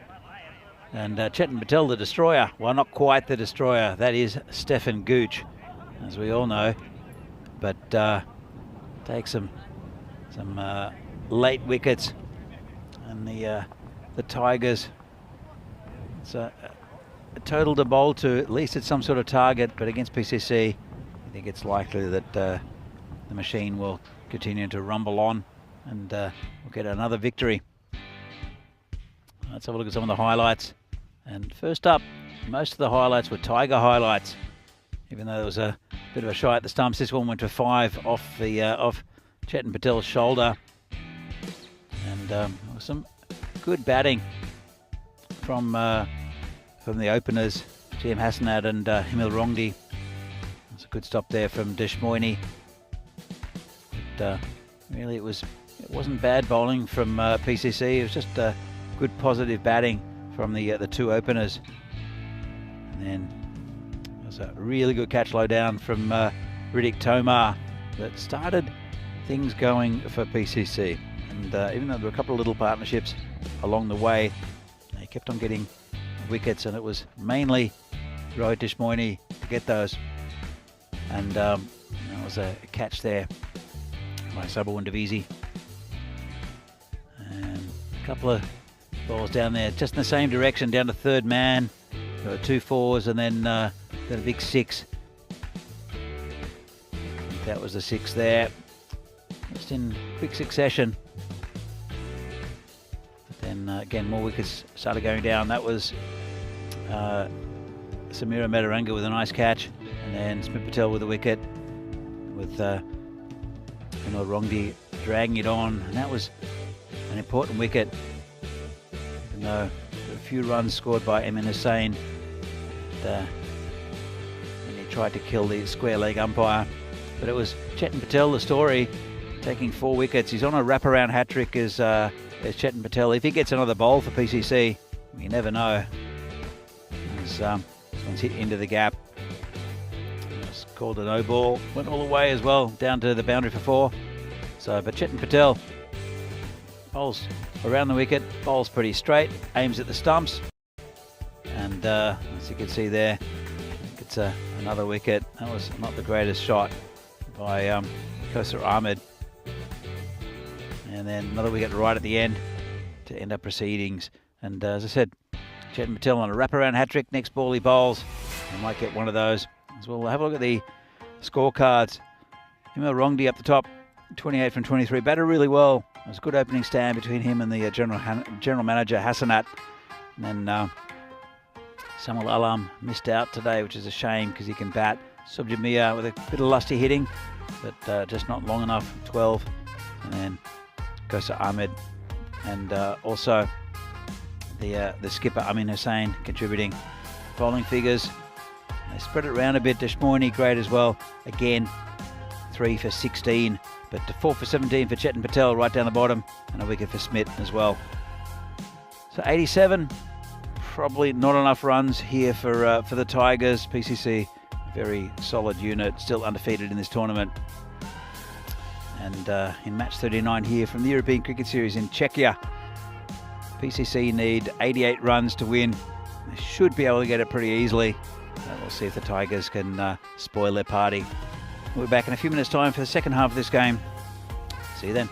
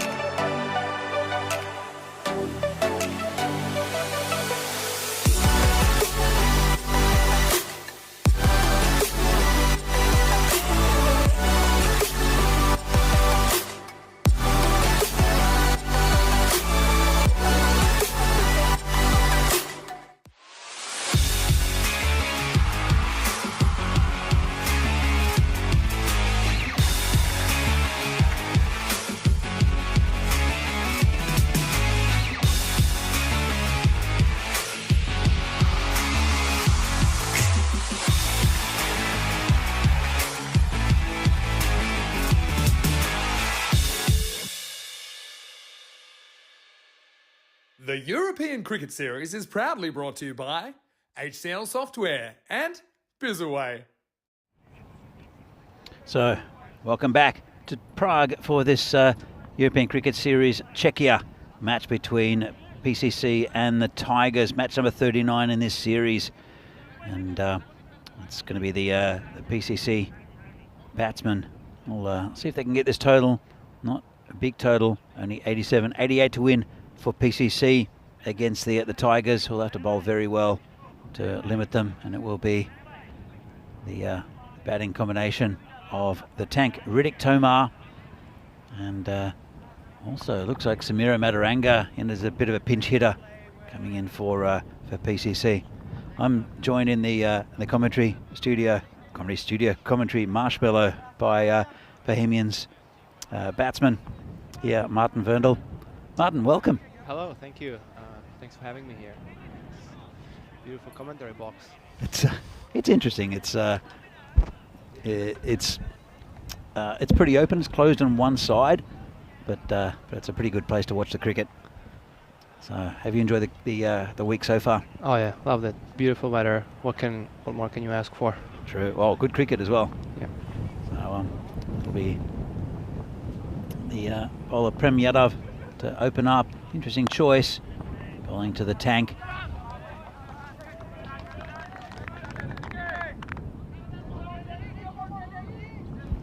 Just a single down the ground first up. Prem Yadav, interesting bowler. Doesn't really use his left arm much. There's a windmilled action. Comes in bowling to Madaranga. So just straight down the pitch. Well, opening the batting for PCC. Madaranga is their opening bowler. Done pretty well. So Martin, how is this different to the cricket you normally play, and where do you normally play? Is this it's beaten outside off stump? So yeah, I play usually a 40 overs format or 50 over format on a grass wicket. So it is a bit different. There's a lot of patience involved in the format that I'm used to. Here it's more really. Yadav comes in again. This one's nice pulled shot. away. It's just a single. Just a single to the man out there. Yeah, here is more, really watching the ball, see the ball and hit the ball. You can go through a line because it's on AstroTurf, so it's quite true. And yeah. It seemed like it took you a little while to get used to the surface. So Yadav comes in again. Hit down straight. Didn't get much of it. Did the tank. Oh yeah, well I think mentally wasn't really there, knowing what to do. I was a bit confused, what to hit, what not to hit. But yeah. So Yadav continues. Been a pretty good over so far. It's been cracked to point. Fielded.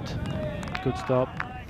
Yeah, but then it really comes down to just relax and just watch the ball and just hit it, really. And that's it. You show the full face of the bat to the ball quite often. It shows very good technique. Where did you learn your cricket? I actually learned it here in Czech Republic. The basics, the forward defense, I did learn it here, and that's where I grew my batting from, really. Understanding the lengths and the different shots, that took me quite a while. Actually, this year is the first time where I'm understanding how to play back foots and front foots, but just pure, presenting the full face of the bat, that was just repetition after repetition. Also, we have Anja Alam with the new bowler. He's a pick of the Tigers bowlers, I think. And so well clamped down on by the tank. So, but you've got very good hand-eye coordination. Did you play any other sports before you played cricket? Yeah, I used to play tennis when I was a kid. I used to play golf as well, and just generally was a sports-oriented person. So Alam comes in again. This one's hit down to third man. Just a single. It's a nice golf course here next to us as well. I don't know if you've seen the facilities. I haven't seen it from here, but I haven't actually been there or anything. So. Been a long time constructing it. Oh yeah, I remember it when I started playing cricket here in 2019. So Alam comes in again, just off a short run. And oh, that bounced a bit. Did. Got the keeper unawares, just going through for a bye. We signal by Pistol Pete So you started playing in the Czech Republic, but you're no longer based here. So what's your story? Yeah. Let's see. This one's tucked around the corner. A bit of a shout. I think he got bad on it. Misfield, yeah. Yeah. So first time ever I had a cricket bat in my hand was 2017. It was a championship trophy final. It was India versus Pakistan. I can remember that because all my Indian friends were quite sad because Pakistan won that game. And then Comes Alam again. oh, good Yorker, well played. Exactly right. And then, yeah, I liked the game. I kept thinking about it. I didn't really play it in 2017, but then in 2018, I said, you know what? Every weekend, every Sunday, I'm gonna go play at our ground on our field hockey pitch in Český Budějovice. And there's this one trip to Brno when we were always invited to, and that was kind of like the peak of the season, of the summer. And So Alam comes in again, and again Yorker length. yeah. Very good bowling there from Alam, just squeezed out by Mataranga. He's proving he can bat a little bit. He's on 2 off 7, and PCC after 2. Slow start, just 7. As we see the table here, and well, you see Bohemians, your team, up in 2nd place. You probably still need a win or two to hold on to that. You're confident of getting into that final 4? Yeah, I am confident we're gonna get into the final 4. We do have quite a tough match against Barbarians, which I think it's quite equal. Both sides can win it, but yeah, I'm confident that we're gonna keep it a bit more tidy and not let Divi score a 90 odd of 30 balls again. Yeah, Divi's been in fantastic form, as has Sahil Grover. This is in the air. No one's going to get there though. They'll, well, they won't look for 2. Just a single there to Mataranga. Yeah, Sahil Grover's been in fantastic form for Bohemians, and he's got a lot of responsibility as captain, and he was the wicketkeeper. So had a bowl today as well, which is a bit crazy. As Premierov will continue, and Tanky loads up, hits it over the boundary towards the kids there. Quite small children who are in danger of being hit by a flying ballistic missile launched by the tank. So you just hit Yadav right over that cow corner for 6. So yeah, the Bohemians they're a strange team, because on your day I think you can beat any team in the competition. You've been strengthened with also with Fahad coming back into the side, so you've got good bowling. Not a maximum. Absolutely spanked. And that's well, nowhere near the kids, luckily. That's still rolling, and the man in yellow's chasing it. So, but Bohemians are they're a strange, in a way, a strange side. That sometimes they'll fight between themselves. When things are going well, they're almost unbeatable, and so it's a strange combination. Very, very good side, but can also self-destruct, as we've seen a couple of times in this tournament a little bit. Yeah. How do you find playing for them? Oh no, I find it quite good actually. There's quite a good banter among us, so that like pressure of failure is not that big, because at the end of the day, it's still just a game. So that's good. I like that. It's Javed Iqbal's a very influential member of that team. Has come back to this nice cut shot there by Tanky. Shot.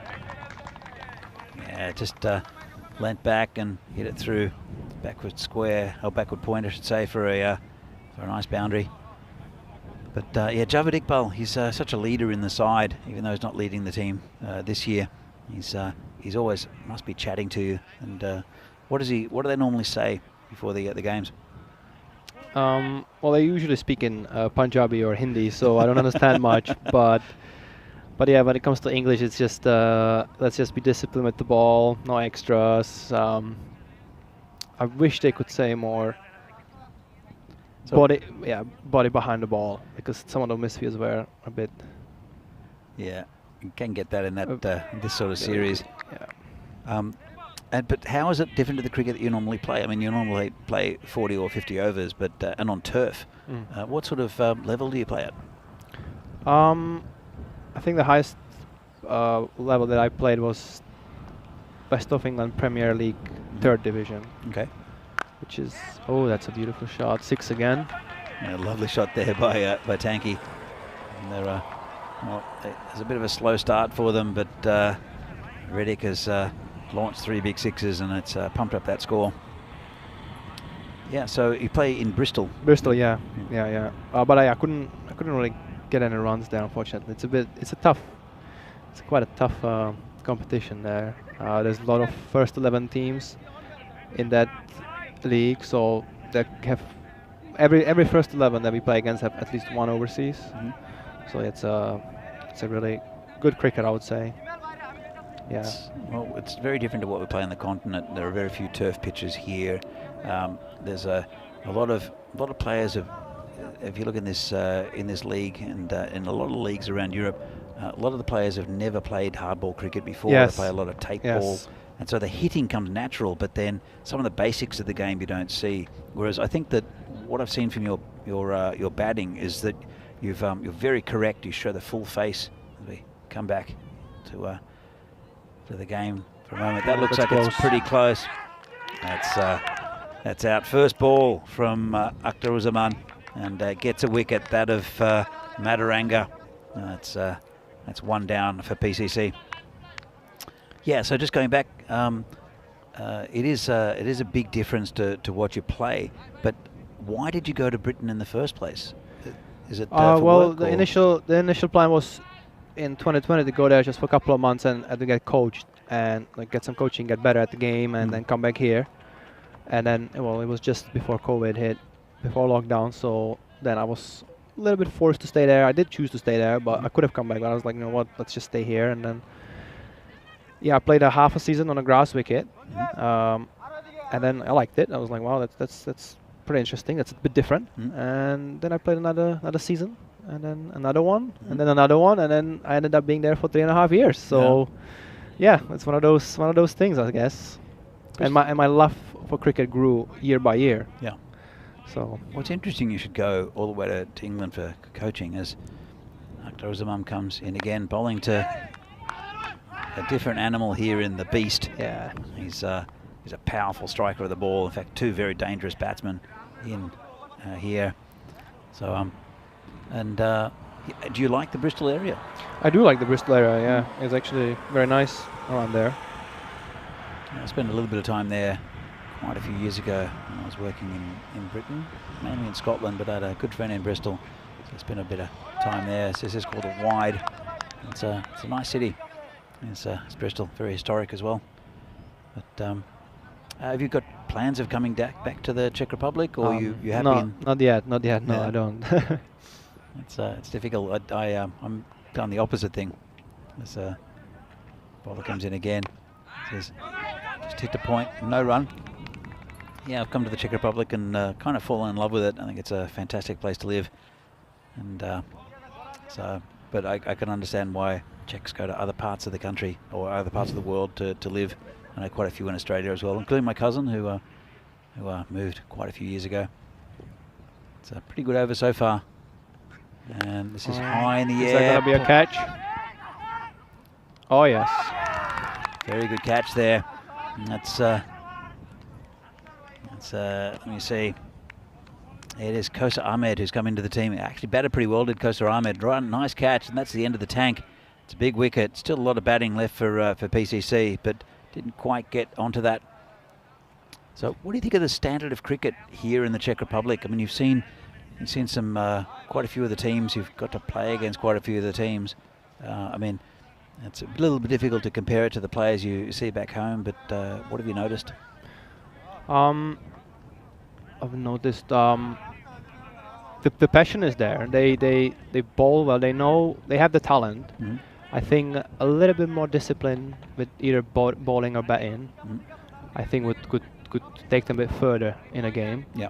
But yeah, definitely talent, passion is there, which I think actually it's a bit more than what I see back in England actually. Yeah. Yeah. Well, I mean, it's a good competition here, and the T10 format. How have you found the T10 format? Because it must have been really foreign to you. Yeah, yes, it is. Well, I find it quite good actually now. I think really it's just don't worry about anything. Just you see the ball, hit the ball. After that, whatever happens, happens. Really, you don't really have that much control. You don't have. Devisy's the new batsman. It's just the covers. Yeah, You don't really have much time to build innings or do all these things which you do in a longer format. Here it's just hit it. Yeah. It's strange that 20 overs used to be the very short format, and people were criticising it for not being a real game of cricket. Oh, it's a lovely shot. Oh, blast through the field that goes over the boundary, and I think he's taken it on the hip. Let's have a look at this. Just hits it hard, and Fielder got down to it. Yeah, I think Sabahun's game on the offside improved so much from the last time we used to play together, like those 3 years ago. Yeah. I used to love to whack it down the leg side, but now I see all these 4s and 6s over the circle and the offside and everything. It's just this guy is now going to be the next big thing, I think. 360. So you played with Sabah for Barbarians? Yeah, exactly. We played together for both 40 over and 20 over season in 2019, and we became friends because he's speaking a Czech language, so we like bonded a bit that we speak the same language, the Czech one. When Sabah first came into the national team, he was almost untouchable. He batted beautifully in Malta and hit his first 100 down there, and then hit 2 scores of 90 as well, and he batted just amazingly. And then I think I don't know what he did, Sabah, to change things, but he was I don't think he was concentrating as much. He was playing shots, riskier shots, hitting in the air a bit, but it seems to be Sabah back to his best. And if you can continue this form, I think you're right. It's going to be very difficult to bowl to. Oh, that was absolutely launched by the beast. 6 runs. Have you played against Suresh before? No, but I played against another beast too, Hanigori, if you remember. I remember Hanigori. Unfortunately, this is the first time I see the beast batting in person. But yeah, Hanigori was another big hitter back in the days. Yes, he was. Big bully, yeah. He's in the States now, as that man. But Suresh now he's 41 years old, just had his 41st birthday the other day. And he's a very powerful hitter. This one's hit along the ground and should go to the boundary. Oh, yeah. It does. Well, I won't say they're cruising PCC, but they don't look to be troubled by this bowling or this score, even though they did lose the tank. We've got 2 good batsmen in, Vikramasekara and also Devisy. So he's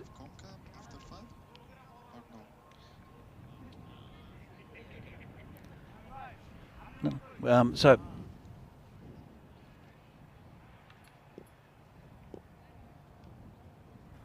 here comes bowler again. This one's hit a long way, one-handed by the beast, and it's endangering small children. Well, that's the Kacha group out there who are having game on the pitch, and that was hit a long way. I think there should be a yellow jacket out there warning the children, because they won't see it coming. And he hit that one-handed, did Suresh. Have another look at this. Well, I think we're going to get back to the action, actually. Rongdi, the bowler, comes it again and beats him outside off stump. And a wide. So as we end, just about to end, it's just inside that wide line. Bit harsh. So Rongdi's got a couple of balls left in this spell. Oh, this over I show. This one's coming out. He's trying to murder us, is the beast. That's over. Well, next to the marshmallow, and I don't want him to hit one straight here because it does come pretty quickly. So that's what he can do, Suresh, and he's done that to far better bowling attacks than the Tigers in the past. We'll see him in the national setup. He's 23 off 6. So, and PCC are 59 for 2. 1 ball left in the 5th over. This one's hit in the air, and it'll be 4 runs. Didn't quite get all of it, just got over the field as we have a little break from play. So I'm here in the Marshmallow with Martin Vernal here from Bohemians and from Česká Budějovice from Bristol, and I'm glad you're enjoying this tournament, Martin. What are your chances, do you think, for this for the finals? Because I think that Bohemians will get there. For the finals or for the semi-finals? For this, well, for the finals, there's only a finals day, so semi-finals and finals, or final if you get into it. If we get into the chances of getting in the semi-finals, I do believe is quite high, but the finals, we're gonna need a bit of luck on our side. So as we have, oh, beautiful shot. Yeah. That's 4 more. That's a classics Sabu Divisi shot, that one. And he's, I think he's not trying to hit the ball too hard in this tournament, is Divisi. And I think it's a little bit different. This pitch is playing pretty well. There's not much that keeps too low. It's pretty true, even though there's a little bit of variable bounce. As the bowler comes in again. And this is a strange shot, but well placed. Well placed indeed. He just stuck a bat out. He knew where the field was. Look at this. Just one-handed. Taking example from the Beast, who hit a one-handed 6 before. But it's a lightning fast outfield. It's much faster than we've ever seen it before here in Prague. So, I mean, you've played on this field before. Have you ever seen it this fast? No, I haven't. You get good value for your shots, though. I think that's helped quite a few batsmen. Oh, lovely cover drive. Is it gonna go? Oh yeah, it beats the fielder. 4 more. It's a really nice shot. But you see with Saba, he's not overhitting the ball. In the past, I think he tried to hit it too hard. And I think it's the same with Devendra Singh. To a point, I think Sahil's batted a little bit the same. But a batsman will get a good value for shots now, where in the past you had to hit it too hard to try to get it to the boundary. And well, this one's got through the field as well. So another 4 runs, and they're cruising now, our PCC. So partnership is 47 off 12.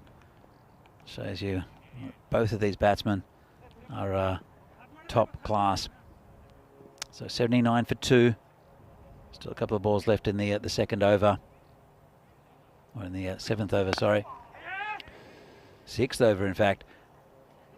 Getting my numbers mixed up as good footwork. There's a bit of foot feeling in this league.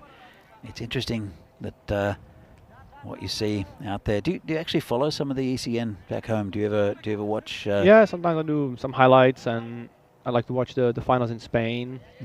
And yeah, that's a great tournament in Spain down in Cartama. It's some high quality cricket, and I hope that people will go down there to Cartama to watch it live, because it's great watching it live as well as on YouTube or on Fancode. And the Beast doesn't time that, just gets it over the bowler. And again, some fancy foot fielding. So if anybody in the chat wants to have a question or two before we, well, it's not much to go in this game. If anyone wants to ask Martin a question in the chat, that Dave says hi to you. He says hi hello to everybody. So Dave's a regular contributor. Where are you? Where do you play in Bristol, Martin? So I play on a Saturday. I play for Bristol Cricket Club. On a Sunday, I play for Bristol Afghans.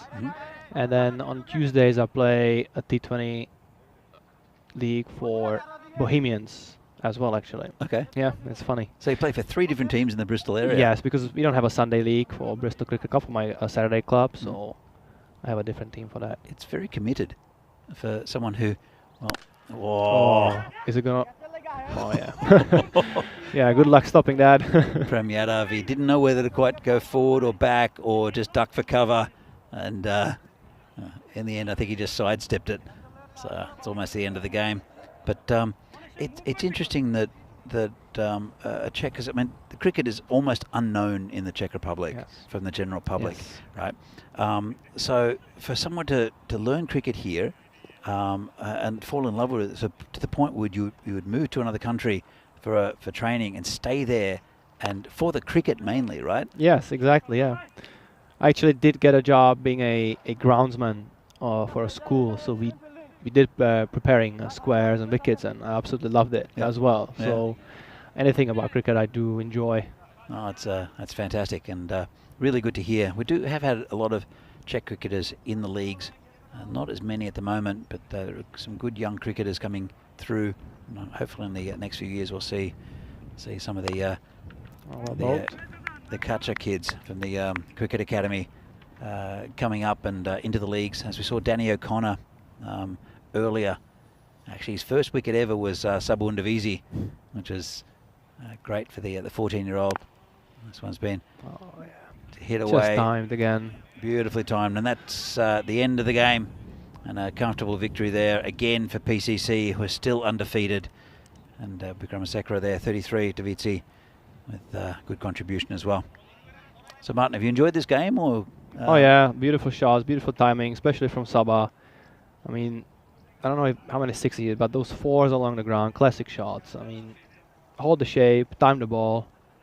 What else can you ask for, really? Exactly right. It's great to see him in good form as well. And let's see some of the highlights. And most of the highlights will be of PCC. Riddick Tomar hitting a few big sixes, mainly off Prem Yadav. And he did end up being the first wicket. And John Gray in the chat, as we see some of the highlights, it'll mainly be PCC hitting boundaries, along with a couple of wickets, including that one. That was the end of Madaranga. The question is from John Gray is, what do you do, Martin, in the UK when you're not playing cricket? Well, if I'm not playing cricket, I'm trying to practice and train, but work-wise, I was working as a groundsman. Before that, I was a shift runner in KFC, the first job that I started there. So yeah, and I'm probably gonna, so I finished my ECB level 2 coaching certificate, so I'm probably gonna get into that over winter. As a side job, probably. Coaching kids? Yeah, mainly, I think. Fantastic. Well, you should have a chat with Chris Pearce, who's who runs the academy here. You can introduce if you like. And which school, Martin? It was a BGS school. It was a Bristol Grammar School. Quite known for sports. Private school it was, yeah. So, and Niraj Taigi, who's a very good player here in the Czech leagues. Who will play the final? Martin. Hello, Daniel. Who play the final? Who play the final? Prague CC and Bohemians. I think you've got a pretty good shot of getting your wish then. So as we said, the final few little bits of this game, and so Kroom also saying great to hear some of the stories of club cricket in the UK, and you coming back here in the Czech Republic to play. As we see the scorecards here. Pretty easy going from PCC Samira. Yeah, what a strike rate. Oh, it's amazing, isn't it? And, well, I don't think we've seen the best of them yet. And they still had the national captain, Aaron Ashokan, to come in. See the bowling figures. Good up top from Prem Yadav early, and then got hit quite a few in the second. And a couple of wickets there for Akhtar Uzamam. But pretty easy victory for PCC. So... We'll have a look at the scorecard. Just lost 2 wickets again. They haven't lost more than 3 or 4 wickets, I think. 3 wickets in any game so far, PCC. Shows how dominant they've been, and they just have such a fantastic batting lineup. No one can threaten them at the moment. But I think that Bohemians have a good shot against them. As we see that, we'll see your team, Bohemians, in about 37 minutes' time. So you have a little bit of a break here against Prague Barbarians. Bit of a vital clash, this one. An important game for both teams. So, Martin, look, good luck with the game coming up. Good luck with the rest of the tournament. I'm sure we'll see you again here in the Czech Republic, playing in the European Cricket Series, and also possibly for the Czech national team. Yeah, we'll hopefully. See that. So, we'll be back in about 35 minutes' time with the next game between Martin's Bohemian side and Barbarians. 36 minutes time, in fact. And it is the...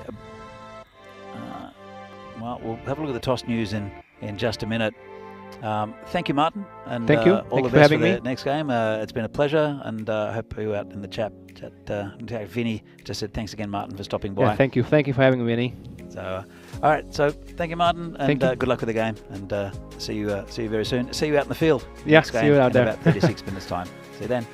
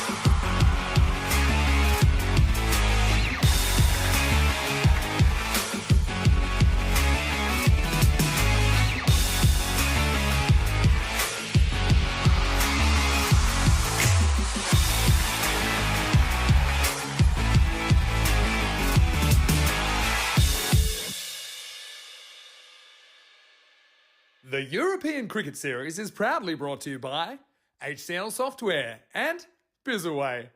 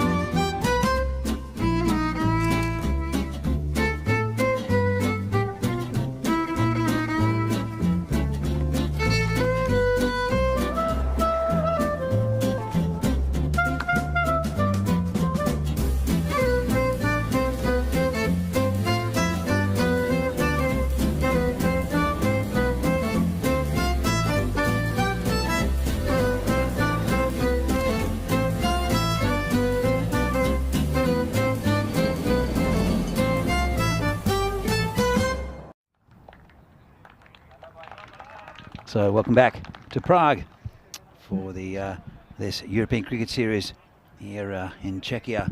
Game between Prague Barbarians and Bohemians, match number 40, and should be a really good game. Let's go and have a look at what happened at the toss.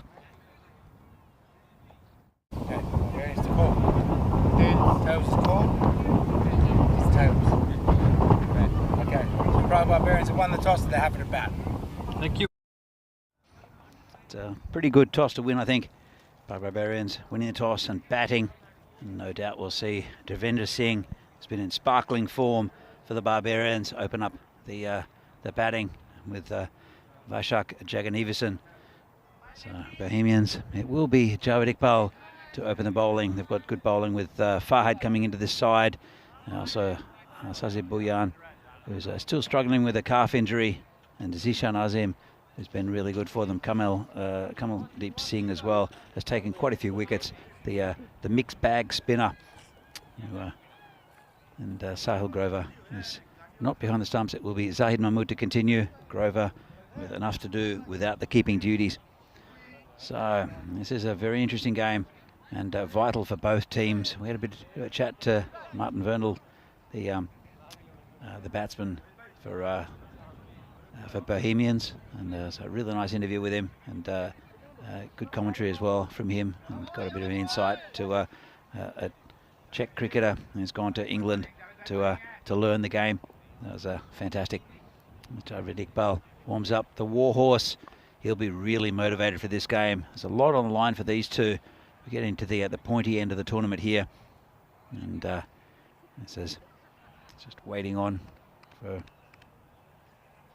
the time to roll over. We start at right on time here with these games, and we're ready to go. Javed Iqbal opening up to Devendra Singh, and just played into the covers, just a single, just wide there of the fielder, and that's Rohit Kungar. Javed Iqbal is such a good player for Bohemians, an inspirational figure within the club.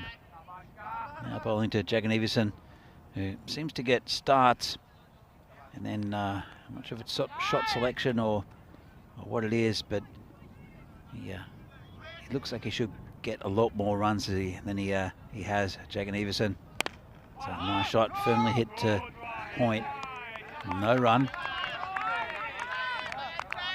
I think it's the right sort of feel for a player like Jagannathesan as well. Definitely Devendra Singh loves batting here at the moment because it's good value for shots.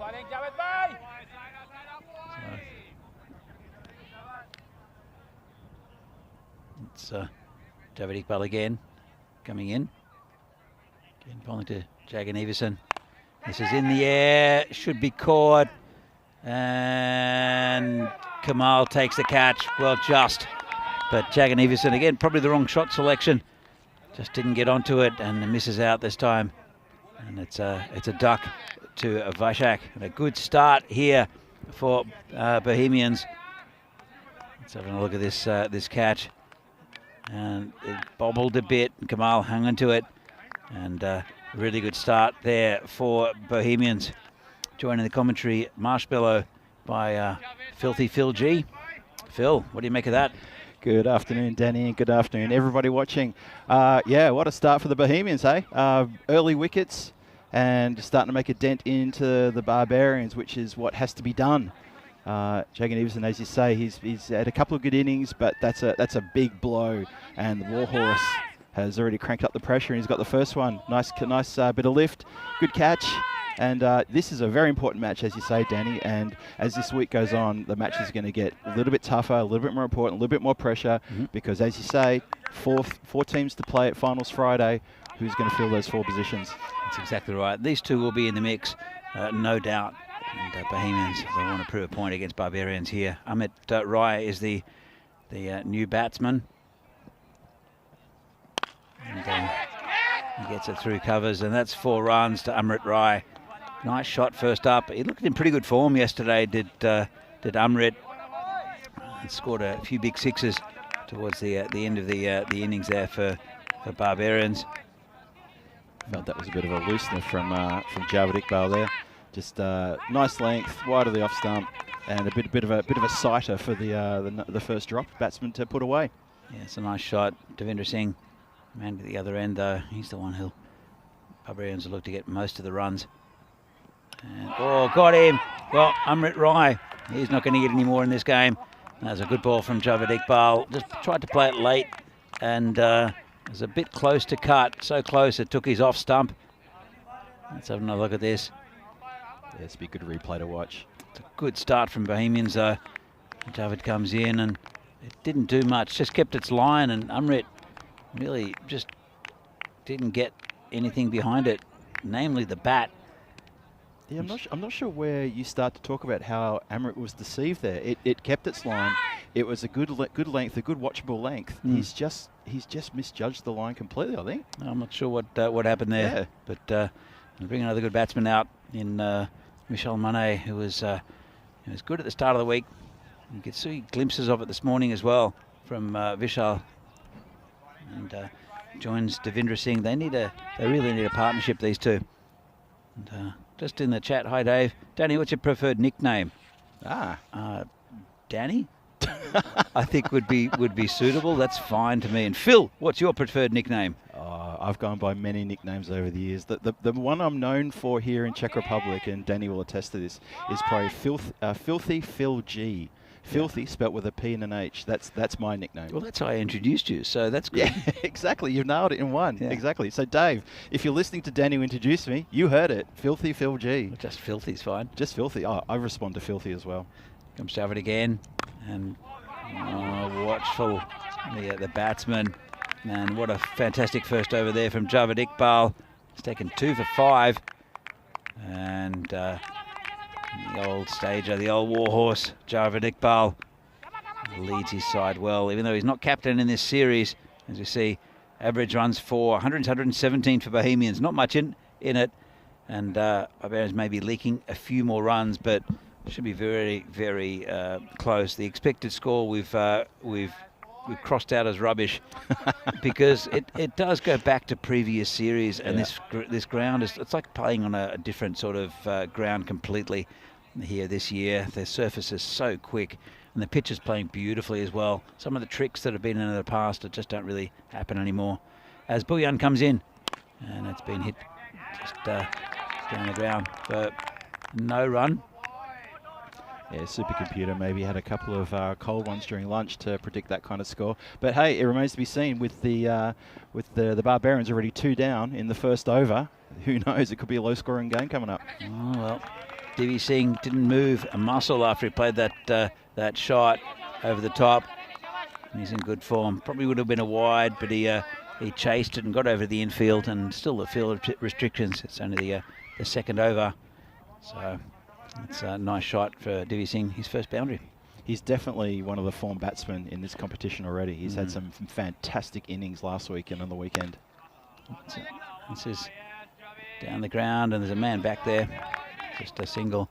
Yeah, it'll be interesting to see how the international team pans out. They've named a 21-man squad. Of course, Venki Margashayam has had to pull out due to injury, and there might be, I don't know if all those players will be there on match day. And Cracker. absolute beauty. Couldn't go forward, couldn't go back. Good Manet. Let's have a look at this. Just short of a length. And was really into mines was the batsman. That's a right line and length for Sazip, I think. It's really a nagging line, that one. You do get into 2 mines on that one. Lovely bowling. He's been very watchful. It's been a pretty slow start for Barbarians. Those 2 wickets haven't helped, though. Dave says, not Phil G. Phil G. Phil G instead of Filthy, because it is Phil G. It is Phil G. That's not my nickname, though. That's me. Yeah. I just shortened my surname to a G. Oh, another one right in that channel. That's good bowling from Sazib. Have a look at this one then. Oh, just cut in a touch, you think? A little bit. Yep. Yeah, that's really good over there from Sazib. See the standings. That's Bohemians up in 2nd place with 12 points, 6 wins, 5 losses. But Barbarians, this is they've only played 7 games. They've played fewer than all the others. They've won 4, lost 3. So just a couple more wins.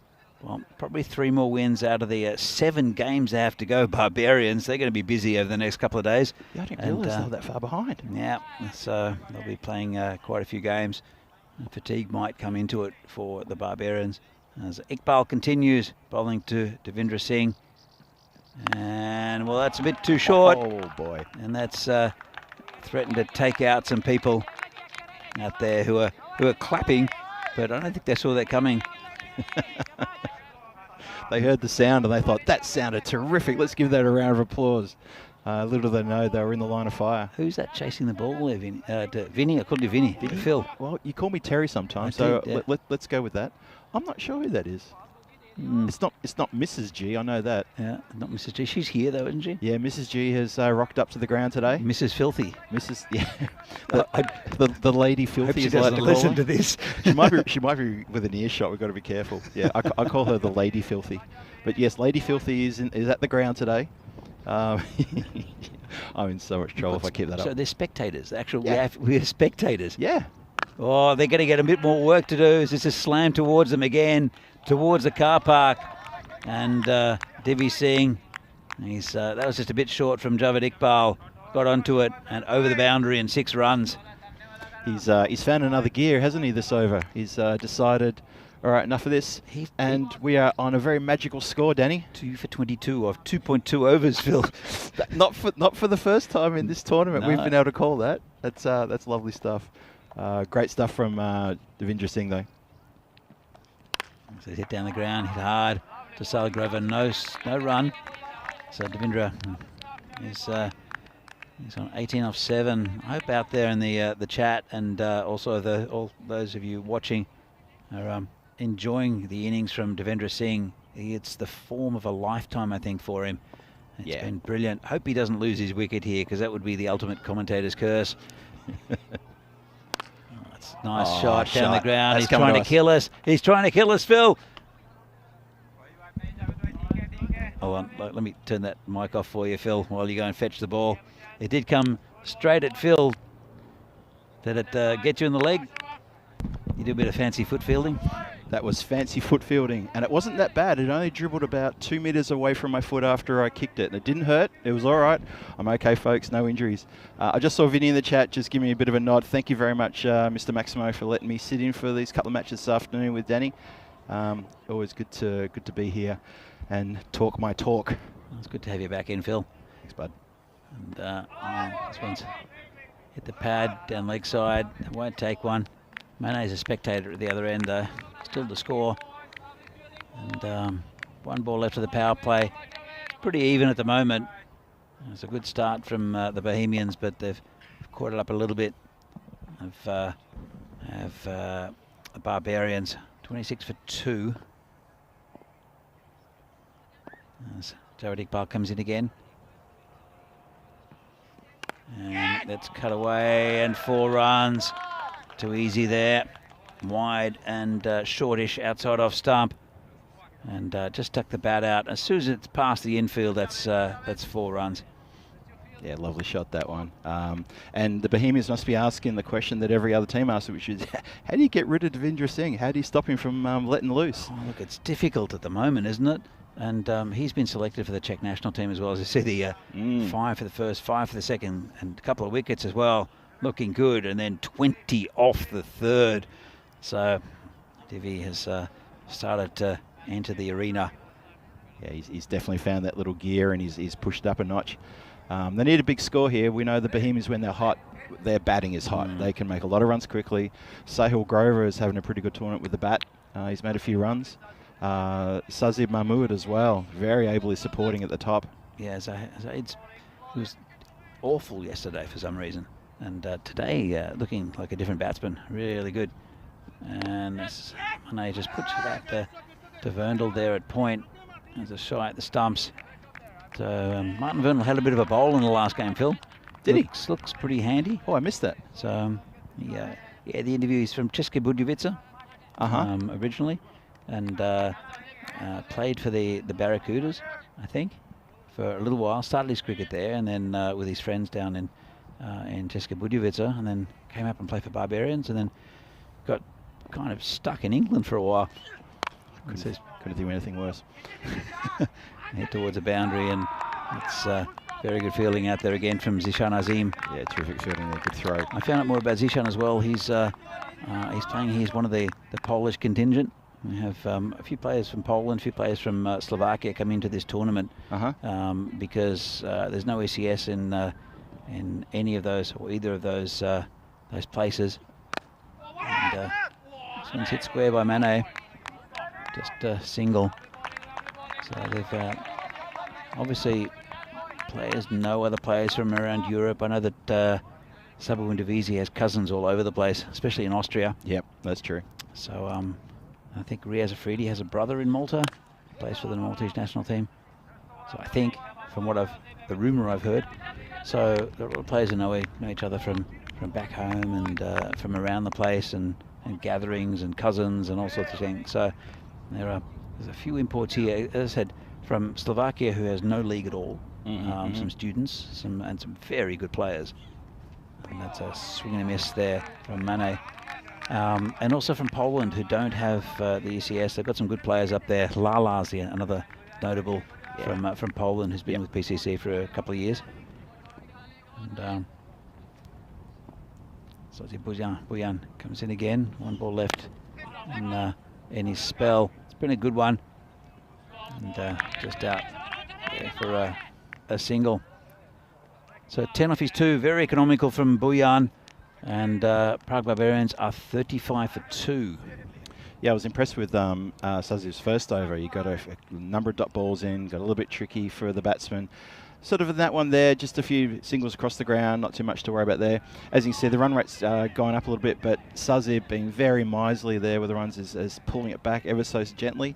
And that's going to bode well for the Bohemians. Still only 2 wickets down, 2 for 33, sorry, 2 for, where are we? Sorry, 2 for 35. My eyesight not failing me again. 4 overs gone. Yeah, it's again, it's pretty even at the moment. They can accelerate the Barbarians, but also just a couple of wickets, especially that vital one of Devendra Singh, can dash the hopes of Barbarians. It is Michel Mane who'll be facing Saklen Mukhtar, who's again bowled pretty well. Bit of pace off here. Comes in and it's hit slightly over the top towards the boundary, and good stop out there. That's Martin Verndl, and does well. The big check. So 2 runs for Mane. That's a great work there on the boundary. I looked over and I thought it might have just gotten past him. He stuck the big mitt down and got a lovely fast throw back to the bowler, Mukhtar here. This has gone in that direction again, and he won't get that one, Will Verndl. That's 4 runs. Yeah, that was just a little bit straighter and a little bit faster. And yeah, unfortunately Martin couldn't quite get the extra 2 strides he needed to cut that one off and run away for another boundary. So can Mane turn up the heat? We saw him play some blistering cameos last week, didn't we, Danny? Yeah, sort of quick fire 20s and 30s, if I remember correctly. And last week, isn't it, Phil? Yeah, I mean, that's it. It was a week ago, wasn't it? This one's got past the fielder, just got a hand to it, knocked it down. They'll look for 2, should be pretty comfortable. So, just a quick comment here in the chat from Man. Yeah, Mum. Man, thoughts on the T20 World Cup qualifiers? Season might improve in some smaller cricketing nations in Europe and Africa. I can definitely comment on Europe. It's really good to see the ICC. This is going towards the boundary, but there's a player coming around. I've been associated with cricket here in the Czech Republic, and again a little bit around Europe, and travelling and playing international games or coaching with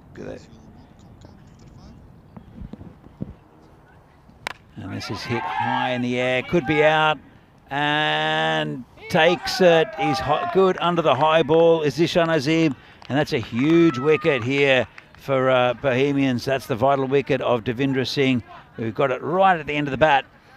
And that's another wicket down for Barbarians, and it's the main man in Devendra Singh. Just tried to launch that into outer space. Unfortunately, didn't quite get out of the Earth's atmosphere. And Zishan Azim takes another catch. That's, what a blow that was. Indeed.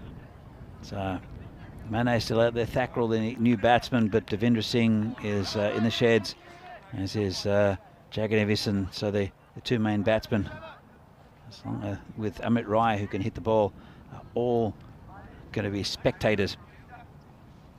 So, it's great to see in Scotland and Ireland the development in those 2 countries, and also the fact that there are in other countries as well.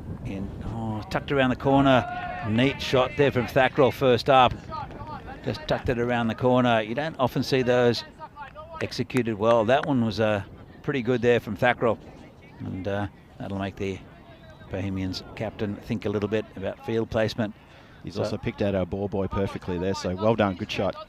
Did he use his hands this time? He did this time, yeah. We've noticed that there must have been talk from the men in yellow. As you see here, this is the ECI Czechia, the squads between with Czechia, Cyprus and Greece. See a lot of these players being included in this squad. So really like the look of the Czech side eventually. I know they'll trim a little bit off that and see who's really in form. No doubt Devendra Singh will be one of those names in the starting 11. It's a good ball straight up, and it's Zishan Azim, who's a good all-rounder. And I don't know how many catches he's taken out there on the boundary in this tournament, Azim, but he's a bit of a ball magnet. So yeah, look, going back to these qualifiers, Germany, Austria are there. Italy is there as well, and they're pushing some of these sides. Obviously, the development in Scotland and Ireland is much higher. This is called a wide, because really it's a long way to go in Europe in the acceptance of cricket, and in the mainstream at least. And even though there's a lot of depth, especially I'd say in Italy and Germany, Austria are a good side, but when you're competing against Scotland and Ireland, it's a little bit of a different kettle of fish. But let's come back to that.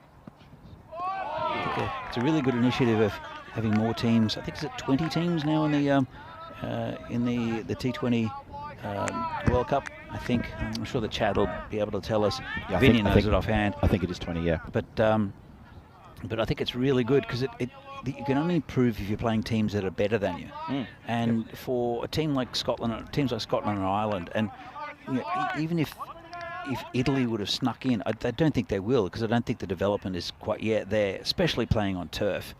As this is nicely played. That man back there, it's Martin Verndl again. We'll just keep it down to 1 run. There's very little, there's almost no turf cricket played in mainland Europe, apart from the Netherlands, also a little bit in Denmark. But apart from that, Romania have got a pitch, but that doesn't really count, even though it's a nice surface. But everything played on AstroTurf, so the playing on turf is a very different thing, and that's all basically that these Irish and Scottish players play on. So I think they will catch up in mainland Europe, but I think it's a great idea, and seeing also teams from around the world competing for the first time in a World Cup, it'll be fantastic. So, what's your opinion on it, Filthy? I'll tell you just after this delivery from Azim. He's bowling very well. He's getting it past him, whistling past him, and the Barbarians, just during your view of the World Cup qualifiers for the T20, just noticing Azim just absolutely miserly with the runs, pushing this through really quickly, and he's got the Barbarians swinging and missing well outside off. And look, it's going to either end in glory or in a short walk back to the dugout. Azim for his last ball. It's just been punched a bit close to the body, that one. Just punched for a single into the covers. I guess my main sort of takeaway from the World Cup qualifiers when it comes to the European nations is I'm completely with you on this one. You only do get better playing better countries. I really believe that. I firmly believe that. If you keep playing the same old countries who are beneath you, then you know what? For me, you swing in circles, and I don't understand why some countries may persist in doing that. It's such a good thing to invite international teams to your ground or go to their ground and play them. And if maybe you're on a hiding to nothing, but your players will pick up so much playing that kind of level of opposition. I think it's really vital and important. And I think it's wonderful we get, these associate nations are going to start to get these opportunities. I've got nothing but love for the Netherlands team doing what they're doing. Oh, absolutely. Scotland and Ireland doing great things as well. Absolutely fantastic stuff. How many years away until we start seeing, that more of these European nations sticking their hand up? In the air, another catch here for Azim. Oh, he's pulled it down. Well, you don't see that very often. In the earlier this morning, he took one over the boundary, and then sat down. He took it inside the boundary and sat down over the boundary. Did Azim, and then there was another one. He took a beautiful catch, and then tried to stabilise himself, and his ball hit the rope. The ball and his hand hit the rope. So he's taken two good catches, but they've gone for 6. Oh no! Just by the barest margins, and that one was a tricky one coming forward, and he's put it down. But he's had so many opportunities as Azim, and he's taken most of them very well. Here comes Mukhtar again. It's a nice shot. It's through the point area. No chance for the fielder. It's like you said, Azim, the ball magnet. He's getting a lot of work down here on the deep boundary, just in front of us to the right. And yeah, I missed that one this morning where he took the catch and then he sat down. You mentioned that to me earlier, but I'll have to go back and see that one. But usually he's a very safe pair of hands. He is a very good safe pair of hands. I don't know how many catches he's taken in this tournament. But just a word from Vinny, including the top 2 of the 7 European countries playing in Scotland right now, includes Netherlands. Will be 3 teams in the 2024 T20 World Cup. So that's fantastic. 3 teams from Europe. Netherlands is 1, and then it'll probably be Scotland or Ireland. Probably Scotland. It's being played in Scotland. This goes for another 4 and almost knocks the yellow jacket off his feet. It's a good shot from Mane. And let's have another look at this. Oh, missed it. I just cut it. There was a bit of power behind that, and yeah, and our volunteer out there almost got sat down on his moneymaker, trying to collect that one cleanly. So Mukhtar, he's got 1 ball left in his spell. He's taken a wicket, been a bit pricey. And Mane not quite getting hold of that one. They're looking for a second, they won't get it. He'll retain the strike, will Mane. And at the end of the 7th over, Prague Barbarians are 63 for 3. So it's pretty good going from the Barbarians.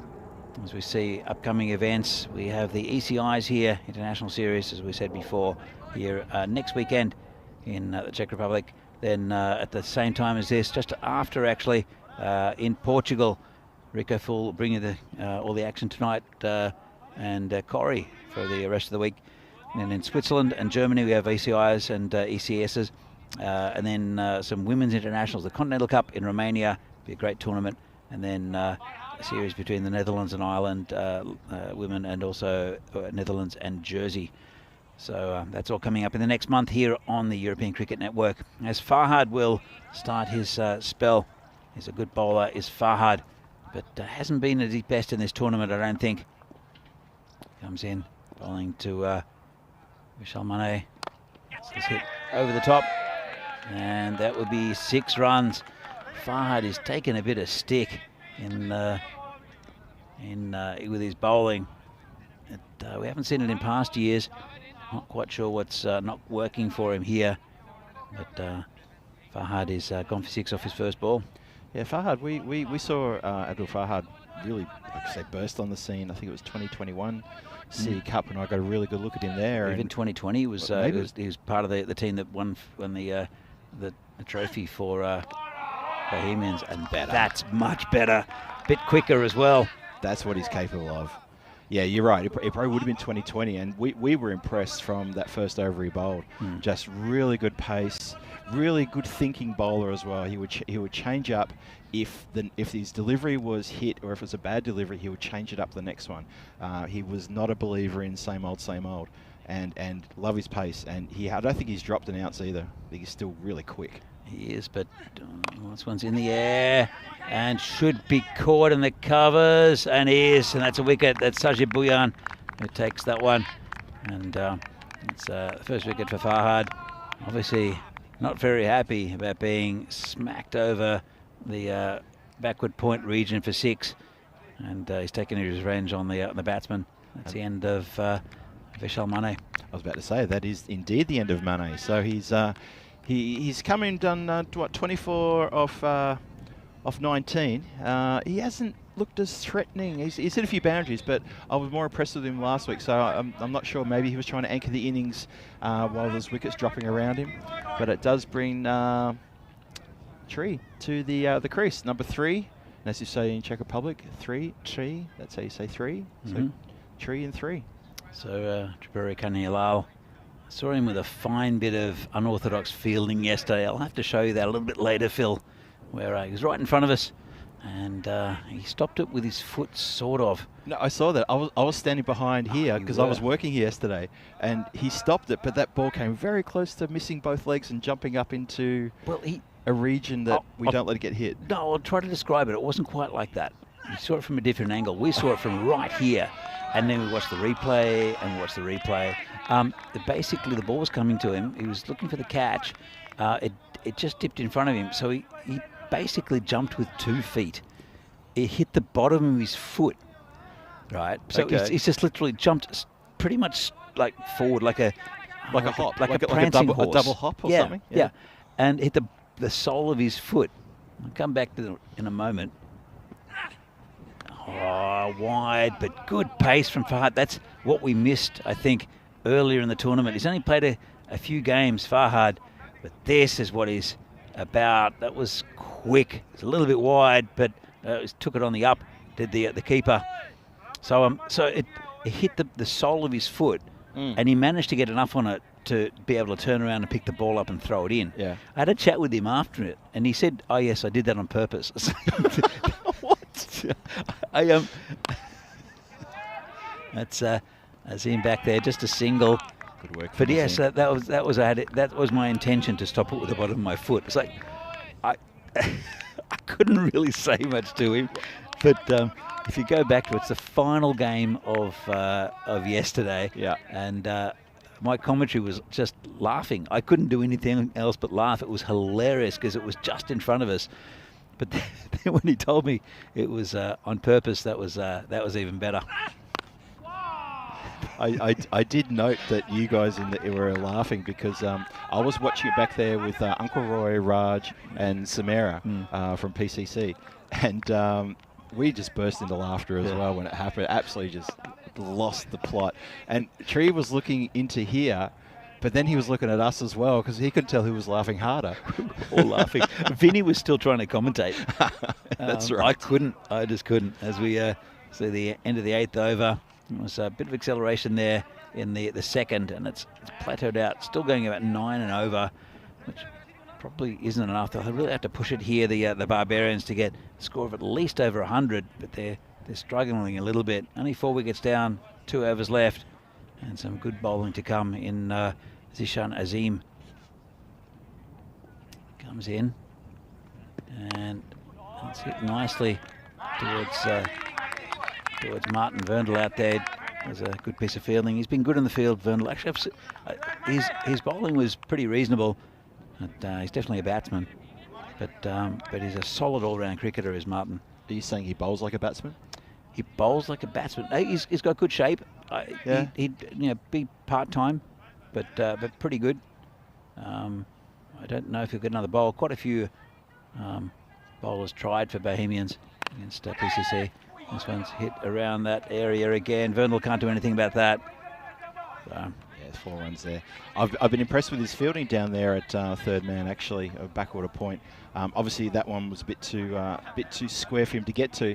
But the bowl before, he picked up clean off, I think, the second bounce, one-handed, and fired it back in.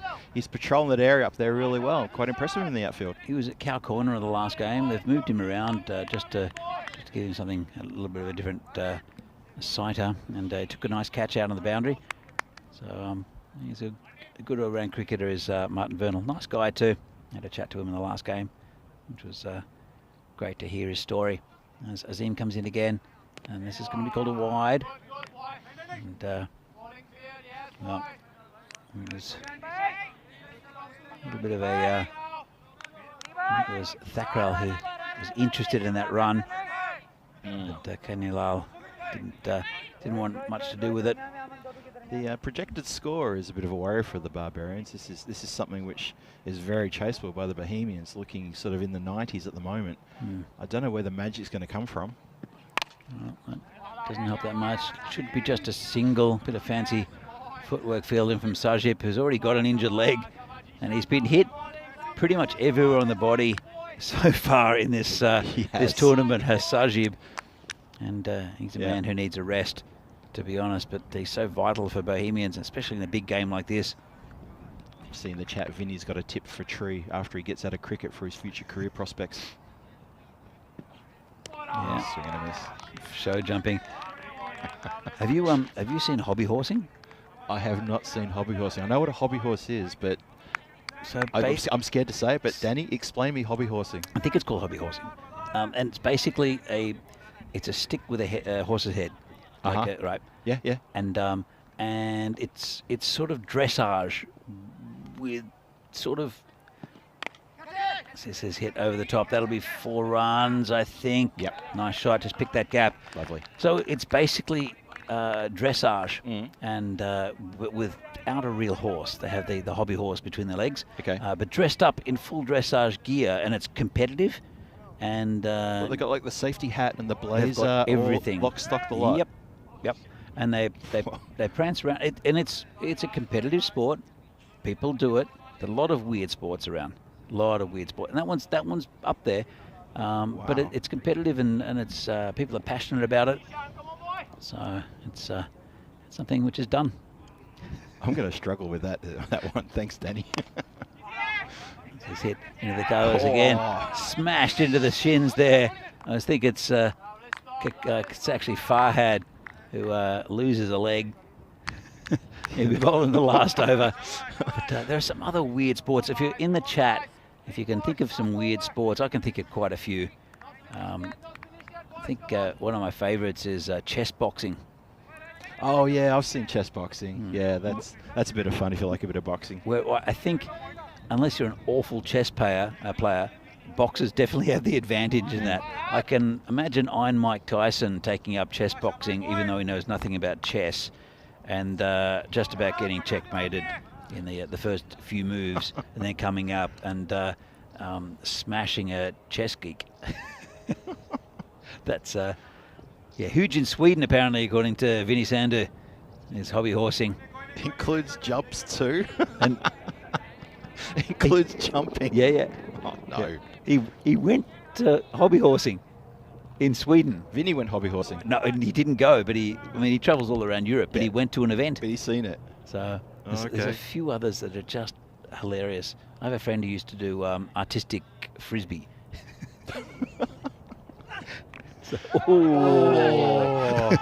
And there could be a run out. Farhas has taken the wicket. and I don't think Thakral wanted to run for some reason. I don't think he could run. Have a look again. Ooh, he got an inside edge onto it. No. Inside edge. And it was a race And Farhad won it. That's good work from the fast bowler. So, Thakral, does he need the magic spray, or is he all right, do you think? magic spray. Vinny states the obvious as well. It's a lot less expensive to own a stick compared to an actual horse. Indeed, true. Vinny, indeed, I agree. Save a lot of money on feed, wouldn't you? But the good news about Thakral is he definitely missed both his legs there, so he's all right. He'll be able to run. Have you ever seen Quidditch? I think it's called cue ball now. As Farhad comes in again. He's bowling pretty quick. Oh, he slowed that one down, though, didn't he? That's deceived everybody. Chance. Another run out. The batsman didn't even bother.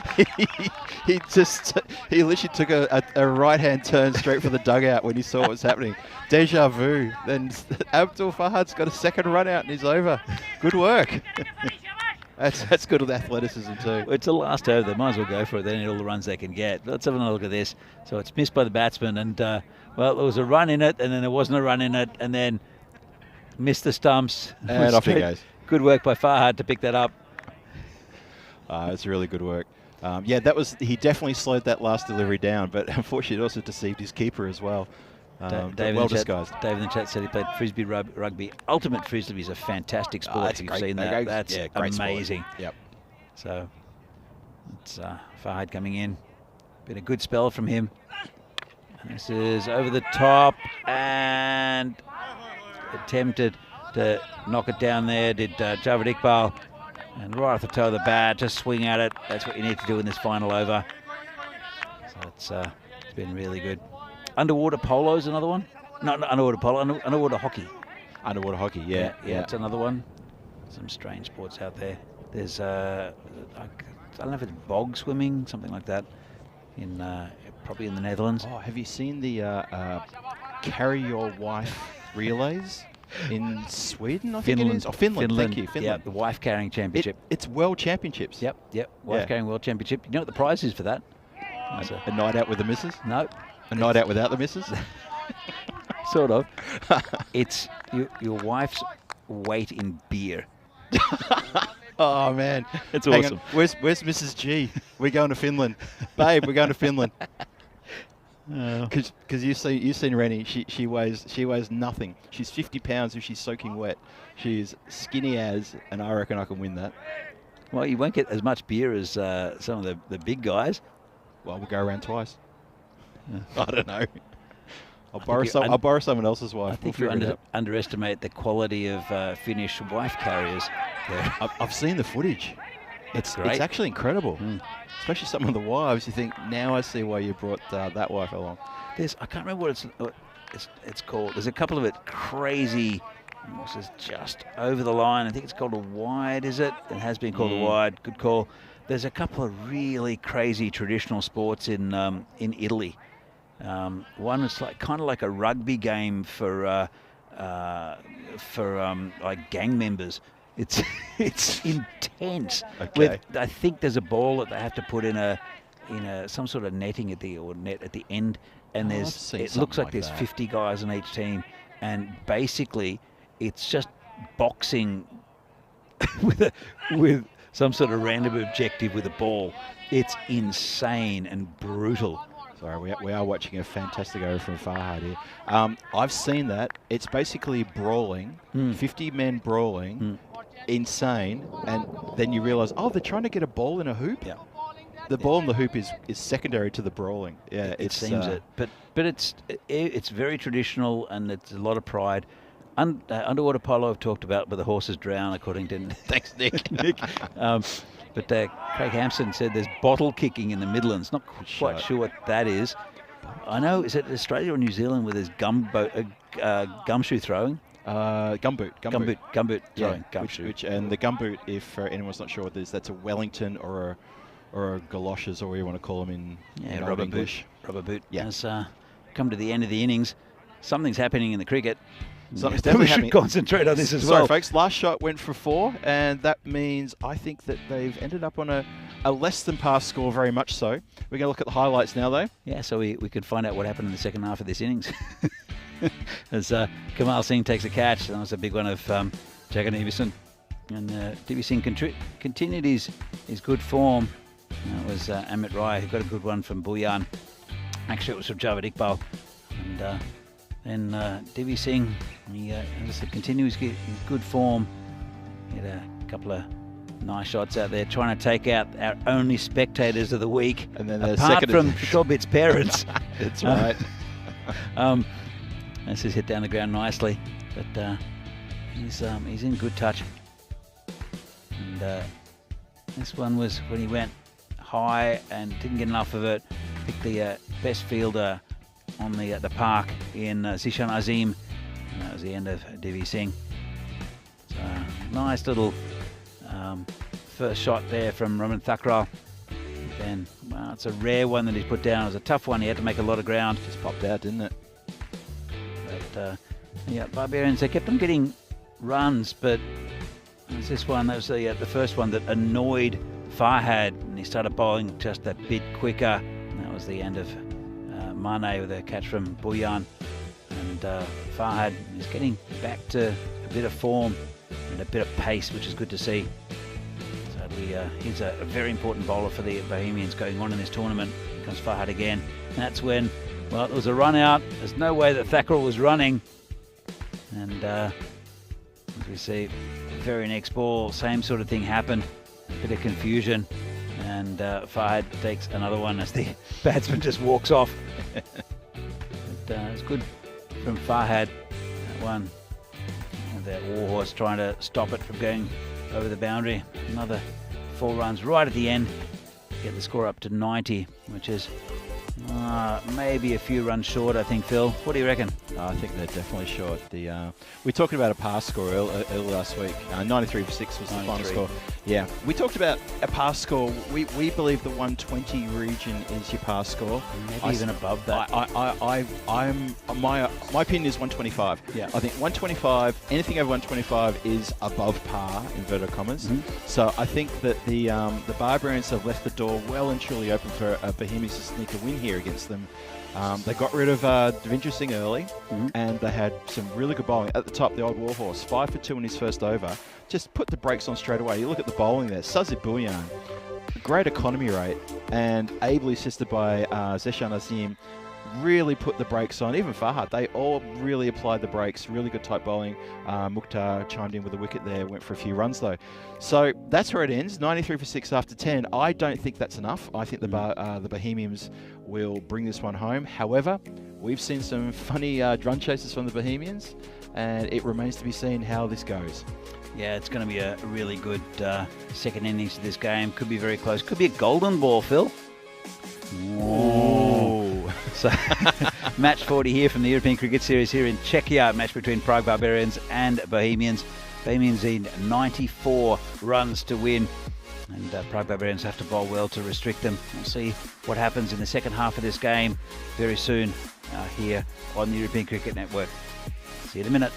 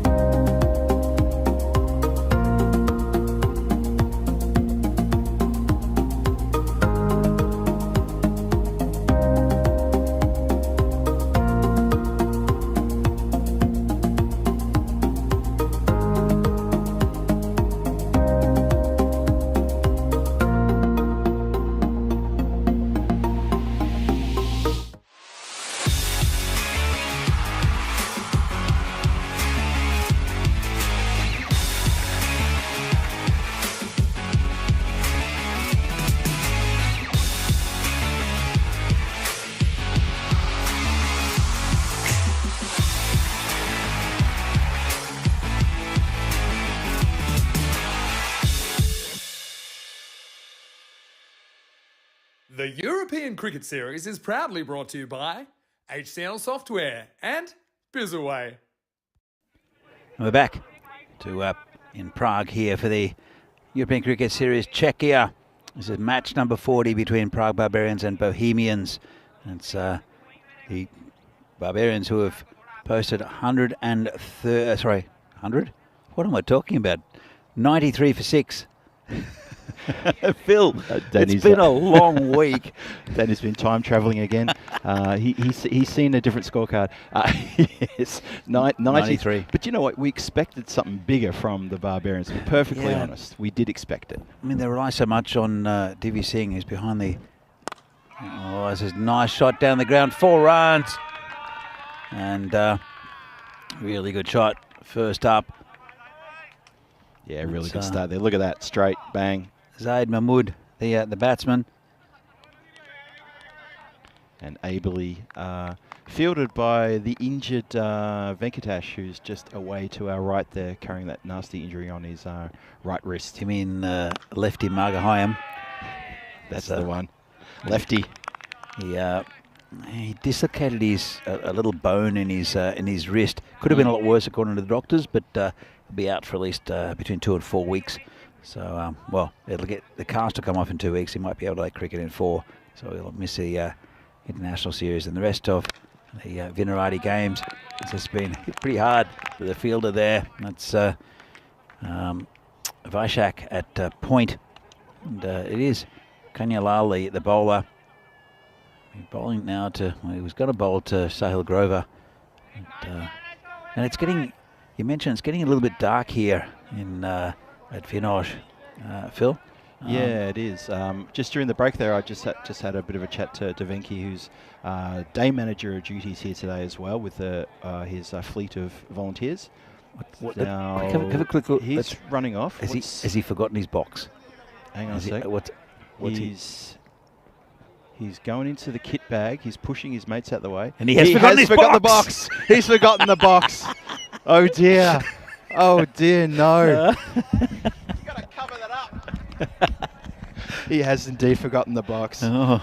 There's a lot of grins around the ground. His dugout teammates are looking over here and laughing their backsides off there. They think it's hysterical. We think it's hysterical. It could have been even funnier. No, that would have... No, well, you don't like anyone it's a slow bowler on, though. That's why. I jest. If it had been a fast bowler... I'm going to lose it if he gets hit in the box right now. Even he's grinning.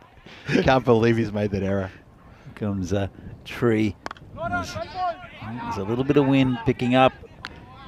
And it's a bit of junk just flying across the ground. It's getting pretty dark. Hopefully there won't be any rain, but, you know, sometimes here... As it's not just rain, it's hurricane. As tree comes in, and it's this weather's looking ominous. Vaishak comes in quickly. It's the telltale wind that comes before the storm, and we're getting that telltale wind right now. Right now, this marshmallow's held down pretty well. Alistair did a really good job nailing it down. It's going to take a team of elements to pull it up later, or a Vinoj hurricane, which we've seen a few times. This is hit down the ground. Good work there. No run. Very nice work there by the fielder. That is Vamshi Madashetty, the skipper. I might start putting things in my bag here, Phil. I just felt something, a little bit of moisture flying in here. Once again, the wind has spun around. It's coming into us. 16 matches since a golden ball. So we managed to reduce that deficit quite immensely with the golden ball match. Was it yesterday or Saturday, the golden ball? I think it was 2 days ago. I'm losing track of days, Phil. It wasn't yesterday. It was Saturday, I believe. Yeah, it was Saturday with that fantastic golden ball match. So we had to reset the clock, as they say in Pacific Rim, and we have to crack on again. So 16. Never know, you might see one today. This possibly could be a weather-affected match. We hope not. We're starting to batten down all the hatches here. You can see it on screen as well. And the camera's getting shaken. Is it Kirill's up on the... nice shot. Oh, look at that. Backward a point, bang, 4 runs. That's a beautiful shot there. That's Zaid Mahmood, who's really come to play today. He's looked a lot better. Yesterday was completely out of sorts and looking really good. As Zaid Mahmood so far today. I wonder if the batsmen are looking to the sky as well, because they're looking straight over the top of us, and they can see the weather that's coming in. That's going to get past. It's going to go for 4 as well. Okay, tantalisingly close for the fieldsman who pursued. Very close to the fieldsman who dived, but it ends up being 4 runs, so Mahmood on the march. I reckon he's looking over the top of the marshmallow and of all the tents here, and he's seeing what's coming. And we can feel and hear what's coming, and honestly, I hope it doesn't rain. We hope it skirts us. As we've been a little bit lucky in the last couple of days. We had a bit of weather, but it's skirted around us. Feels like it's coming right at us at the moment. It feels like it's properly going to land on top of us now. It's a nice shot out there towards third man. Good work by the fielder out there. Just a single. We'll see what happens. All the Karcher kids from the academy are going home, and as is Chris Pearce. He doesn't want to stay around. Chris and Ronald Pearce are leaving the scene as well. This is a nice shot on the leg side, and that'll be 4 runs and a long chase for one of the Yellow Jackets, who's they're making an effort today. They're running to the ball, which we haven't seen at all from them. They've seen fancy foot fielding, which has probably ended up in lots of bruising along the shin area for the Yellow Jackets. But they're using their hands, they're running to the ball. All it continues. It's going to be called a wide. It's well, Piyush Kumar made news yesterday because he got our first hat-trick of their tournament. Yes, so first one since Hungary. So he had to wait an over to affect it. As Divi can't find that one. Comes in again, and it's getting pretty dark. It's a little windy. Difficult conditions for batting. And Piyush, he's gone for a few in this over. He's gone for 15, 1 ball left. A little bit different to what happened yesterday. Comes in again. This is the end of the second over. This is hit down the ground.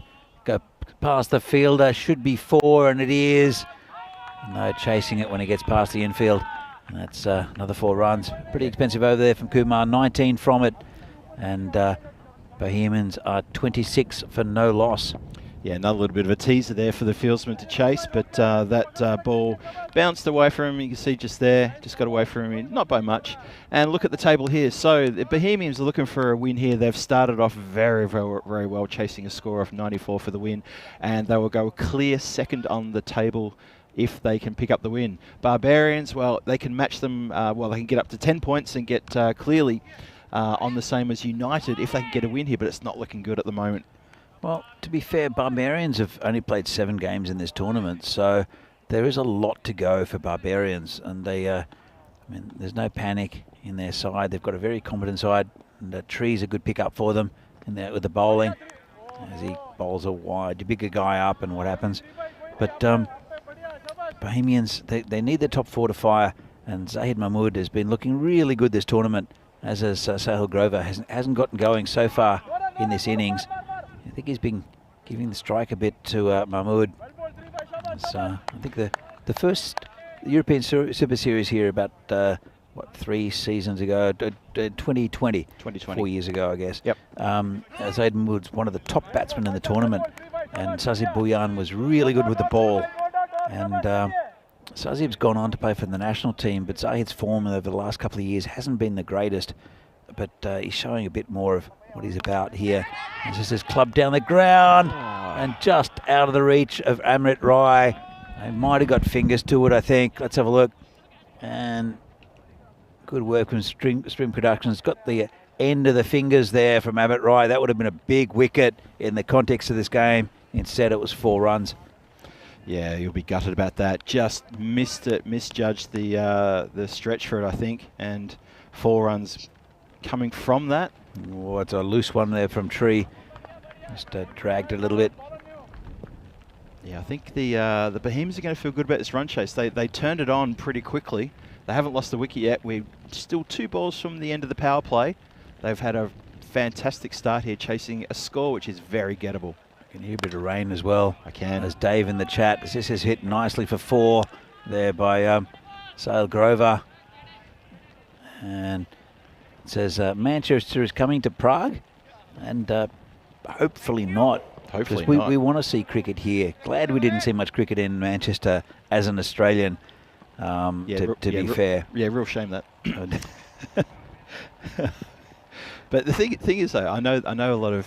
I'm going to digress here a bit. I know a lot of English cricket fans are a little bit sort of, grumpy about the fact that Bazball was going to win that one. We're going to all that sort of rubbish. And you know what? Fine, I get that. I know that you guys had your nose in front the whole test, literally the whole test. Yeah. However, if we could harness the energy that English supporters issue every time they come to the defence of their own team's ineptitude to play. Let me finish. Yeah. To play out a full series, that would be the most amazing, renewable, sustainable power energy in the world. Could you imagine what we could do with that as a planet? To be fair, Phil, the first 3 games were very close. Right, there wasn't much in it. It was probably a few tactical errors gone on, and I think Stokes probably admits to it.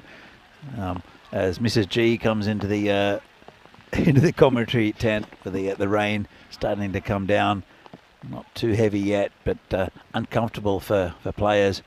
This is going to be called a wide, but to be honest, England looked in the third test. England looked sort of almost in control of it.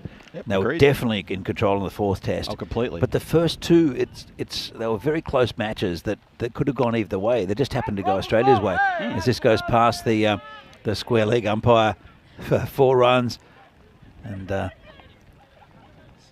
we've definitely got some rain coming now. The umpire got out of the way. I don't really know what was going on as they look around. It's probably slowed a little bit.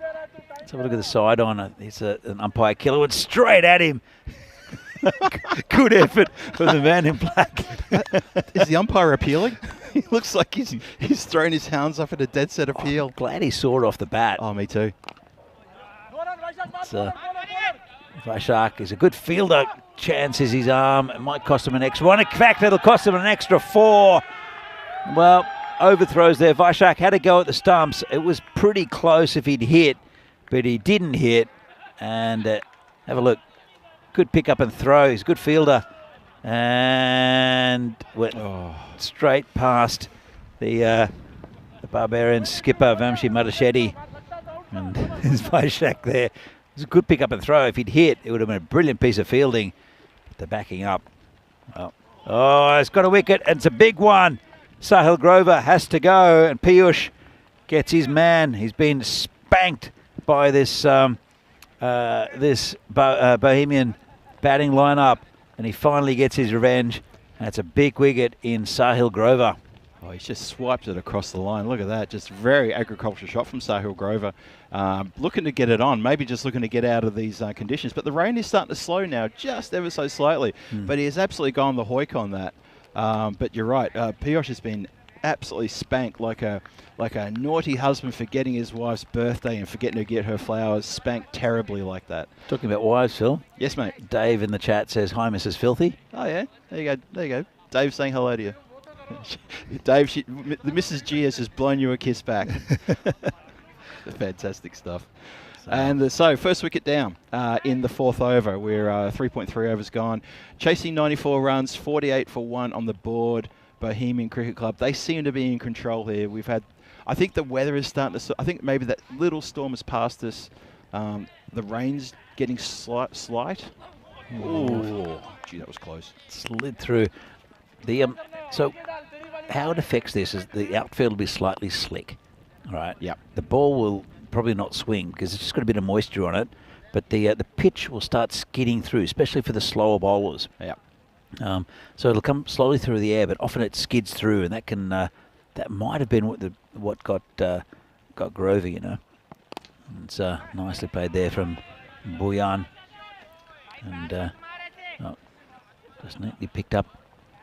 Bit of nice smell of petrichor there as well. The petrichor, we've got that one in again. Yeah. Nice one, yes.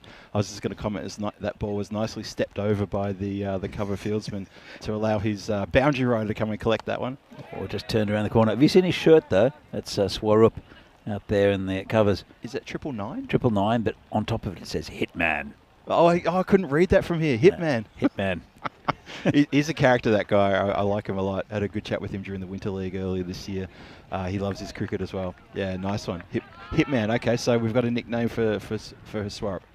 Yeah. Lovely stuff. So have a look at that run rate. The run rate has now been smashed up to 12.5 and over. They've hit their 50 after 4 overs, 50 for 1 in the end of the 4th. They're well on top of the run rate here, chasing 94 for the victory. Shot clock's just popped up. I don't think that's going to be a problem. Mahmood is going to be rampant, although he hasn't faced a ball for maybe a couple of balls, maybe only a couple, but 30 off 12. This is shot out to the hitman, who has a shot at the stumps. I expected him to hit. Good pick up and throw. I thought he'd hit. He's the hitman. Yeah, well, what's happened there? Didn't need to hit that one, I think. I think the batsman would have been well back. It's Bhuyan will be facing Amrit Rai. It's been hit down the ground. It's Tree who'll do the fielding. A bit more orthodox today is Tree. And well, Bhuyan just he's struggling still with that calf injury. You can't see him being in the check lineup during the weekend, which is a shame because he's a good player. But there's quite a few they need to test out. They know what he's about. Sajib. It's a good ball from Amrit. Yeah, Amrit pushed that one through, didn't he? Very nice, nicely taken as well. Just probably a bit too close for that shot for Mahmood, but he's playing well, Mahmood. He's come here to play, as you said before, Danny. Yeah, he's been good in the last. Well, as I said, yesterday wasn't great, but today's been fantastic. As the hitman, I can't quite see that. Did he put that down, Phil? I think it landed just in front of him. I don't think that was a genuine chance, although he did actually just backpedal just a little bit to allow the get it on the half volley. So it's going to be called a wide. Yep, fair enough too.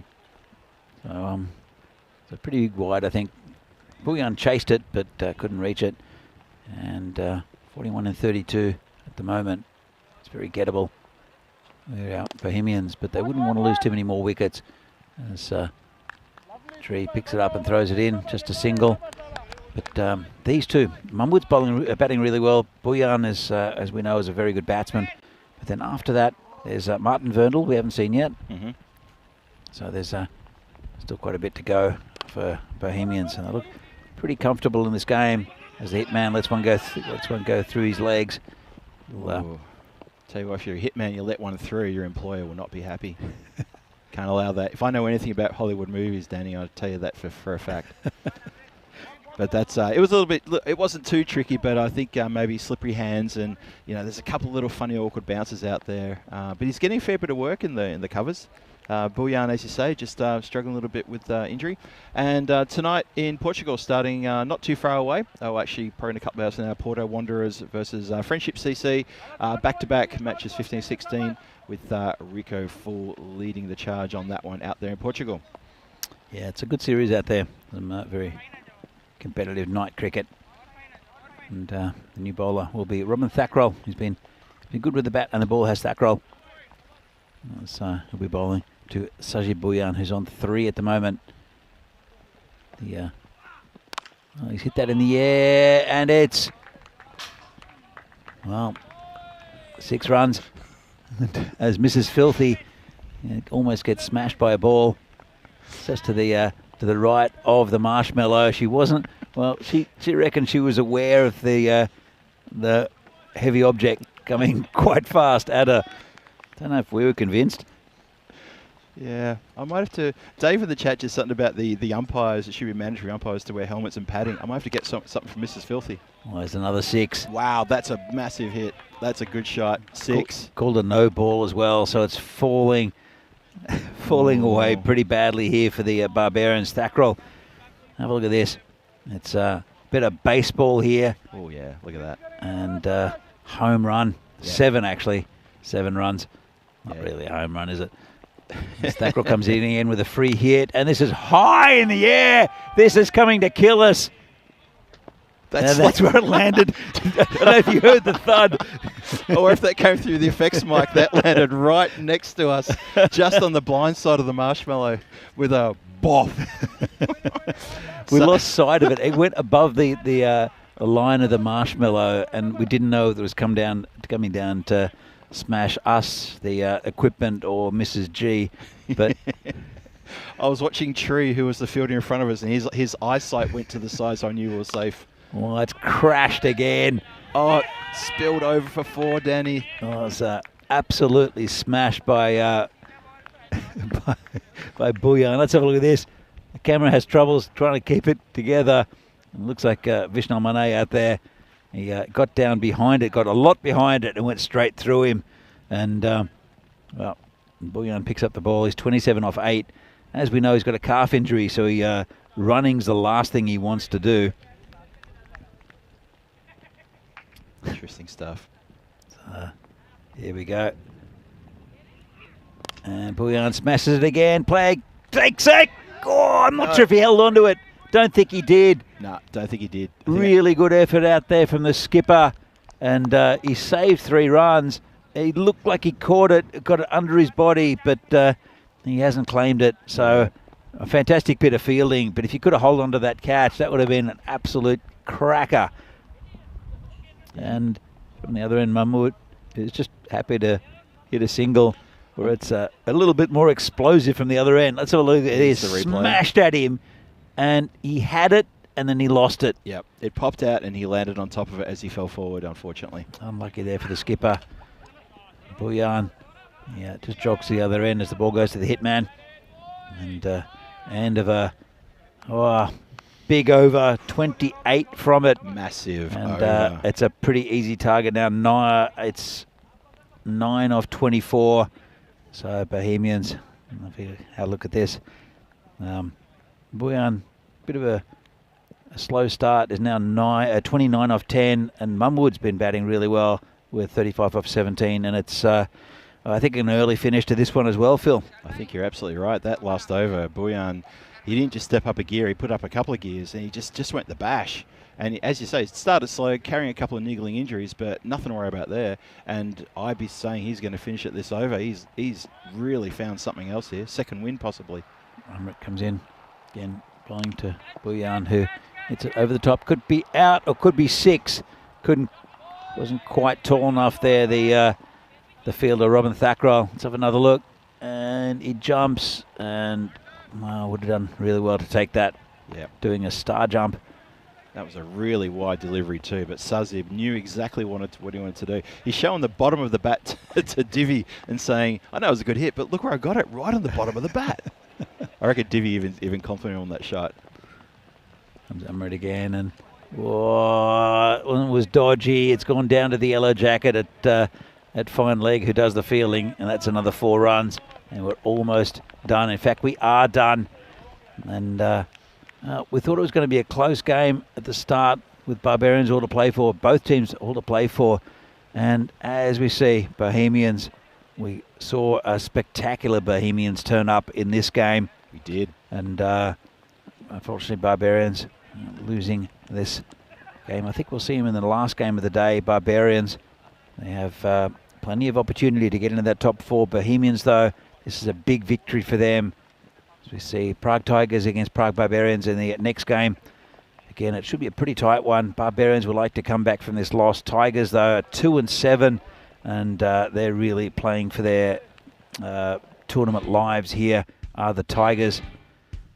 And Sagor's back in the team for the Tigers. Desperate emergency call as we see some good hitting. It's Zahid Mahmood who scored a lot of his runs early and looked pretty good out there. And Sahil Grover did start with his lusty hitting as Zahid Mahmood did very, very well. Also with, as we see, Sahil Grover there, the boundaries. They only lost the 1 wicket, that of Grover. But this is where he almost destroyed the umpire. That was a beauty. It was a good shot. That was the wicket. That was Piyush Kumar taking the wicket of Sahil Grover just as the pitch started getting a little slick. Then Sahil,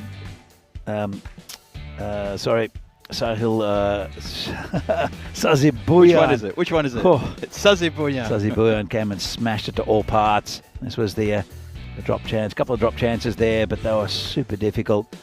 And Sazib Bouillon, the one-legged Sazib Bouillon, just absolutely hammering the Barbarians' attack.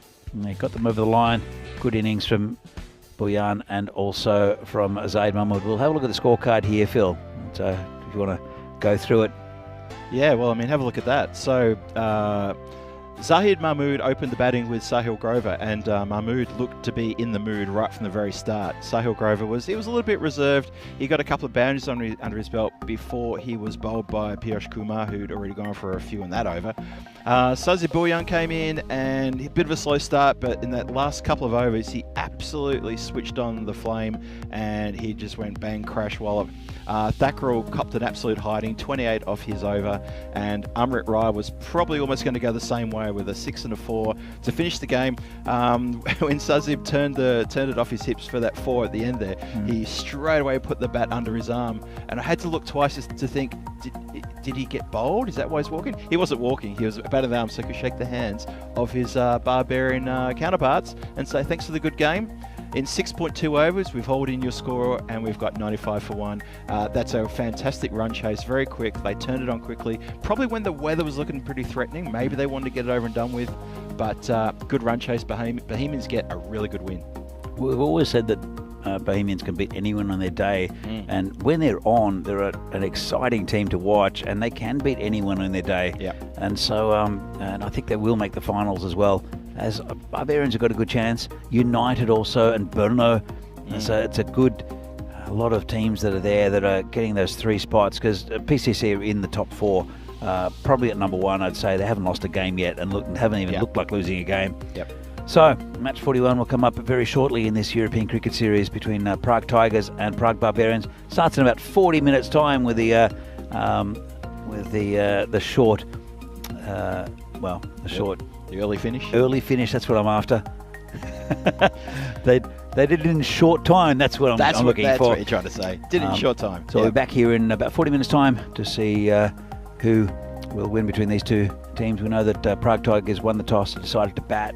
Again, it's probably a good toss to win for the Tigers. So see you very soon.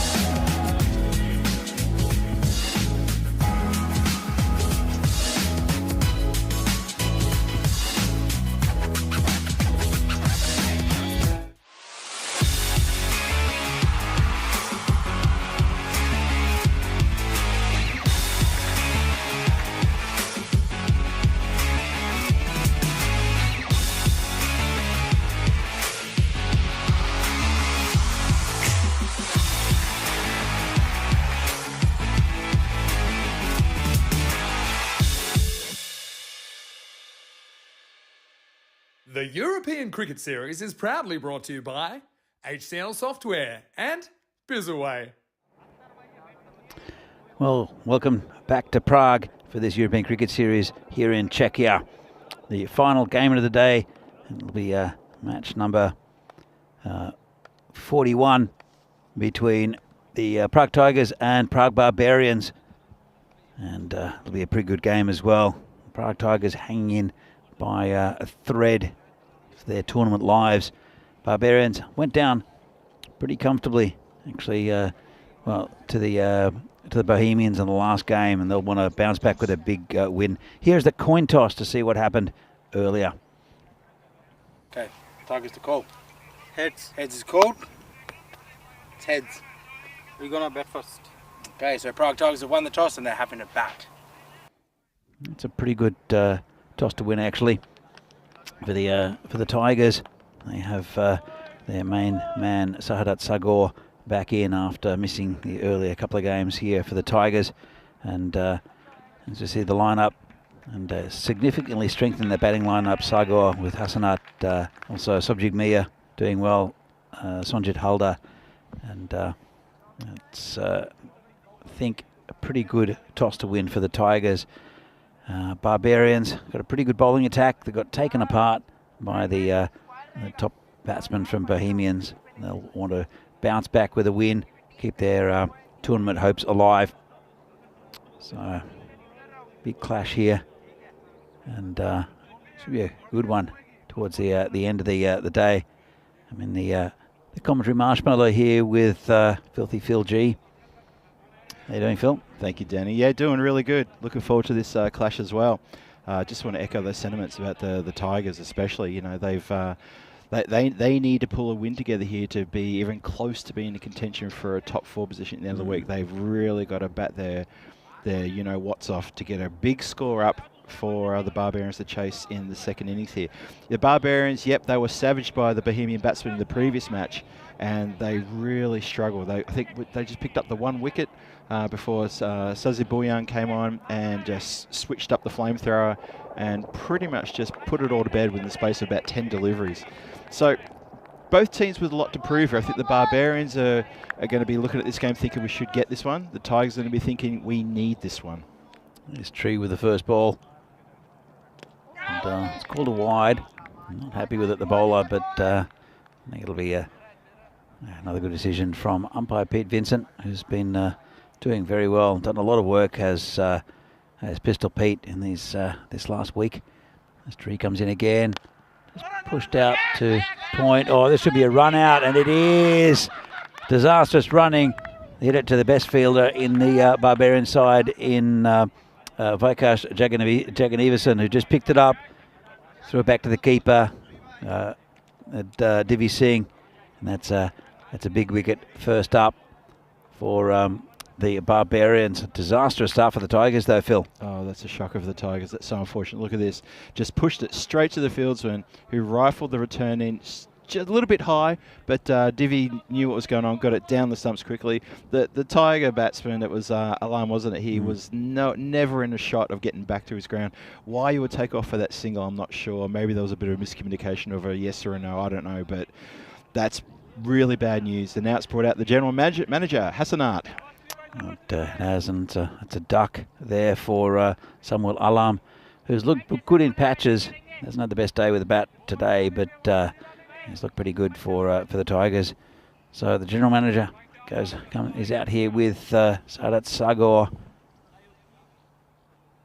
and going to be called a wide. To be fair, I don't think Sagor would have got there either, and it was definitely more Sagor's call than Alam's.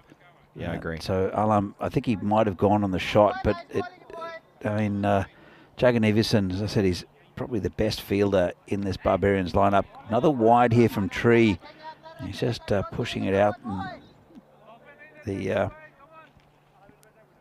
And outside that wide line. Fair call. Was he safe from embarrassing Derek? I'm not sure, because it wasn't a legal delivery, so it wasn't an embarrassing Derek. I think it might have been. Yeah, technically, if that first ball was a wide, if he's out on a run out on the second ball, that makes it embarrassing Derek.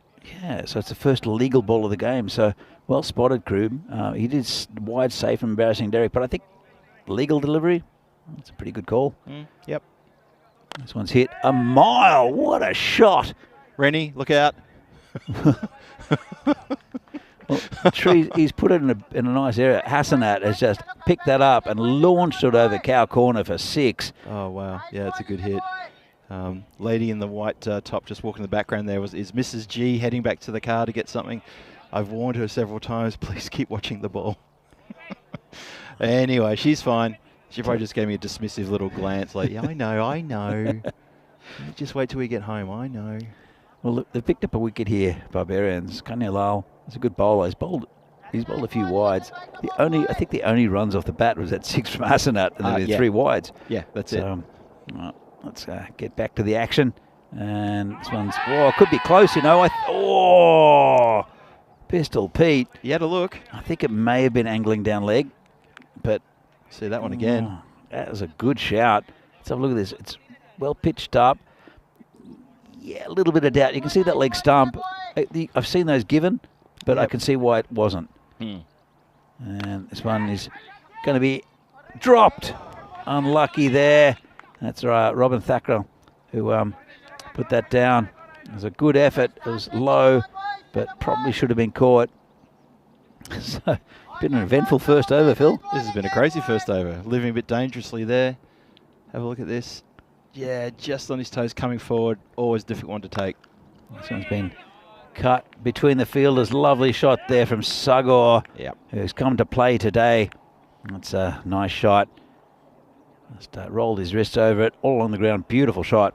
And that's 4 runs. Textbook. Yeah, that's going to release a bit of pressure now. The over's now gone for 14. We still haven't finished yet. One more ball to come. It's still going. Yeah, we're still going. We've still got one more to come. Hard to believe this is really dragging on. Just when you thought it was over, it's not. It's like a long one. Like a monster from a horror movie. It's not dead yet. It's hit the pad, and they'll decide not to run. Probably pretty wise. They've taken enough off the over.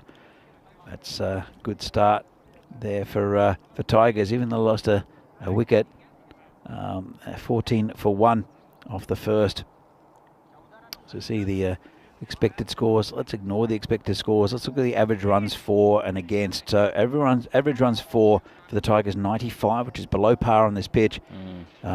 Average runs against 141. So you can see why they're at the bottom of the table at the moment. They're a competitive side, whereas it's pretty even for the Barbarians. So it should be, even though expected score 84-83, if you look at it with what's happened this year, probably a good shot for the Barbarians to get a win. And it's Piyush Kumar, the new bowler. He'll be bowling to Hassanat. He did take a hat-trick yesterday, did Kumar. He did. And let's see what he can do to the stumps of Hassanat. Oh, it's kept a bit low. And Divi couldn't hang on to it. And it's 4 byes. Let's have another look at this one. Just a little bit low outside off stump. Oh, he's got a bad bounce, Divi, though. True. Yeah. Did keep low for the batsman, and then it's pitched in front of Divi and gone over him. He turned away from it. You could see the bounce looking a bit rough. And, 4 byes, bit of a lucky one there. Yeah, very lucky. And I think we were speaking to someone about the pitch earlier, about it is a clay pitch, and the uneven bounce that's come in a little bit today comes through the cracking of the clay. It needs a good soaking. And that's just, well, that's not good. That's not good. Yeah. There was a little bit of rain between the matches at the end of last match, and let's have another look. His foot just gave way completely. Yeah, wow. That's a cringe moment there, and sort of like sucking the air through my teeth. Sorry, that comes through the effects mic, but yeah, just you see that ankle just going one way, and you're thinking, oh no, please don't land heavily. He's okay. And it's a good ball, but I think it was played between his legs pretty much by Hassan. Let's have another look at this. He's played that really well. Really good ball, and played between his legs. Yes, indeed. He's done a trick shot. It's a nice one. We saw the for the Bohemians, we saw Javed Iqbal with a similar shot earlier in the day. It's something they've been trying to perfect, these batsmen. Got it right then, did Hassanat. It's the new look of world cricket. The nutmeg, or the natmeg apparently. They call it a Natmec? There's an That's a bizarre name. England women's cricketer that has tried to perfect it, and this is another one that's got through. Wow. Oh, this is a rough over to watch. Let's have another look, and it was a pretty thick edge past the keeper. Yep. And not much you can do about it. No. He's really pitching it up, Kumar. He's not doing much wrong, to be honest. One between the legs, one outside the keeper. There were 4 byes that kept a bit low. That didn't go towards the bowler's figures, but it's been a pretty good over, even though has been 12 off it so far. And well, it's a bit short, and that's gone over the top, and one bounce over the boundary. That was a better shot. A bit shorter from Kumar. Can't afford at his pace to drop short. No, you're going to get punished every time, every day, all day for that, and quite rightly so. It's a shame. It's to me, it's like the one bad ball he's had in this over, and unfortunately he's gone for 12 already. Those are unfortunate ones that's got past the keeper. The previous one, I don't think Divi could have done much about that. But there were 4 byes also. And the 4 byes, yeah. Oh, so he's been hammered and away from the fielder, and that's 6. Very expensive over here from Piyush Kumar, and couldn't get there, the fielder. That's a tree out there. Will no doubt try to use fancy footwork again to stop the ball.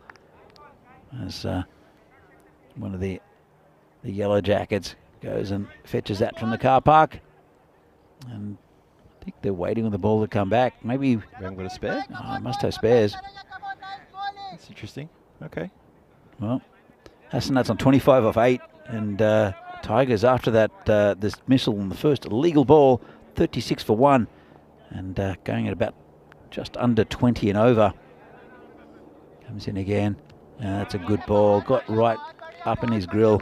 That ball from Kumar, the bouncer from the off spinner. That's the end of an eventful over again. 36 for 1 off 2. Phil. Yeah, well, Piyush Kumar finishes with a pretty good delivery there. But let's have a look at the table first. What does this mean for these two teams? Barbarians sitting 5th on 8 points, but as we said in the last game, they've got a couple of games in hand. They've only played, this is their 8th game. Or they played 8 games, sorry.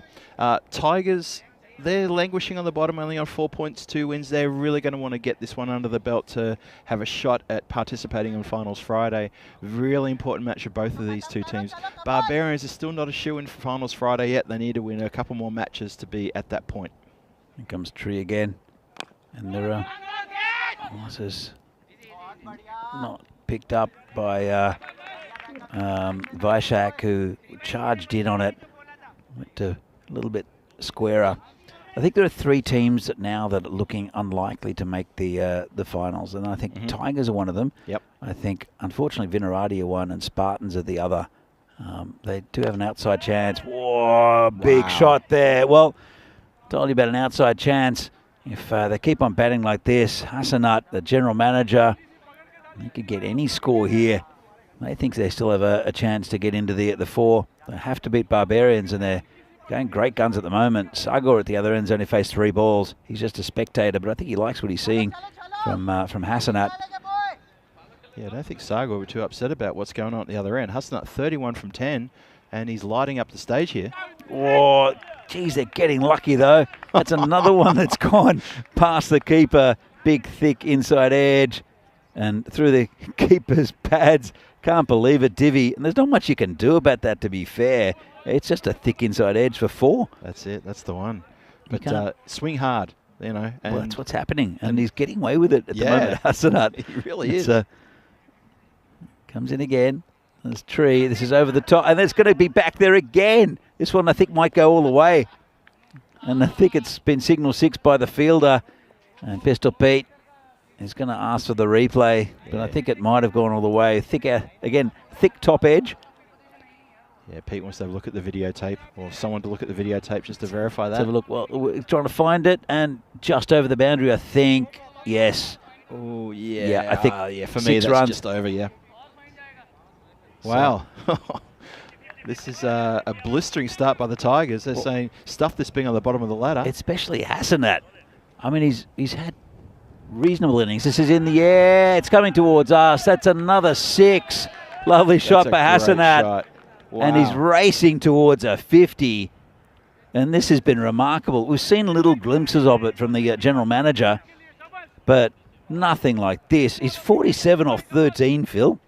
That's incredible. That is crazy batting. The general manager's come out and just said, stuff this. Watch what I'm going to do. We need runs. We need a massive score here. It's a good bowler in Tree as well. He's gone for 37, and he's still got a ball left. Oh, where's this going to end up? What's the end of the power play after this ball? 50 here? Yep. Yes! Wow. That's the biggest one. That's endangering cars. What a shot! Oh, My goodness.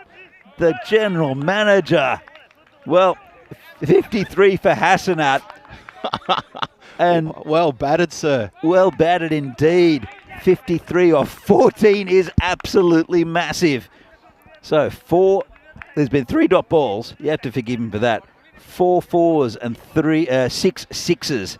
Strike rate of just about 380. That's ridiculous. I want to talk about these dot balls, though. What is going on there? Look at the wagon wheel's an interesting one, isn't it? The wagon wheel is pretty much everything.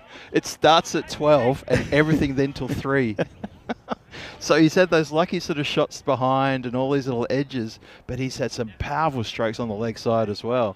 Well, this is ridiculous. It's 3 overs. Power play's gone for 65. Mayank Purohit, the left armour, is coming in, bowling to Sagar, who'll want to get, well, he's getting into it as well. That's another 4 runs. 2 short from the left armour. Have a look at this. 2 short leg side. Easy one around the corner. I'm sure he wants to get Hassanat on strike to Sagar, but when you get a ball that says, thank you, hit me for 4, that's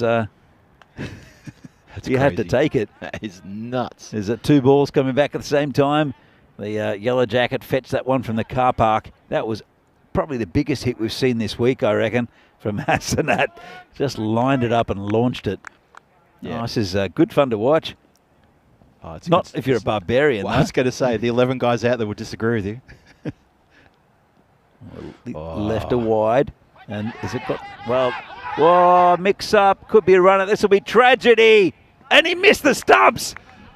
Oh, what a turning point in this game. How do you miss the stumps? Purohit. He gets the ball, flings it at the stumps and misses. Let's have another look. So Hassanat likes the run. It's probably on, but then it's a no from Sagar. And the general manager, whoa, it would have been close anyway. I reckon he might have just gotten home, but the point is he missed from point-blank range. And it says, again, huge from Sagar, he's the one taking on the attack. Another one in the car park.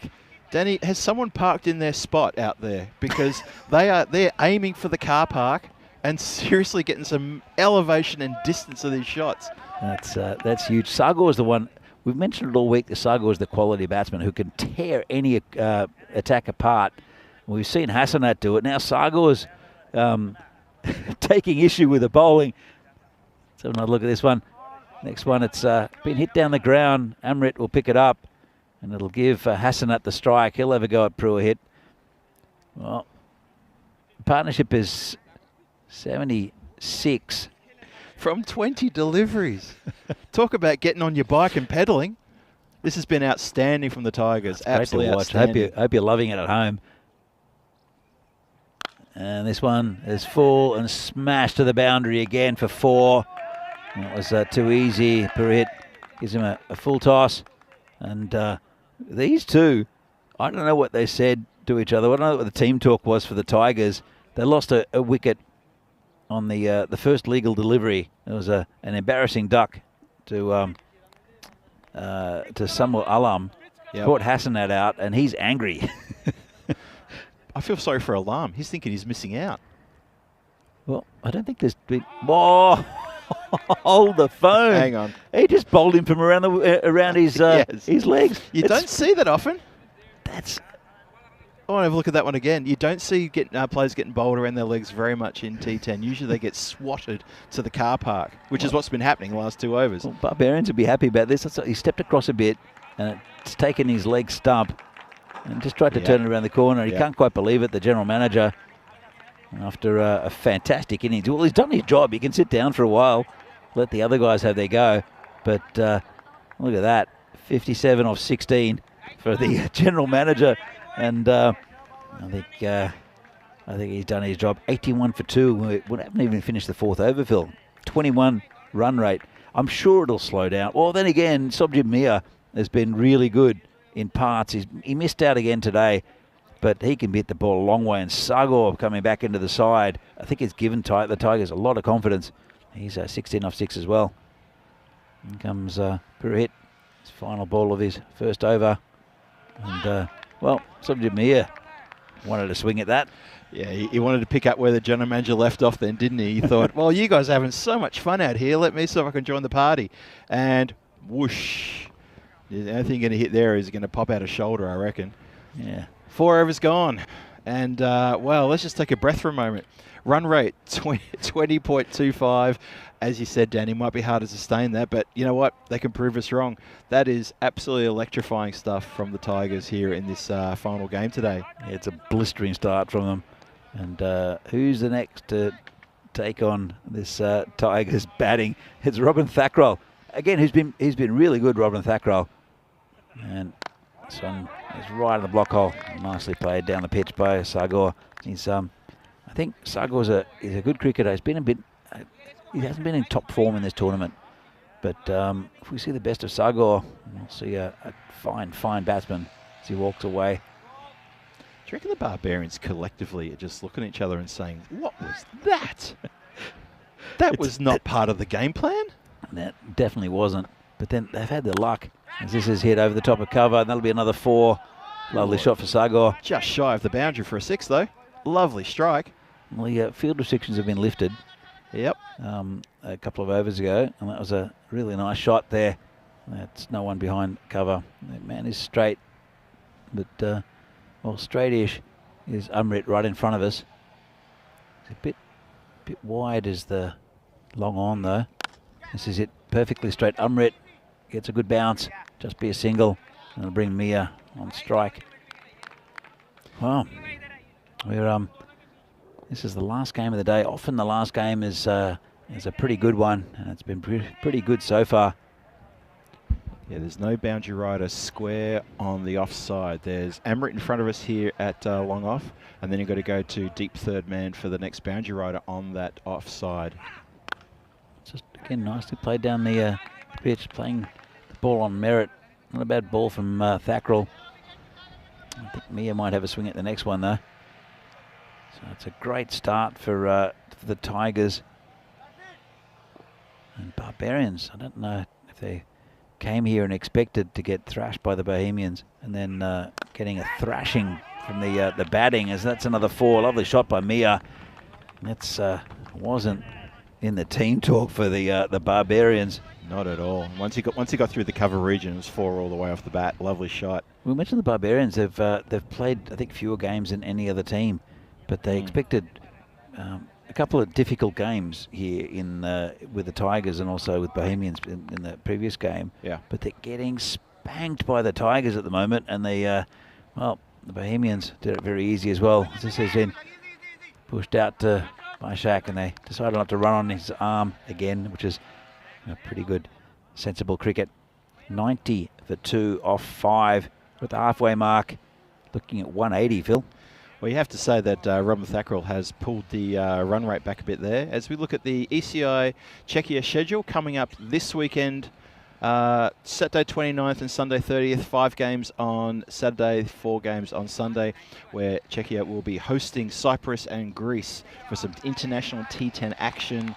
That's going to be a hell of a lot of fun. I'm looking forward to that one. And on the Saturday, there's going to be a few little events going on down here at the ground as well.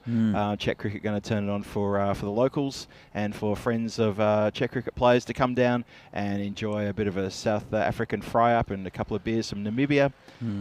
Try on a bit of the gear. There's a shout for a caught behind. Divi's adamant. Well, not everyone's adamant though, especially the umpire, and that's the one who counts. Let's have a look. Angled across. It wasn't a wide, I don't think. It's difficult. They're difficult those because they're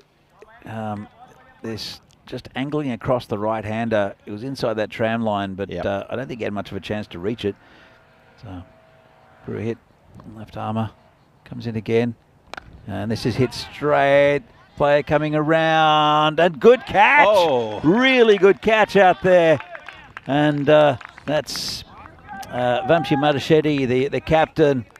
And where's this the start of the turnaround for the Barbarians? Because leading by example. Let's have a look at this. It was pretty well hit by Sagor. Didn't quite get all of it. Came forward and did well to hold on to it. Really good catch by the skipper. And that's a big wicket in the context of this game, Phil. Yeah, I've seen Matachetti hold a couple of good catches in this tournament so far, but that's got to be my favourite there. Coming forward, really difficult coming forward like that, and he's held it well. And team, just a little bit of a get around from the bowler, and the fielder's close in, give him a bit of pat on the bum, saying, well done, Skip, you've done it for us. Let's carry this on, let's pull this run rate back. And it's slowly getting pulled back ever so slowly, and the Tigers, you know, they're on fire for a big score, but they need to be careful here they don't get bogged down and they don't lose too many more wickets, or that run rate will be all for nothing. And we'll see how we go here. So Burahit now, he's got his second wicket. He's gone for 16. The new batsman is Ahmed. That's Kauser Ahmed. He batted pretty well in the previous game. He looks pretty correct. Kauser Ahmed is his first day of cricket here in this tournament. As Burahit comes in, left armour hits straight to Amrit. He'll just pick it up pretty easily and just underarm it back to the bowler. Yeah, so Danny, you get the feeling the brakes have been slightly applied in this last over and a half. They've lost a couple of big wickets, haven't they, with Hassanat and also with Sagor. So Mia's a pretty big hitting batsman. It's been pretty good bowling also from Purahit. It's just changing the angle, the left armour, and he keeps it pretty tight. He went for a lot off his first, but it's only been one so far and a wicket in the second. So it was a big wicket of Hassanat, bowled him around his legs, and then Sagor. So Purahit he's made a difference here as the left armour. And it's a big shout. Umpire doesn't like it. I think it might have pitched outside leg. We'll have another look at it, I'm sure. Let's see. Here we go. And yeah, pitched outside leg and probably maybe hitting leg, but easy decision. Yeah, good call that, Danny. So Purahit comes in. He's got one more over left. And this is hit straight. Amrit going back. Can't go back far enough, and that's a 6. Nice shot there by Sobjid Mia, and he's the latest to take on this this Barbarian bowling. Good shot, and we have seen really good innings from Sobjid Mia during the week. Hasn't really gone on with them, but he's had good starts. Have a look at this batting lineup. So Samuel Alam gets a first baller, and then Sagor with 21 off 11. GM Hassanat, the 57 off 16, just tore this Barbarian bowling attack to pieces, with especially with Triparari Karne Lal, who's a good bowler, went for just under 40, I think. Yep, absolutely got torn apart. Yeah, the general manager came out with an attitude, and he just dealt so many body blows to the Barbarians, shocked them, literally shocked the Barbarian bowlers into submission before he was caught quite well. Yes, Piyush Kumar gets one down leg side. He went for 18 off his first, and well, he didn't. Well, actually, more than that, because there were 4 buys as well, so 22 off that over, all up. Piyush wants to get it another couple of wickets, and just a bit of a nothing shot there from the batsman, just outside off stump. Yeah, it's one of those ones with the it's a nothing shot is a good description. You look at it and you're thinking, what's the batsman trying to just run it down softly to a third man position? Not sure. Could get a tickle on that one. Does well, does the keeper, also the batsman, to get back. But again, it's been a good over so far from Piyush Kumar, keeping it nice and tight. And batsman there. Okay, so he was really good before when he was just standing in the crease and playing normal cricket shots, and does well there just to get Sobjid Mia back on strike. Sometimes you get frustrated at the non-striker's end, and you try to hit a big shot straight up after not facing a couple of balls in this format of cricket. So Mia, you'll have to be a little bit sensible at least with this next delivery. Let's have a look. He wouldn't want to lose his wicket, and Tigers' chances will significantly be reduced as he pushes that down to third man. Just be a single. That's a very sensible cricket there from Mia. Just stabilise things. They don't need to do anything silly in these overs. If they can get 8 or 9 run overs, I think they'll be happy at this stage for the next couple at least. Then launch an attack in the last one. Yeah, Dave and Josh from the chat having to talk about the run rate, how it's come down from 22 to 16 in quick time. I mean, oh, that's gone. And that's at the end of Ahmed.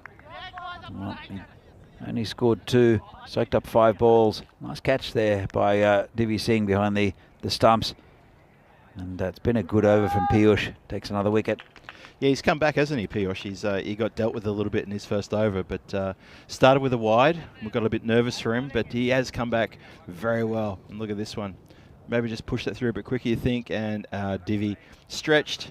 He's not the tallest guy on the field, but he's taken a pretty good catch. Yeah, that's another blow to the Tigers. Yeah, it's a good catch. The run rate now down to about just under 15 and over. It's been a good couple of overs, especially from was Piyush and also the over of Purohit after going for big overs. There was an onslaught from Hassanat though, and also Sagar to a point. But once those two are out, I think it's just for other batsmen to they can't replicate that. That was an exciting innings there from the general manager. I mean, Hussain is the new batsman. Gets that almost past the field. It's a good pick up there at the point region. It looks like tree out there. It's been all around the ground has tree. Was a good pickup. If it hadn't got through, that would have been all the way to the boundary for 4. Let's have a look at tomorrow's matches, starting at 9:15 here in Vinoj. Starts with the Barbarians against the Spartans. Then PCC turn up and they take on United.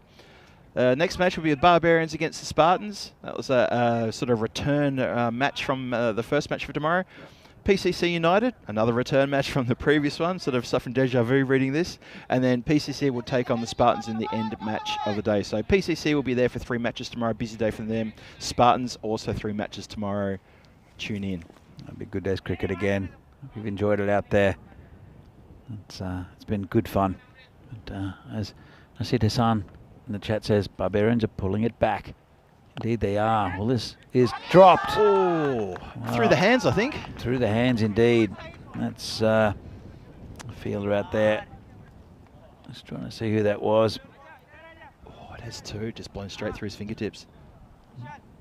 It's I feel like Kumar, and it was hit pretty well. He got 2 hands to it. It did go for 4 because this ground's lightning, but that would have been a very, very handy wicket out of the skipper. I mean, Hussain and Amit Rai. He's come into the attack. There's still 3 overs left. And got him. Oh. Well, got his revenge. Straight through the skipper. And that's another wicket down. They're 5 down now, the Prague Tigers. 105 on the board. They'll want to get that total up to about 130. I think it'll be a pretty good total. And there's still plenty of time. So another 25, 30 runs, Phil, I think would be pretty handy for them. Yeah, completely agree. But Amrit there keeping it nice and straight, knowing the batsman's going for the hook. Yeah, I agree. I think if they can get another 25, 30 runs, they're going to be above the pass score we always talk about. And that's going to set a very, very tasty target for the Barbarians who, well, things didn't quite click for them in their previous match, but this is a different attack as well. So we shall see what happens. But yeah, another wicket down, well and truly into the middle order of the Tigers. And it's Ajar now striding out to the crease. He's going to go. Ajar Alam. He hits the ball a long way, does Ajar Alam as well. Amit Rai comes in and it's a bit short, called a wide. The Barbers given a few wides away in this match. I think at the end of the day we're going to see probably a number of extras in that column. Yeah, I think so. It gets a little bit windy again, a bit blustery, and I think the batsman copped a little dust in the eyes. It'll be okay. Down to Amit Rai, bowling to Ajar Alam. Short. Oh, well, he's a little bit confused as to what to do with that. I think he tried to run it down to third man, but there was a third man there. It was a dodgy ball, short, and Well, got away with it or what? did. I thought it was going to get dispatched over the leg boundary. That's what we've been seeing all day. The line was pretty another good. one. I think the line was Yeah. pretty good from Amrit, who's a pretty clever bowler. Let's see, comes in again, and this one was maybe wide. This is high in the air. Amrit, I think, has called. In fact, Divi's called it because he doesn't have to move, and that's the end of Aja Alam, who goes for a duck. He doesn't get to bother anybody too much, does he, for that duck? That's quick time. But hey, all credit to Amrit for his bowling. He's had a cracker of an over here. They've brought it back well, the Barbarians, and it's it really, after that onslaught from Hassanat and Sagor, it's I think the Barbarians have been on top, and they're bringing it back. As I said, if they can get another 20 or 30 runs here, the Tigers will be happy with this. But they're starting to run out of batsmen. It's 6 down at the moment, and it's been a really good over here from Ahmed Raya. 2 for 5 he's taken, and 1 ball left to this. Tanim is the new batsman. You need to get Subjib Mir on strike. Guarantee you'll take a single here, Tanim. I reckon he will too. Oh no. Let's see what happens. Amrit should be rewarded with a good delivery here to complete a good over. Let's see how he goes. And dot ball, end of the over. Very good one there for Barbarians. Park Tigers though, 106 for 6. And really good over from Amit Raya, who's taken 2 for 5. I'm sure we'll see him again. Well, Tigers were going along at 20 and over in the first 4 overs thereabouts, weren't they? Let's have a look at this. Look at that downward decline in the run rate. That's quite incredible. I don't think it's too bad. It's a good platform when you get a guy like Hassanat who's come in and hit 50 off, what was it, 14 deliveries? 16 deliveries. 16 deliveries. Yeah. It's, you've got a platform to build a score. And they've got a platform. They've got a target already. They've got 2 more overs. Thakral went for 9 off his first. But Subject Me is the guy who needs to be facing because he can hit the ball large. Just like that. Wow.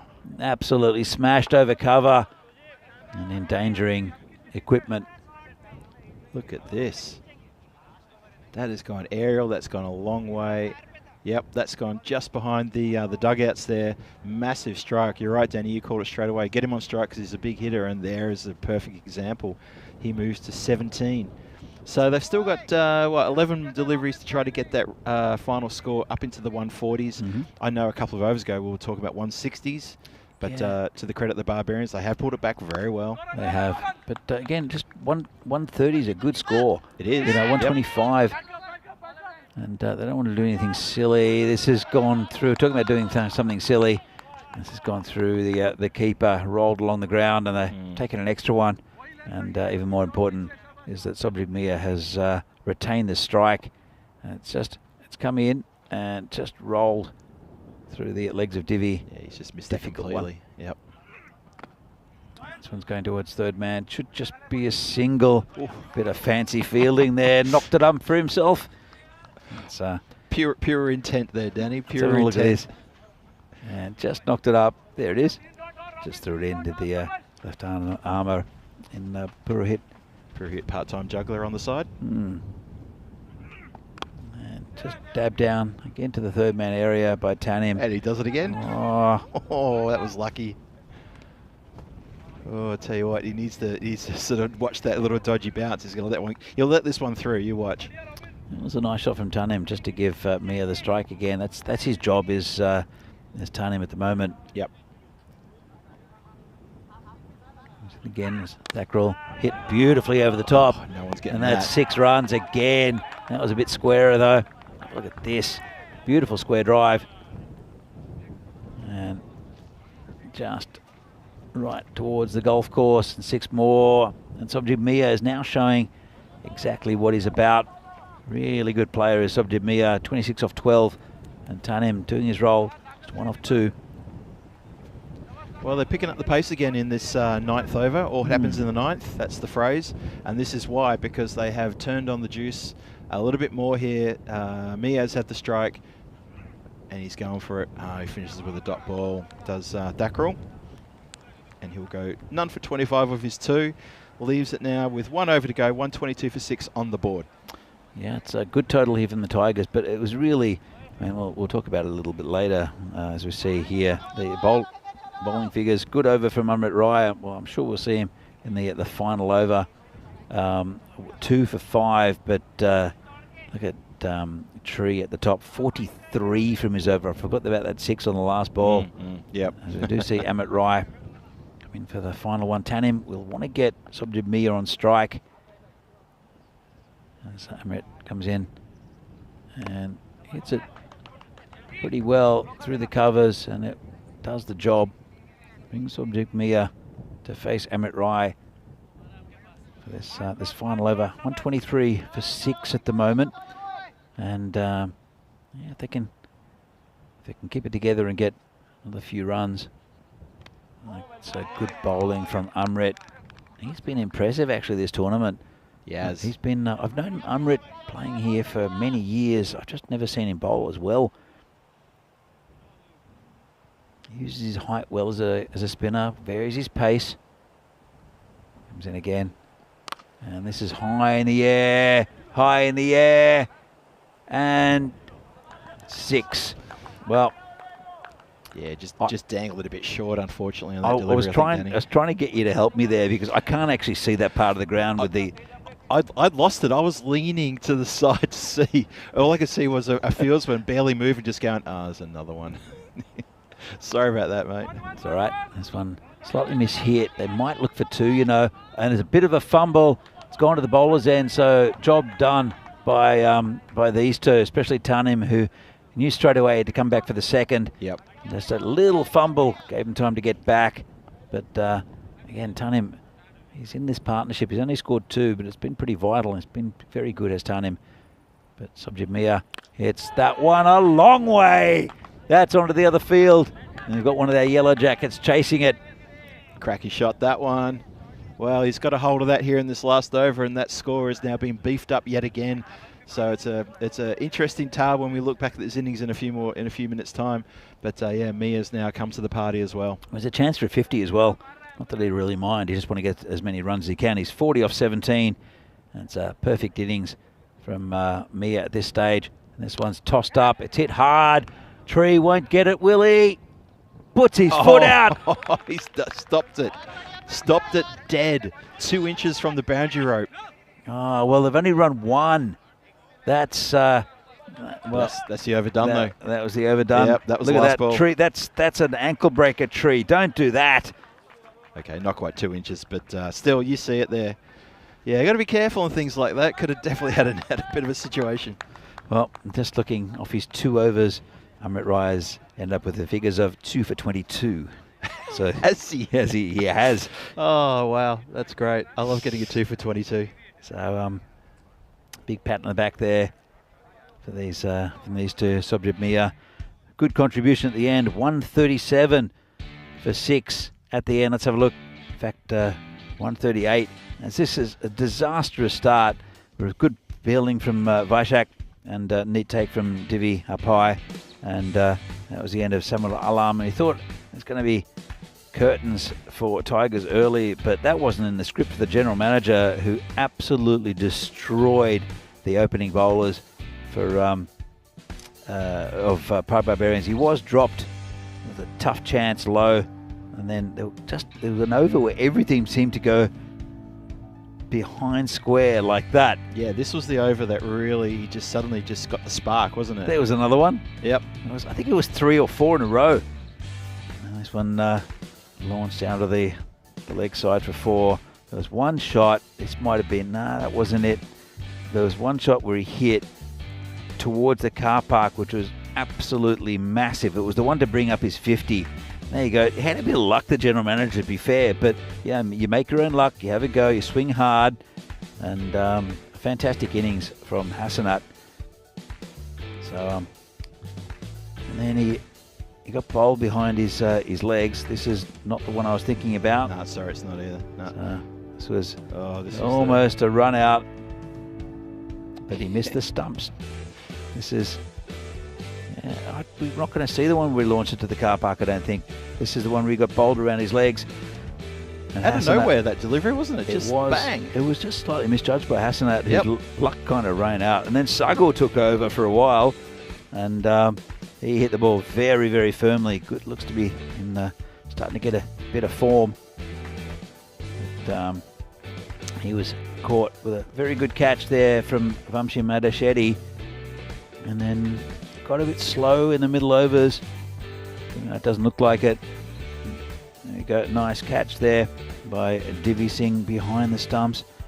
But then it was Sobjik Mia's chance to prove his point as the skipper Amin Hossain got lucky. He was out, I think, the very next ball. Good bowling from Amit Rai, who was really good in his first over. Got a little bit hammered in his last when Mia started launching an attack. And that was the catch there by Divi Singh. That was his second wicket, Amrit.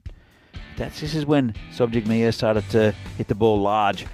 That one was right over the top into the golf course. That one's a similar area. And Phil, impressed by Sobjik Mia. And also the general manager. As you see, one of the yellow jackets fetching that ball. Earning his lunch was the guy in the yellow jacket, our volunteers there. Yeah, what an innings. Look at this. Okay, so yeah, we lose alarm in the first legal delivery, and you said it, Danny, at the time. You said that's disastrous, and we thought it was going to be all that way. But then the general manager, 57 from 16, Sojib Mia, 42 from 18, just muscled his way in the last couple of overs to give that more sort of impetus to the total. Pushed up to 139 after 10. The bowling figures, well, Tree won't want to be spending too much time looking at that. But Piyush Kumar. He picked up 1 wicket, went for a 22. Who else got there? Purohit, two wickets for 23. But our pick, probably Amrit Rai, although he did get taken apart in that last over, 2 for 22 from his 2 overs. So that's the standing at the moment. Prague Tigers, 113 on the board. Very good effort. Very, very defendable total there. The Barbarians are going to have to put out all the stops in this final match, though. The final innings here on this match 41 here in Czech Republic and Vinoj. This is going to be a really good run chase coming up in about 5 minutes time, 6 minutes time. We'll join you then. So on behalf of myself, Phil G, and Danny Hudacek, don't go too far. Get ready. This is going to be exciting stuff. Stay with us.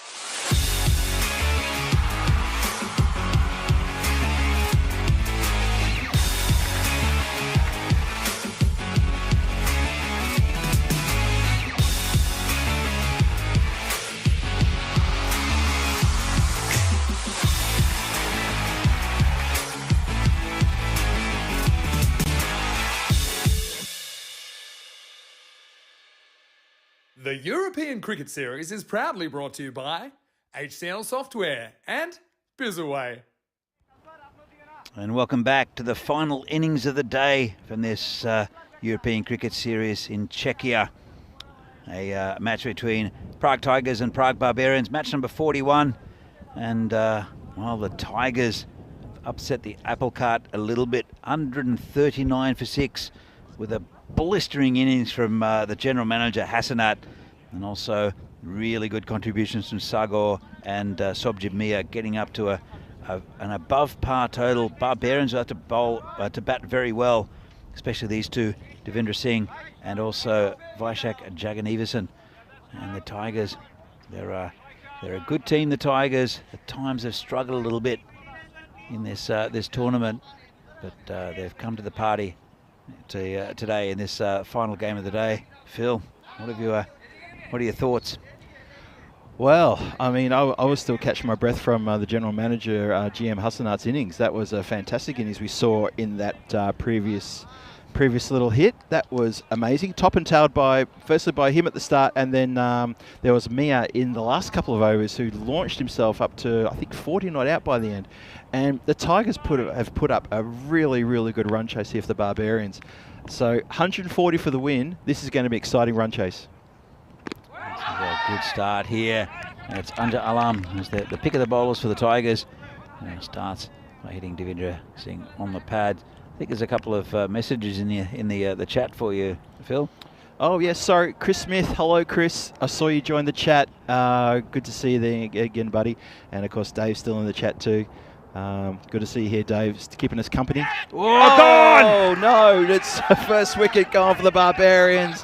Just so I'm saying, a lot of people in the chat, Divi's gone and clipped it straight to the man at backward point. He's gone down. Oh, no. I think the magic spray after come out, he's taken a bad one to the fingers, I think. I think so, but that's a huge wicket. And it's Devendra Singh who goes for a duck. Well, that's not what the Barbarians wanted. Devendra Singh has smashed that, and it's stuck. Can't see who has taken the catch. Let's have another look at this. Brutal cut shot there. Takes the catch, and it's Sobjib Mia who is looking at his left hand and has gone down in pain. The magic spray will help, and it is the magic spray that will come out. It is. And it'll fix everything. But Devendra Singh has been in fantastic form for Prague Barbarians. Goes for a duck. Well, that's an incredible start. Not in the script. No, not at all. Especially when you get your key in-form batsman going out in the second ball of the match. We lost Alam on the second ball. Well, the first legal delivery in the Tigers innings. Look at that. Look, he's taken it pretty roughly in the hand, but he's held onto it long enough. And obviously that must have hurt because he's gone down like a sack of you-know-what. But hopefully he's okay. The magic spray has probably perked him up again. And Tigers with their tails up. Absolutely. Oh, gone! No. Has to be gone. No, says the umpire. Might have been a little inside edge. I think I heard something there. I heard something too. If there wasn't an edge, let's have a look at this. And this is bang on target. And if it didn't hit the edge, I think it was gone. Whoa. If there was an edge and the keeper didn't take it cleanly, I wonder what... Oh, yeah, that's interesting. That's Alam. With that the fielder, well, the batsman, it's Amrit Rai, Jagannathan at the other end. A lot of responsibility on his shoulders as well. Those two need to mount a good partnership. So the Tigers, they're such an interesting side, the Tigers, because they have these spurts where they batter teams.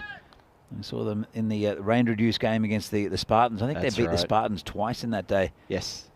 So Alam comes in again. This is pushed out to third man just for a single. So I reckon the Barbarians, they're going to go through a bit of deja vu of the previous innings, which is looking at each other and saying, what's happening? It's deja vu all over again, Phil. Deja vu all over again. They've suffered it twice in this match. Just looking at each other going, we're a bit shell-shocked here. Divi out for a derrick. That's the first in this tournament. He's been so good. Bowler Alam comes in again. It's been a little inside edge. It's gone to a fielder, just be a single. And it's not the start that they wanted Barbarians, chasing a pretty big target. They are 3 for 1 at the moment, and a very good over from Aja Alam. That's a really good over. What a really good start. They got rid of the danger man, the in-form Barbarian batsman. And we are 17 matches since the last Golden Ball. We had one recently on Saturday. We hope you all caught that. If you didn't, check it up on ECN's YouTube feed. Have a watch of that game. It was an absolute cracking game, expertly called by Vinny and Danny here in the commentary position.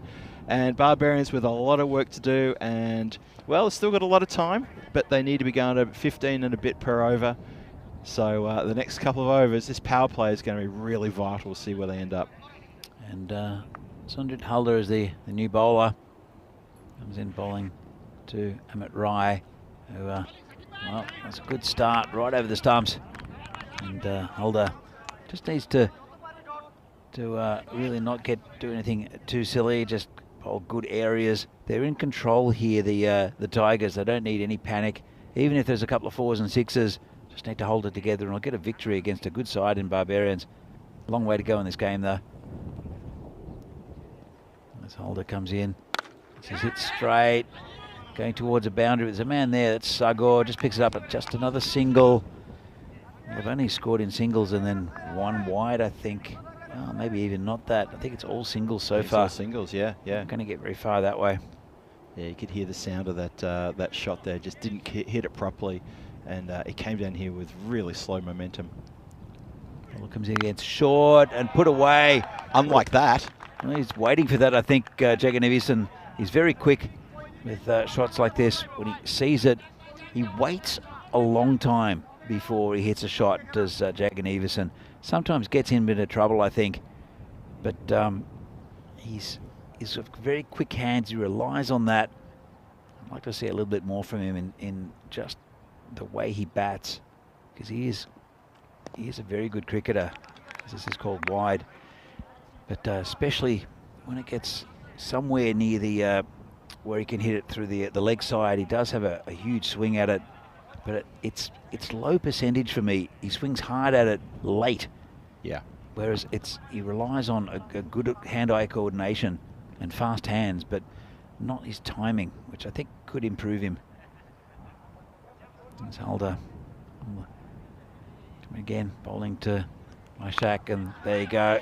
That was too short and rubbish, and got the treatment. It's another 6 there from Jagannathison. It's a nice shot. He does get into position, doesn't he, for that sort of shot. Reminds me of a right-handed version of Sabah, who loves it that length and that sort of line. Gets in position early. Maybe Sabah rocks back a bit more. Yeah. But Jagannathison, he's, as you say, quick to the hands, and he gives it a really good punch. Well, he's a player that could make the step up into the national team. He has been there or thereabouts, but there's something just that he needs to work out with his batting, and if he does, he's an excellent fielder, and if he can get regular big runs, because he's got 13 at the moment off 4, which is good, but he needs to go on. If Barbarians have a chance in this game, I think at least 2 or 3 batsmen need to get big scores or stay in through the innings. Hopefully Ishak will do that. This is hit on the onside, going towards the boundary. Big shout for keeper, but the fielder falls over the general manager. I think he's done his bit in this game. But, you never know. You might see him take a catch on the boundary. A lot of catches in that area. It's true. He's definitely done enough in this game to earn the respect of his team. I'm sure he already has. There's the standings at the moment. The Tigers languishing on the bottom of this table with only 4 points. Just a couple of wins to the belt. The Barbarians, middle of the table, desperately wanted to get another win to push them up into contention of the top 4. They need to secure a win here to really push themselves along. But the Tigers, hey, they're on high into nothing. They get a win here. Suddenly it could shake things up a little bit. They got a few more matches in hand than some of the other teams as well. Well, they do have a very outside chance of getting into the final 4. To the Tigers, don't write them off yet, especially with a score like this. If they can keep the Barbarians down and then change that net run rate a bit, and they've got a chance. It's a very small chance, but they do have a chance. It's Sagor bowling to Amit Rai. Hit straight. Nice shot from Amrit. 6 runs. It's hit the side screen. Could have hit any straighter. Let's have a look at this. Perfect. Lovely. That's it. That's like. But what else can you say about that shot? It was perfect, lovely. You could come up with so many superlatives, wasn't it? I mean, it was a lovely strike, straight down the ground, as straight as a die, as you say, Danny. Hit the sight screen, couple of bounces, boom. Well, Sagor in again, and this one's a little bit wider. Ajah's there and picks it up. Underarms it back. Does Ajah Alam? So quick hello to John Gray in the chat, just acknowledging that. Danny, been holding the fort, but able assistance of yours truly for the couple of innings this afternoon. And hello, John. Hope you're enjoying the cricket. Yeah, we had Martin Vendel from Bohemians in as well for an innings, which was great fun. He's a really nice guy, is Martin, and it's a very interesting cricketing story. That he's a Czech who loves his cricket. Started when he was, I think he said he was 16 when he had his first game. As this has been pulled over backward square for 4 from Sagor. It's just a little bit short. Right onto it was the batsman. But then really enjoyed it. And then went on a cricket coaching course in Bristol, and he's been there ever since. Yeah. Mainly, well, partly due to COVID, but he likes it in England. Said he's going to stay for a while, and plays pretty good level cricket in Bristol for 3 different teams. So you can have a look back at that interview. I think there might be an interview with Vinny Sandu as well for the social media, having a chat to Martin, who's cool. a really nice guy. Got a fine mullet too, Phil. Talking about mullets, I have seen your mullet. The one that's oh, yeah, that was going back a bit, but 1989 I think is the last time I had my picture taken when I had a mullet. That's another good straight shot. It should be cut off though. Bit of work for the fieldsman to get around from long off. I wonder if he's got a problem with his shoulder there, the fielder. Because he's underarming it. He's underarming it. Yeah. I mean, he doesn't really have to do much. I'll see a couple of the PCC boys do the same, just bowling it in, or it's easy to do a shoulder. And speaking of mullets, a man who hasn't had a mullet for a while, Vinny, he's back in the chat, just lurking. He's just popped up again. I reckon Vinny's never had a mullet in his life. I reckon he has. You reckon? Yes, of course he has. Because he's from Australia and he's around about our generation? Yeah, he's a bit younger than us, is Vinny, but still, I still reckon he had a 90s mullet. Yeah. Yeah, I had to get my mullet shaved off. Well, not shaved off, like cut off. I got a really good office job, and I remember I bumped into one of the directors who just gave me this look up and down. And about 2 hours later, my boss called me in his office. He said, "Lose the hair. You got to get a haircut. Don't come in tomorrow with that. Not even a ponytail.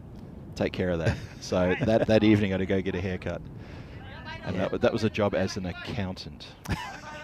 How I regret shaving off my mullet for a job as an accountant. Well, to be fair, that was a pretty good fashion statement from an accountant to give you to cut off that mullet. I think, because mullets, well, they've come back. I don't understand the AFL mullet.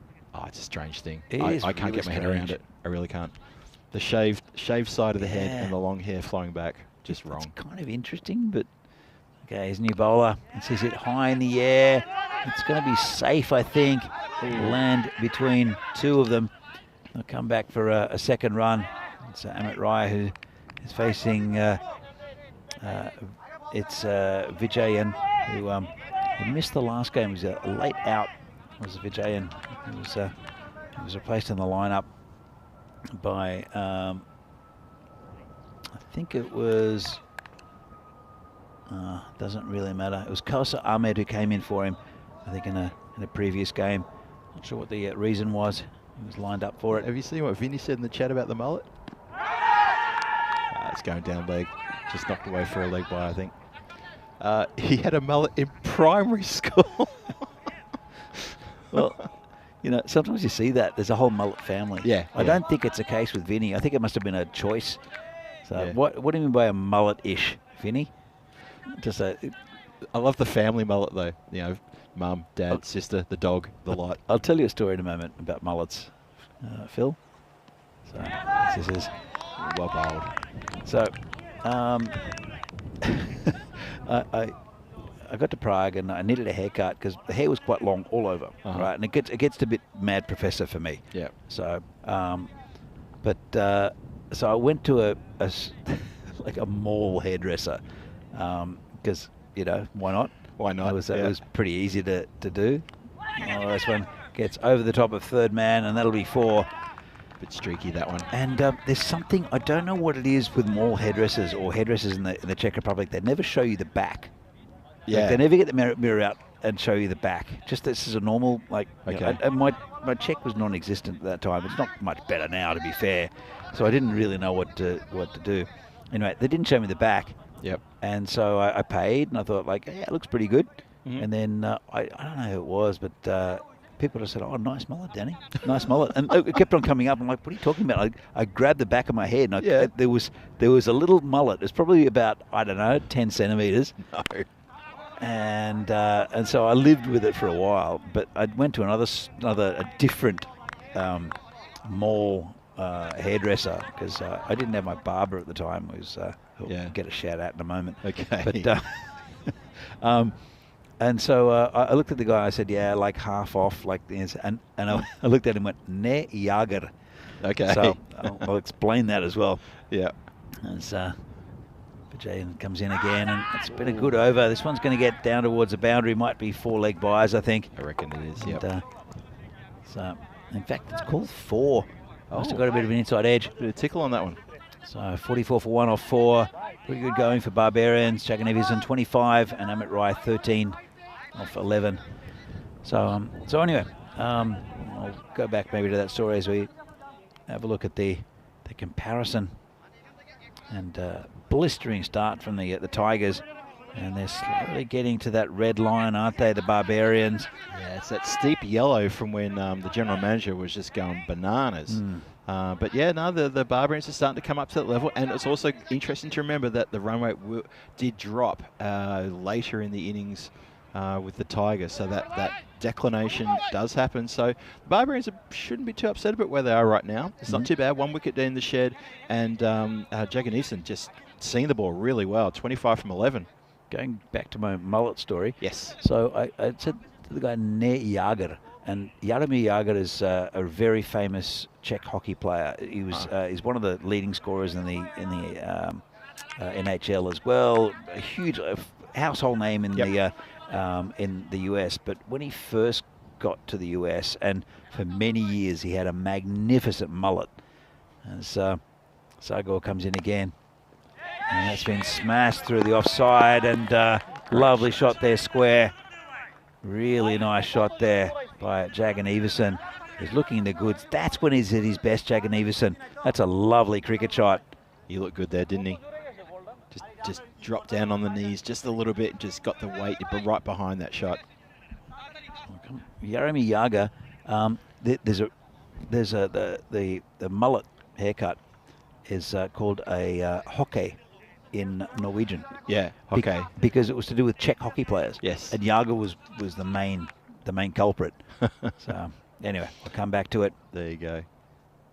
Sagor comes into bowl, and this is lifted over the top. Beautiful shot right onto it, and 6. Lovely shot from Jaganevison, and this is what we've wanted to see from him all tournament, and he's starting to deliver, hopefully for him and also for the Barbarians who can continue this, because this is magnificent at the moment from Jaganevison. 35 off 13, and Sagor is getting taken apart here. Long way to go in this game though, only in the 5th over. It's an interesting comparison. Prague Tigers were 85 for 2 at the same stage, but they did go off the boil in those later middle overs. Oh, nice shot again, just dabbed it down to third man, and just a single. Nice shot there from Jaganevison. Gives Amit Rai a chance, because he's a big hitter too, Amit Rai. Can I just chime in with one observation when it comes to men's haircuts? Sure. When the barber holds up the mirror after he's cut it and shows you the back, in the history of mankind, has anyone ever said anything apart from, okay? Maybe. Or just bounces in front, doesn't carry, slightly mishit. But I mean, what else can you say apart from, Well, a lot of men take pride in their appearance, Phil. What are you saying? Well, I'm saying that about myself as well. I have a haircut every so often. I've got a beard as well. I get that trimmed. My barber, by my barber. We get a haircut at the same place. Yeah, I know. That's Eric, a good clip. Eric, the Canadian barber in it's in Versovitz, isn't it? Versovitz, yeah. Yeah, down near Krimskay, does a fantastic job. He cuts a lot of mullets. But no, he does a really good job. He's a nice guy and offers you a whiskey or a beer or a coffee as well. So it's good. And he's Czech but Canadian. That's or right. Canadian but Czech. So well, when he takes the mirror and he shows me the back, I usually either give him a little warm round of applause, or I just say, Oh, magnificent shot again for Jagan Everson. That's 6 again. That needs a warm round of applause. That was a lovely shot. Spun round, bang. A lot of elevation on that one, but all safe all the way over the line. Shot. He's on a roll here. Sargo's gone for 35 of his 2. And Amit Rai is 14. As we see, Porto Wanderers against Friendship CC, 2 games tonight. I think it's supposed to start in about 5 minutes, but there might be a bit of rain. I'm not sure. As we see the lineups here for those 2 teams. They're both 1 and 3 at the moment. Rico Full will bring you that action. It's his final night in Portugal. Corey Rutgers will take over there tomorrow for the rest of the tournament. So it's something in the chat that said that it might be a little bit of rain about. And I'm sure that the guys in the chat will confirm that. But back to this game, 66 for 1 off 5. They're slightly behind the run rate, 14 and over at the moment. And it's Vijayan who's the bowler, becoming around the wicket to Amit Rai. Well played. Soft hands there. Gets Jagan Everson back on strike. Yeah, the Barbarians got still a bit of work to do here. I just saw you picking up the cup there and brushing the ants off. I thought I'd just jump in there. Ants are everywhere. Yeah, we get inundated with ants here in the commentary position. I take some home as well. They get in your bag, so I'm on the metro home. I'm flicking off ants to ride the subway forever. And this is hit down the ground. Oh, it's hit back to the bowler. Oof. That was hit like a rocket though, so the bowler's not showing any sign of discomfort, but he's got down to stop that one in quick time. Have a look at this one. Just in the top part of the hand it looked like. I wonder how Sobjib Mir's left hand is after being taking that catch. Yeah, actually we should try and find out about that, whether he's he wasn't subbed off, was he? Still on the field. Oh, that's rubbish. Got the treatment too, straight onto that one, bang. And that's Massive. his 50. Lovely shot, just Danny, too short. Have a look at this, Danny. Why you put it there? I saw it. And really good innings so far from Jagan Everson. He wants to go on with it. He's got a chance. If he continues like this, he's got a chance of getting a 100. We have not seen 100 on this ground in a T10 game. We've seen a couple of in the 90s. In fact, the last 3 days. And as Jagan Everson gets that one past the fielder, just be a single. We saw Ratul from Bono hit 94. Yep. We saw Divi Singh yesterday with a 95. Yep. So that's right. So Jagan Everson is probably going to get 96. That would stand to reason. Yes. It would. That's logical. But he's really applying himself as Jagan Everson in this game. I know he's been selected for the national squad, but yeah, his form has been patchy. But this is really good at the moment. Amit Rai misses that one. And a couple of balls left in this over. Amrit, he'd like a couple of boundaries, I reckon, and keep Jagan Everson on strike in the next over. Yeah, Amrit's got to be sort of a bit of a team play here and watch out that he doesn't use up any dot balls because they just don't have them to spare, the Barbarians. He's a big hitter, is Amrit. He tries, and that's out. What a catch!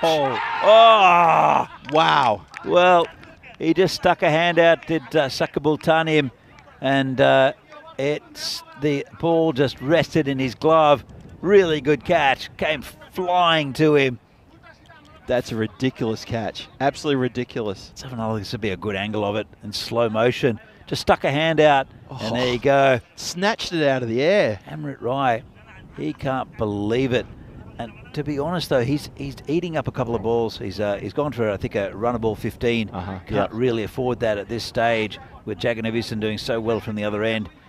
And, well, 74 for 2 after 6 are the Barbarians. Well, let's have a look at this. So Devendra Singh went for a duck, which was a really good catch. Amit Rai going 15 on 15, but at Jagan Everson, he's 53 off 19. Been a few extras, but pretty disciplined really from the Tigers. But it's in the balance this game. If Jagan Everson can stay there, it's going to get right up towards golden ball territory, I think, Phil. Well, Danny, still needs 66 runs or 4 overs to win the game. 65 to force a golden ball. Yeah, they're only 2 down. I mean, they Barbarians have got a bit of batting, so let's not worry about that. That's true. And while Jagan Everson is on 5, if they can keep him on strike, that's a everything big one. is going to happen here. There's more pressure now on Jagan Everson. He's got to keep batting like he's been batting, to be fair. As Holder comes bowling around the wicket. That's a wide. And the new batsman is Rohit Goyal. Rohit Goyal. He's the man at the non-striker's end. And Holder's coming around the wicket. So what he's aiming to do is to push it across the right-hander. And let's look at the field. There's a man, it's only 1 deep on the offside. And this one's hit to, well, it's called no, Vaishak. I think it's a good call. Yeah. Because he needs to be at the striker's end. So he's 53 off 20. If he faces another 3 overs or so, that'd be another 50. So they're using that logic, they'll get just about around the target. So he's come over the wicket. He's hit that down to third man, just be a single. It's been a good over so far from Halder. It has, So yeah. Brings Goyal on strike. What do you do if you're Goyal? Do you just give Jagan Everson the strike, or do you have a bit of a swing? I think you look for the single, unless it's in your slot. Well, it's not in his slot, and he hasn't found that. Well, He's done almost neither. found the single. That's what you don't do. You don't allow a dot ball. Dot balls are vital at this stage, and Yeah. the Tigers will love these dot balls. Chris Smith in the chat, just going back to that catch in the previous over, calling it a screamer. You are absolutely right. That is a dead set screamer, that catch. Yeah, it was a beauty. Or a screamer. Goyal misses, another one's called a wide. So that's okay for the Barbarians. But Jagan Everson needs the strike. I think he also needs to have a think about having a chat to Goyal if he can't get the bat on ball. Only 3 balls gone in this over. But it's been a tight one from Holder, apart from a couple of wides. And hits one down the ground. This will be that single that he wanted. So they need a boundary here to the Barbarians. But more dot balls for the Tigers will heap the pressure on this Barbarian lineup, especially Jagan Everson. I don't know what they're having a chat about. Maybe he's running in front of the umpire, which is something that Pete Vincent has a chat about. He likes to say to bowlers, I can't give you an LBW if you're in front of me because I can't see you. So, yeah, no, Pete doesn't like having his vision obscured by anybody. Fair enough. Holder again. Just want to get through, go towards the boundary, and he just about keeps it in, I think. They'll come back for 2. That's a good result there for the Tigers. Good effort on the boundary. I think they might have a look at it, will they? Yep. We'll just sit on the replay here. And he stopped it with his foot. He's fumbled around for it. Looks okay to me. He's not touching the rope, and that's good work. Just 2 runs. I think that's good work on the boundary line. Not the prettiest fielding you'll ever see, but effective. And, he's going around the wicket again. Here's the bowler. Hits straight. They'll just get a single. And that'll bring Jagan Everson on strike. But a really good over there for the Tigers. And they're turning the screws a bit. 81 for 2 off 7. Is it past the point of no return? 59 need from 18. Run rate just a smidge under 20 per over. Let's have a look at tomorrow's game, starting at 9:15 Central Eastern Summertime. where Danny and Vinny will lead you through 5 fantastic games. We've got a couple of back-to-backs here. We've got Prague Barbarians against the Spartans, then Prague Cricket Club against United. Then we're going to repeat that process, and the Barbarians come back against the Spartans again, and then PCC United go head-to-head once again. So that's the first 4 matches. Finally, we'll get into the final match of tomorrow afternoon, which is going to be Prague Cricket Club versus the Prague Spartans. That's going to be a great day of cricket. See the PCC club back on the Windrush pitch. The machine. The machine. Yeah, they've been fantastic all week, and they shuffle the deck. 6 new inclusions over the last couple of days, and they've kept on winning games pretty comfortably. Danny, let me ask you a question. If PCC are the unstoppable force, who is the immovable object? I think it's Sazir Buyan, who's got that leg injury, who doesn't move at all. So that's choice. It's been launched.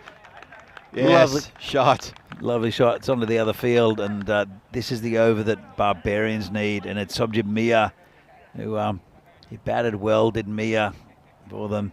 He's been given the ball. And he took the injury to his took fingers the catch earlier, didn't he? He took the catch. Divi Singh's wicket. The left-hander got pounded, though. His left hand. Jacob Everson moves on to 63. Short. Gets away with it. Did he ever? Oh. That's a surprise short, quicker ball from Mia. And pretty good ball, actually, to be fair. You're right. This is a massive over for the Barbarians. They need to capitalise on this. This has got to go magical if they're in with the shy. Well, that helps.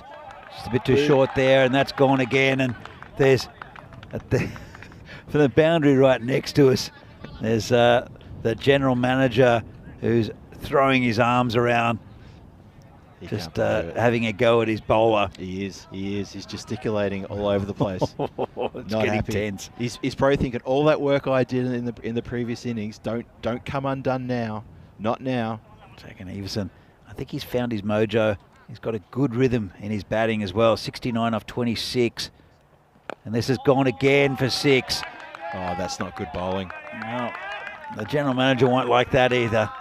And it was a better ball. It was it was swinging in slightly, but it was right in the hitting arc of Jagan Everson, who moves on to 75. Oh, is he going to get his 100? He's got time. He's got time. And especially if Sobjit Mir is bowling. Oh, I tell you what. Mir in again. He's got to come back from this. Well, let's see if he does. Short again, and beats him. They'll take 1. It'll be a bye, I think. It's a pretty good time to take it. They've done a lot of damage in this this over. They've got the run rate they need in this over. Yeah, it's called a bye. Yep.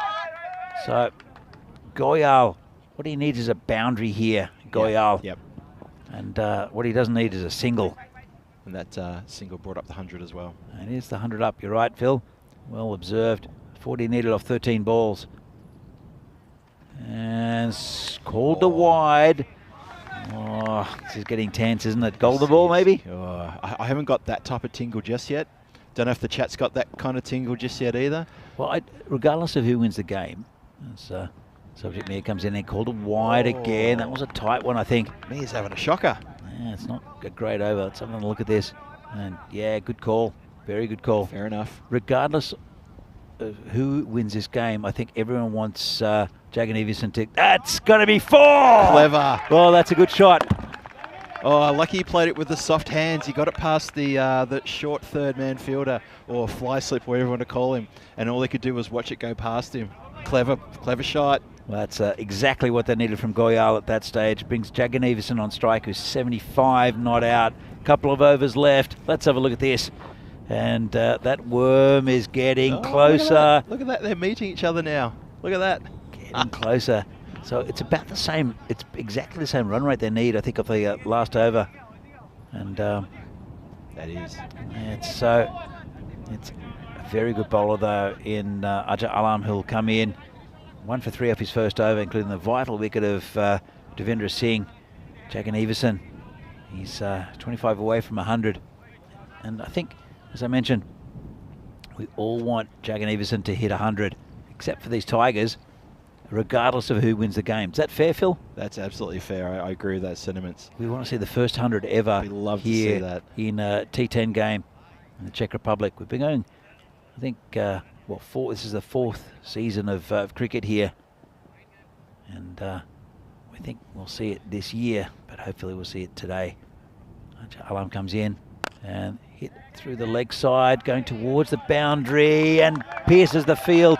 And that's very good placement. Didn't try to hit it too hard. 4 more runs to Jagan Everson. Well, he's on. I mean, could he get this over even? I mean, a couple of big hits, you know. I think he shouldn't. I think he should just play the ball on his merit, as he has done the whole innings. I think it's a really sensible innings. And he's 79 from 29. And the run rate dropping slightly down to just over 16, which is still a lot. Alam comes in again and clamps down on it, doesn't get it over the keeper. So it's a win for the bowler. Very important dot ball, that one. Really important. Suddenly it's 30 runs from 10 deliveries. Dave saying, I just jinxed him. Who did I jinx? Dave, I don't understand. Dave, are you watching the right stream, mate? Who did he jinx?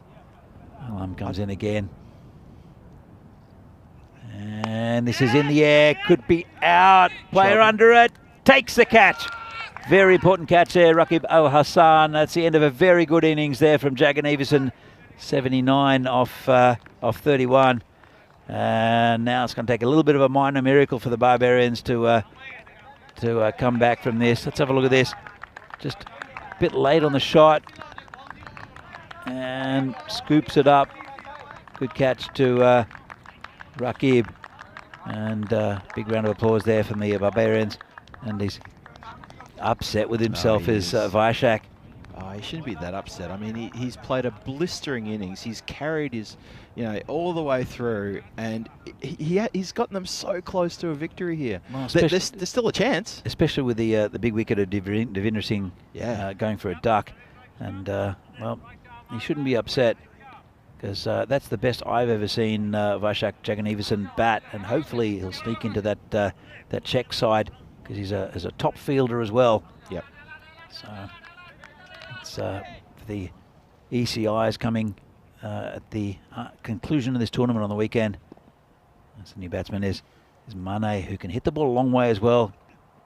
And this one's pierced the gap. He's got the gap. He's going towards the boundary. Got a run. And gets the 4. Sagar can't get it. This ground is super fast. See Sagar trying to keep up with it. It was a race. And just ran out of ground. Sagar was never going to overtake that one. The ball was tantalisingly just keeping the same pace as Sagar. 4 runs. So Mane starts with a boundary, and he's going to have to keep that trend going. Well, they've still got a chance. Mane's a good batsman, and he hits the ball a long way. And, it's only got a couple of balls left from Ajar Alam. That's his hit towards a man at third man. Just gets a single though. Brings Goyal back on strike. Been a good over from Anjar. His first one was pretty good as well. So he's got both Divi and Vaishak, the 2 big wickets. Wow, pat on the back for him for getting the 2 big wickets there for sure. He's made a bit of difference here. He's been quite economical too. He's been the best bowler for the Tigers by a long way in this whole tournament. He's got 1 ball left in his spell. And got him. Well, wow. Really good Yorker. And that's the end of Goyal.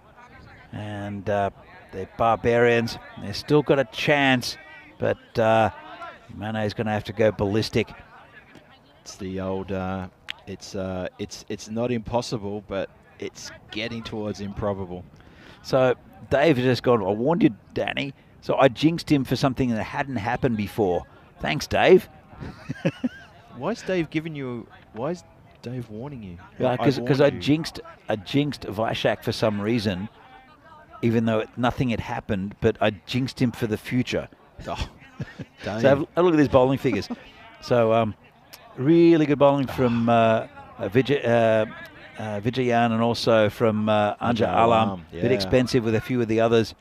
And the last over will be taken by Amin Hussain, the skipper. Oh, the pressure's on the skipper. He's taken responsibility.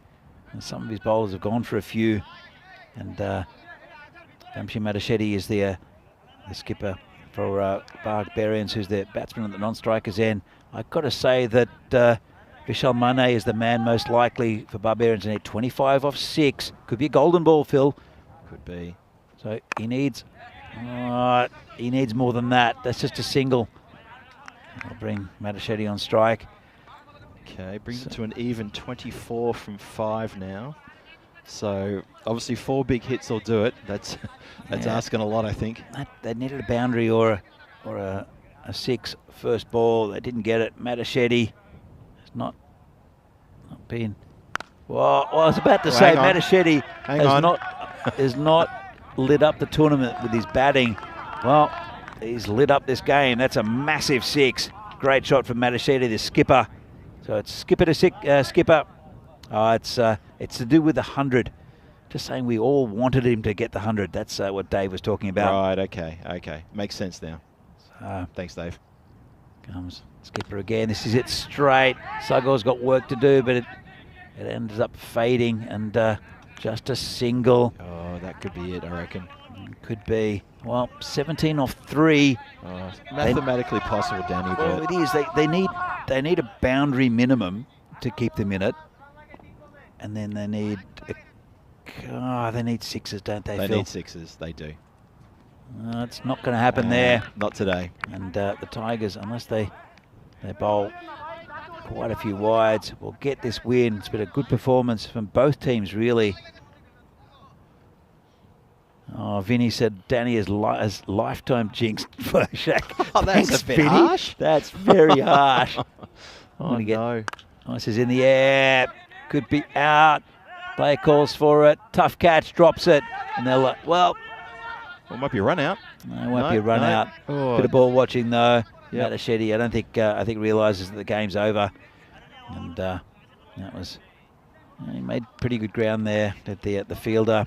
And that was Sonjit Holder put down. This is the final ball of the game. And it's an appeal, not out. It's gone down towards third man, and they've run 2. Could be good to run that extra one with the with possibility of run rate being a factor. Yeah.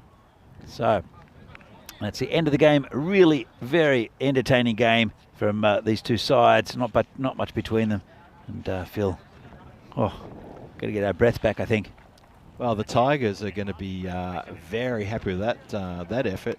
Barbarians, they looked absolutely promising until Vaishak lost his wicket, and then we sort of felt that's going to tip the scales heavily in the Tigers' favour, and it sure enough did. And unfortunately, the Barbarians just didn't have enough in the tank to get those extra. I think 13 runs was the final margin. Great win for the Tigers, and it gives them a bit of buoyancy now. So they've got a few more matches coming up later in the week. And let's have a look at the highlight reel. Well, that was the first highlight. That was the wicket of Devendra Singh, who went for a duck. And, boy, he's gone down on a heap. He's done a Neymar, has Sojit Mia. And then another really good delivery. It was Amrit, Amrit got bogged down a little bit. Man, who didn't, well, it was Vaishak Jagannathan. As you can see, he hit a big 6, Amrit, but then he ended up going for 15 off 15. But Vaishak was hitting the ball beautifully. Well, maybe not then. Right on cue. But it's still got the boundary, and he was swinging the blade. And that was my favourite shot of his. This was a great shot, wasn't it? Beautiful square drive. Yep. And then a lot going out towards the car park. Again, a very clever shot. And you thought they might get there if Jagannathan could stay in. I think when he got his 50, I think we were talking at the Barbers quite a bit. They're only a couple down. No, they were 1 down. Jagannathan got his 50. We thought, hang on a minute, they're on here. And then that happened. That was a great Snatched catch. out of the air. Bang. That's a great catch. I'll tell you what, though. There were loose overs in the middle with short bowling like that, right on cue. Yeah. Where Vaishak could just destroy the short bowling. Yeah. And but that was Goyal getting Vaishak back the strike. But then there was some good bowling and good tight bowling. Anja Alam was there, and he's the one who got the wicket. And that's the difference, I think, is that, as you can see, Vaishak wasn't very happy, but the quality of the bowling from Anja Alam just brought it back slightly and got that wicket of Vaishak. And that's when you get good bowling. That was a really good Yorker there as well. So, there was a lusty hit from Madashetty right at the end, but they just couldn't get over the line. So the drop catch there. So it was Vishal Mane and Madashetty right at the end who couldn't get the runs they needed off the final over. But really good game, Phil. That was a really good end to the day. I hope you all enjoyed it out there and wherever you're watching. To see here, Devendra Singh, he got second bowler. He's been in sparkling form. I should be back next game. But Vaishak Jaganeevasan looked absolutely fabulous out there with 79 off 31. Amrit Rai hit a 6 and then really got bogged down a bit. Rohit Goyal did his job as well, and then right at the end it was a bit too much for Vishal and Vamshi. Look at the bowling figures in just a moment. Look up the top. Anja Alam 3 for 12, including Devendra Singh and Vaishak Jaganeevasan, was fantastic, and probably in a way probably deserves the man of the match, even though there were some fantastic batting innings. That he changed the game completely. Yeah, I agree with that. Also Akil Vijayan right in the middle with a wicket, but also very economical. As we see here, the general manager, 57, really well batted off 16. Sobjit Maya did his job as well. Really good innings, and Sagor, again, very quick runs, and wickets for Rai, Purohit and Piyush Kumar. But the second innings, 79 off 31. Fantastic innings from Vaishak Jaganeevasan. And then, but Anja Alam right next to him, 3 for 12. So 13 runs in the end. It's a very close game, and great one to finish today. So Phil, I hope you've enjoyed sitting in again. It's been great having you next to me. I know that Vinny will be back. You might, you never know, you might get to sit in something. I'll be away on Thursday having a little break and getting reacquainted with the dogs. Oh, that'd be nice for them. I don't know if you're slotted in to have a day with Vinny. As we see the table now, the Barbarians, well, they've played fewer games than everyone else. They're 4 and 5, but look at that. Apart from the Spartans, from the PCC, who've lost none. Each team's lost 5, so 4 teams have lost 5 and 3 teams have lost 7. It's a remarkable scoreboard. It's interesting standings, isn't it? It really is. You sort of feel the Bohemians look pretty good today. I reckon that they could be. For me, they're the guys who will get they'll be the second team into the finals, and I think the 2 other positions, 3rd and 4th, you know what? Throw a blanket over 3 other teams. Absolutely, they're going to be battling it out. It's going to be some great matches later this week. Birdo in there as well. They played one as well, the Bohemians. So we're going to say goodbye from Prague and from the European Cricket Series here in Czechia, and we'll be back tomorrow with some more great cricket. And from us here, from me and from Phil G, thank you very much, and goodbye, and see you again tomorrow. Here are some highlights of today's play, and there have been many. Thank you to the chat for your support.